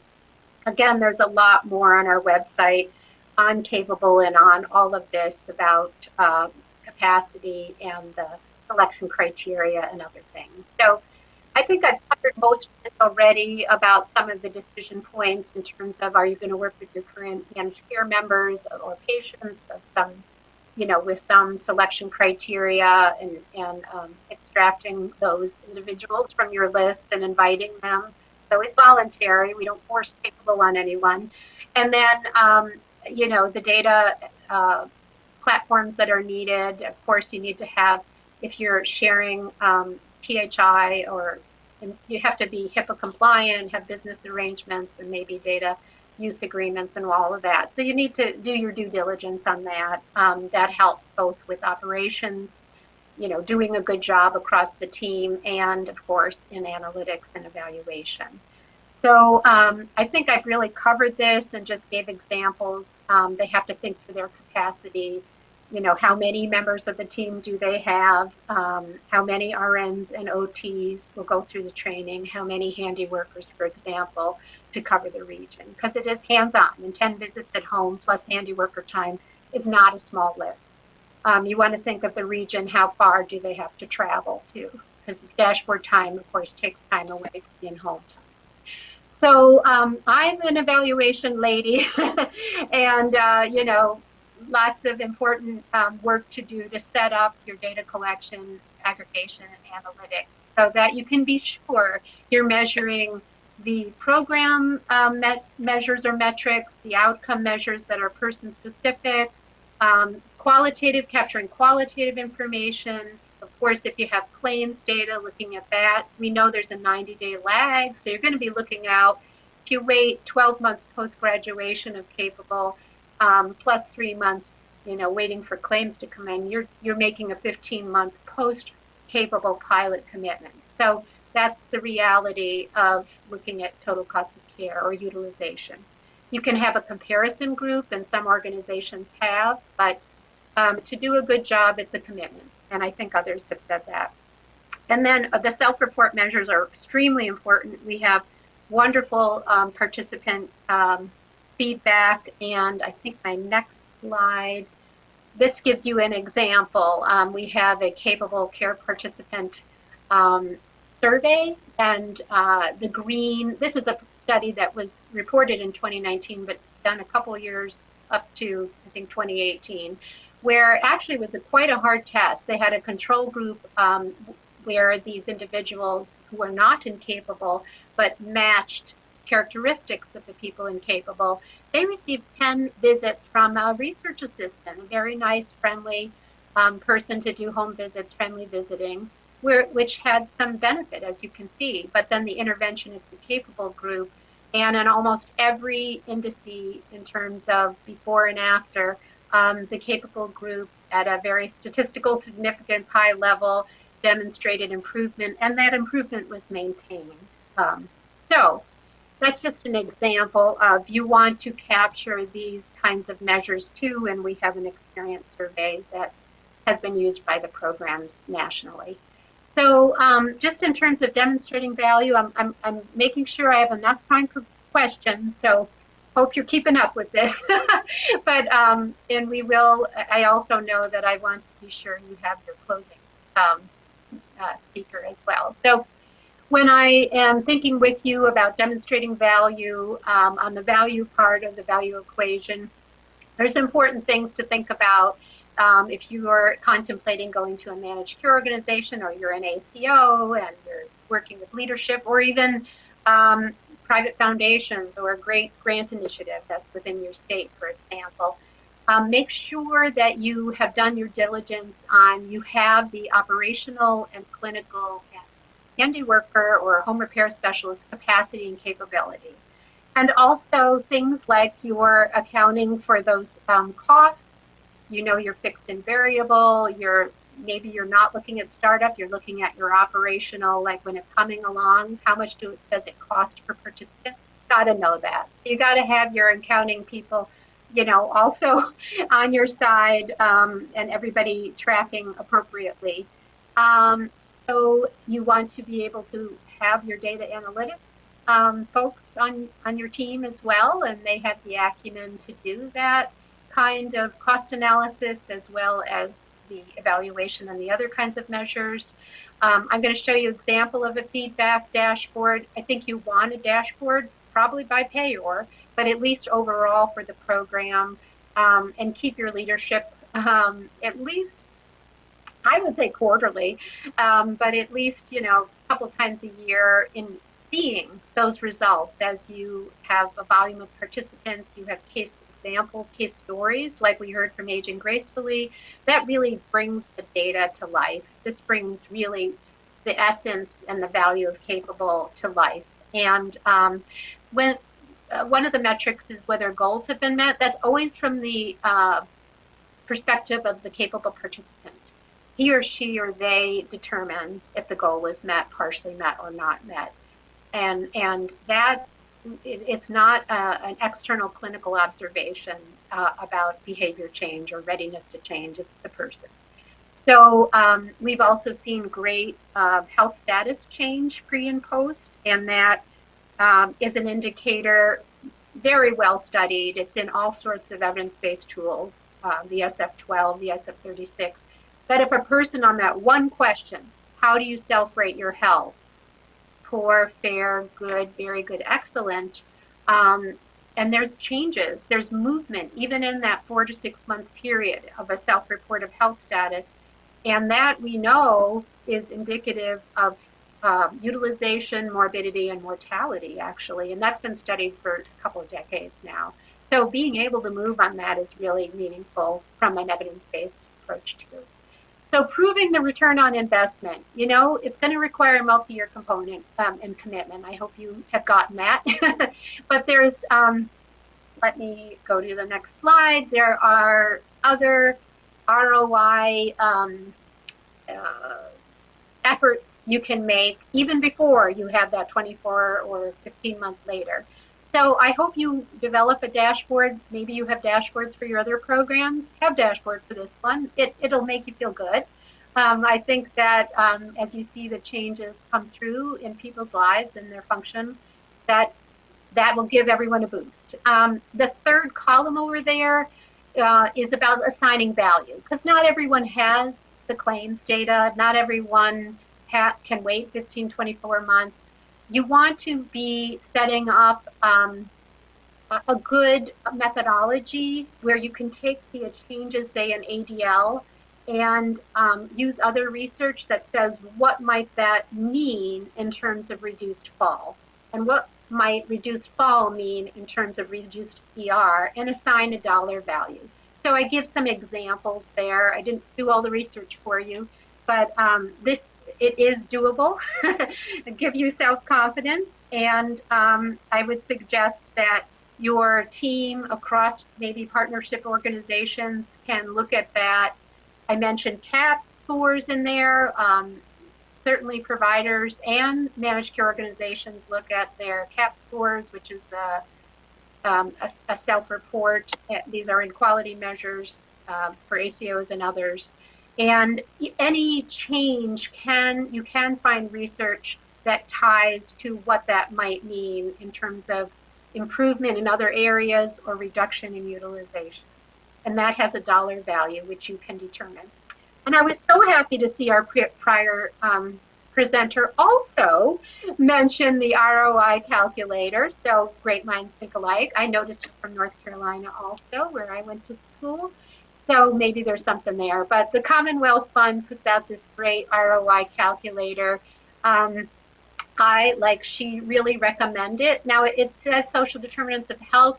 It's this program, Capable, does impact social determinants of health, social isolation. It can impact transportation, obviously housing, stability, and food insecurity can, depending on the goal of the person. But this calculator works even if it's not a social determinant of health per se program. It's baked into Capable. So definitely suggest you use it. It does take some thought, but you can use that as an example of assigning this dollar value, as I mentioned, and I think the previous speaker mentioned.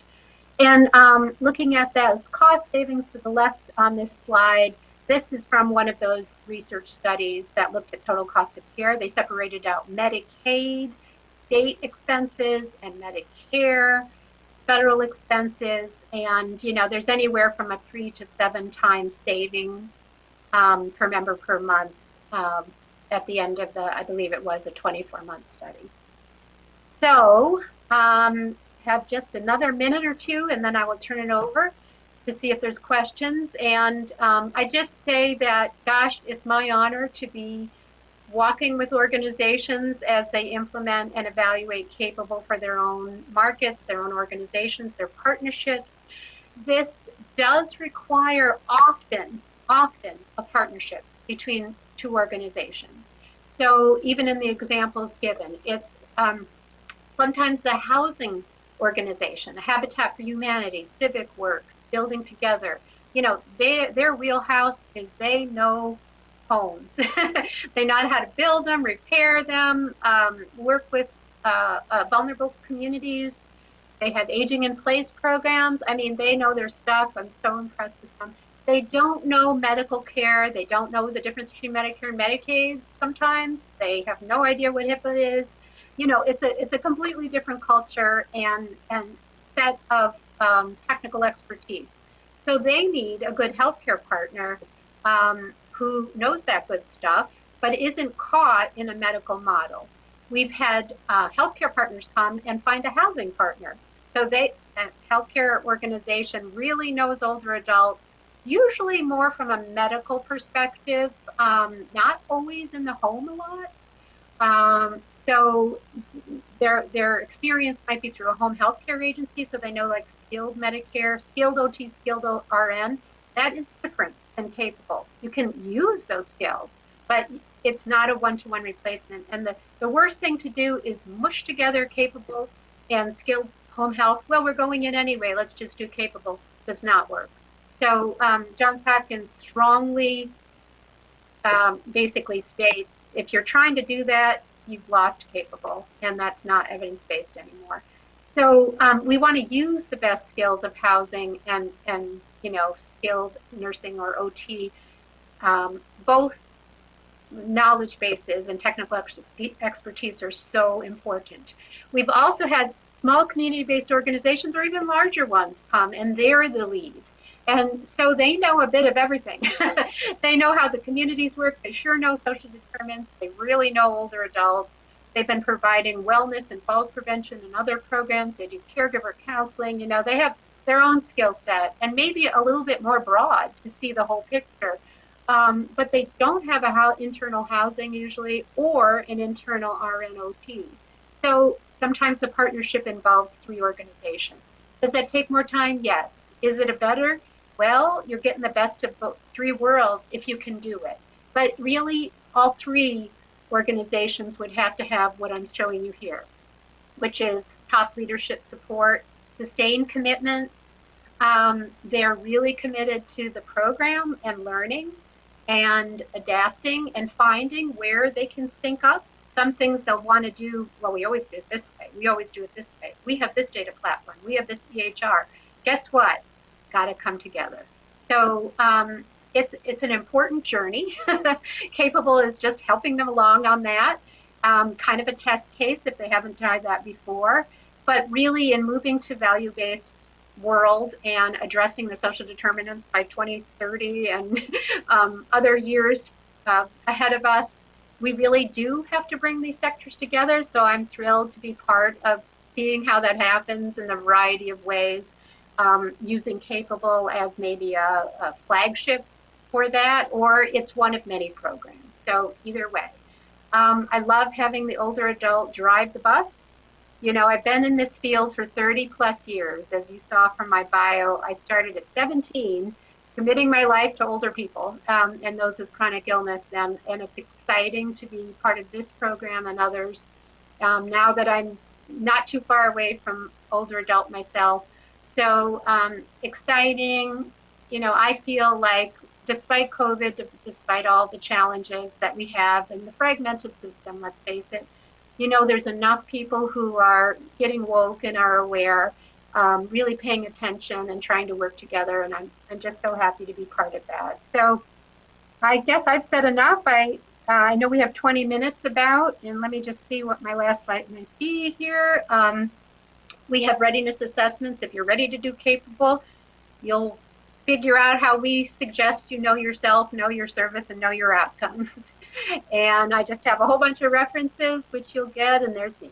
So happy to turn it over to the wonderful people facilitating our afternoon. Thank you, Dr. Payon. That was a great presentation, great program. I've heard lots of things about it and had opportunity to speak with you ourselves. I do have a few questions that have come in, so I'm going to roll 2 together. They regard payer partners and payment models, so I'll try to put those 2 questions together. So unfortunately, CMMI has not adopted this model as a payment model, but what sustainable payment models will permit this program to thrive? And then have you worked with any national payer partners in Capable? Sure. So yes, CMMI was one of the tests, I'm sure you know, and they continue to be very supportive of Capable. Dr. Stanton has made presentations in front of PTAC, which is the Professional Technical Advisory Commission, that has unanimously suggested Capable could be, for example, a bundled payment, one of the bundled payment programs under Medicare. So I wouldn't close the door on that. CMI is definitely supportive, but of course they have no authority to tell Right. Medicare. It's an innovation R&D arm, as you know, and so all they can do is study and suggest, recommend, and support, but they can't legislate, as you know. Right. So in terms of getting it under Capable, a bundled payment, of course that requires changing the Medicare benefit set. And so if it was going to be under fee for service, for example, and then by default a standard under Part A or Part B, that would have to be the legislature, of course. So the federal, House and Senate approving that in some way. And then CMS would create all of their regulatory rules for what it takes to be a certified provider. So like you, Dr. Lennon, and all of us on the line, that's probably more down the road, unless we don't know. Sometimes things like dental and vision are added, and we'll all be thrilled. We know that all sides of the aisles have strongly endorsed Capable, different legislators, and see the value. But I guess I'm not holding my breath at the moment that suddenly, by 2022, it would be under Medicare. So moving into other payment options, you probably know well that, well, certainly under value-based payment like Medicare Advantage and ACO, since they're attributable or captured member lives, if you will, an organization that's holding the risk, particularly if they're for duly eligible people. So they already get the money, if you will, for the Medicare and Medicaid side. They have the opportunity to go beyond what's kind of on the standard list of Medicare Part A, B, C, D, and based on the criteria and characteristics of people within the Medicare or duly eligible rosters, if you will, they can say this is a program like many other programs, food or transportation, or even some, services that are targeted for certain rehab needs around functional change and maintaining mobility, for example. This can be at the discretion of the organization to say, for this kinds of people, we really want to encourage them to offer Capable. So, for example, under Medicare Advantage plans, since for a couple of years now, they've had the opportunity to have non-uniform benefits under the special supplemental benefits for the chronically ill. That's just the name that the legislature gave it. But essentially, most supplemental benefits have to be provided uniformly so that if you met a certain criteria and there's a indication of need, then that plan would have to provide everybody who meets those criteria Capable. But under the non-uniform benefit, SSDCI, they can offer it to people who meet a certain characteristics where they would be able to not have to say suddenly have capacity for 5,000 Capable participants. It can be a more narrow group, and they can roll it out and test it and see the results. So there are options like that in the managed care and ACO environment because they already are taking financial risk. And then there's quite a bit, of course, on states having special initiatives around avoiding or delaying nursing home placement, improving housing and aging in place initiatives, It can be a public-private partnership between states and communities and private foundations. So we're seeing a whole variety of how, from kind of more prescriptive benefits to community engagement and payer, different kinds of payer or funders being braided together around capable. We're really seeing all of that happen Yeah, I think right now. you just kind of started into the next question, which was, Okay. do many health systems use grants? And if so, does Capable assist in any of that grant application? So we always have provided letters of support at the request of the organization. We're always happy to provide as much, background on Capable if we know enough in advance that they're writing a grant. Right. Sometimes the organizations, get really into it and think, oh my gosh, we forgot to tell Johns Hopkins. So as long as we are, given a little bit of time, we're certainly happy to assist them to make sure they have the information they need and what they're writing in the grant is feasible and consistent with the cost or the evaluation measures. Okay. Sure. And a couple of more questions for you then. One was, what about who carries liability coverage in the event there was a home repair, that shower bar comes off the wall and patient falls and is injured? How does that work in terms of liability coverage? Sure. So essentially, we have, Johns Hopkins does not dictate how organizations are going to cover that. Right now, many healthcare providers have grab bars that get put in, probably under their Medicare certified or whatever.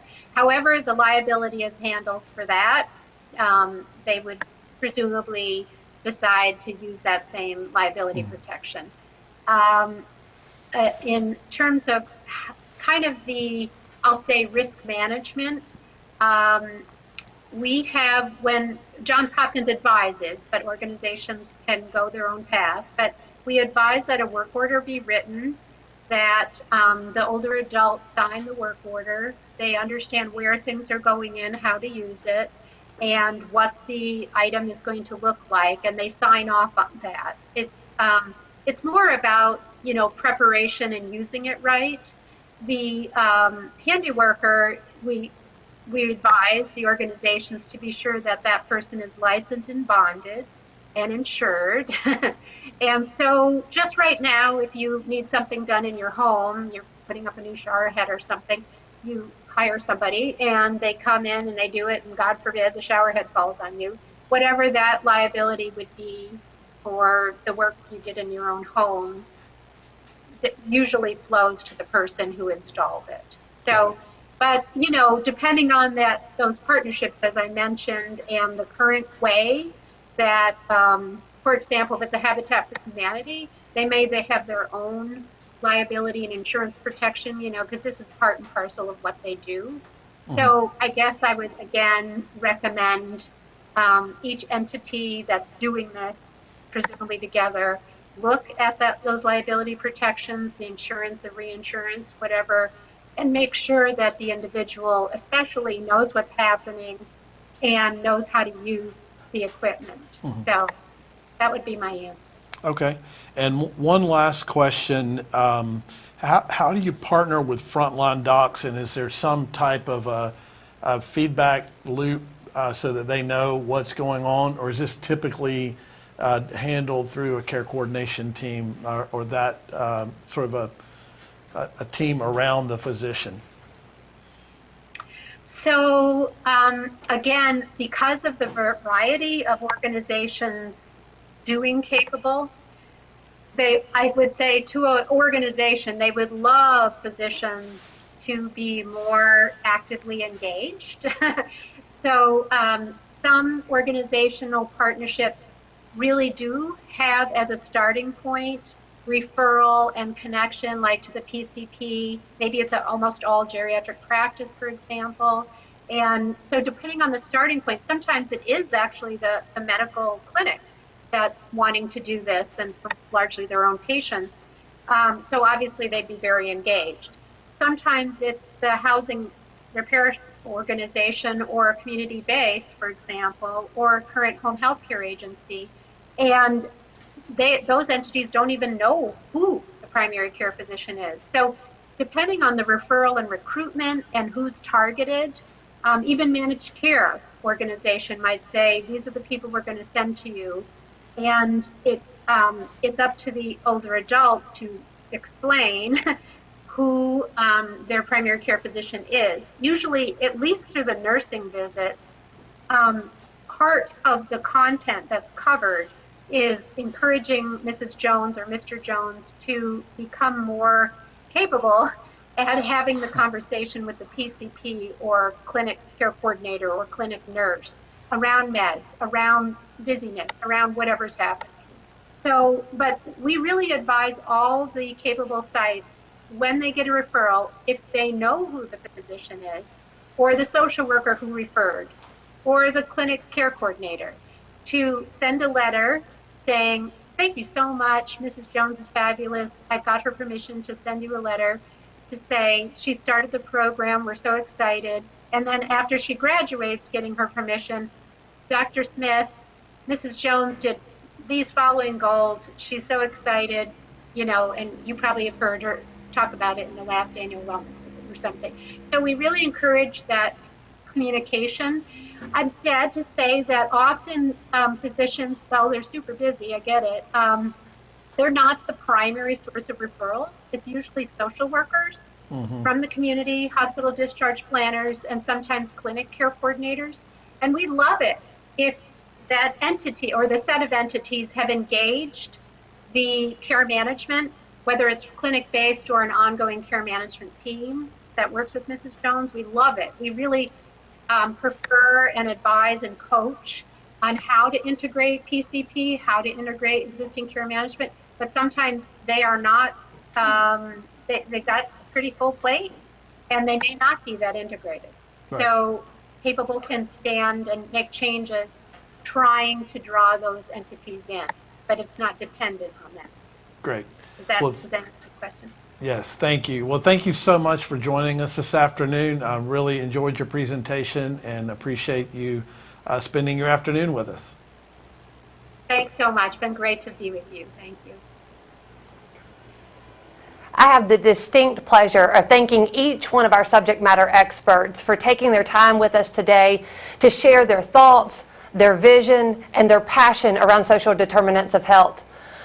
I know that events like this don't go off easily. I also want to give a huge shout out to Thomas Royal and Megan Tyndall on the chess team for all of their hard work in coordinating and putting this event together today. Yates, I don't know about you, but I've left today feeling challenged, energized, and excited about all of the opportunity around social determinants of health. I know that oftentimes we see opportunities, but now we have action to take. And so I'm excited and I appreciate you having us here today. Well, Kelly, so glad you could join us. And I agree. I was thinking the same thing. I said it earlier, that the day was very challenging, but yet encouraging. There's so much work that's underway and it's already happening, and no shortage of opportunities for us to really impact our patients' lives and make their lives better. So our theme, appropriately, unlocking the social determinants in health equity and value-based care. I hope today that we've done that for you and given you a peek inside what can happen, what work there is to do, and places that it is underway already. And in an industry that's always changing and evolving, continuing to learn more about the ways that our society and impacts health beyond the clinical space is crucial. We hope you leave us today informed, ready to apply some of what you've learned to help not only your organization and your practices, but most importantly, the patients and families that you serve. Remember, don't forget to visit the dashboard on the CHESS website. Complete the survey to obtain your continuing education credits for the summit. We do appreciate all of you attending the CHESS Move to Value Summit, the autumn session. We look forward to seeing you next quarter for our winter session. We hope you have a wonderful evening.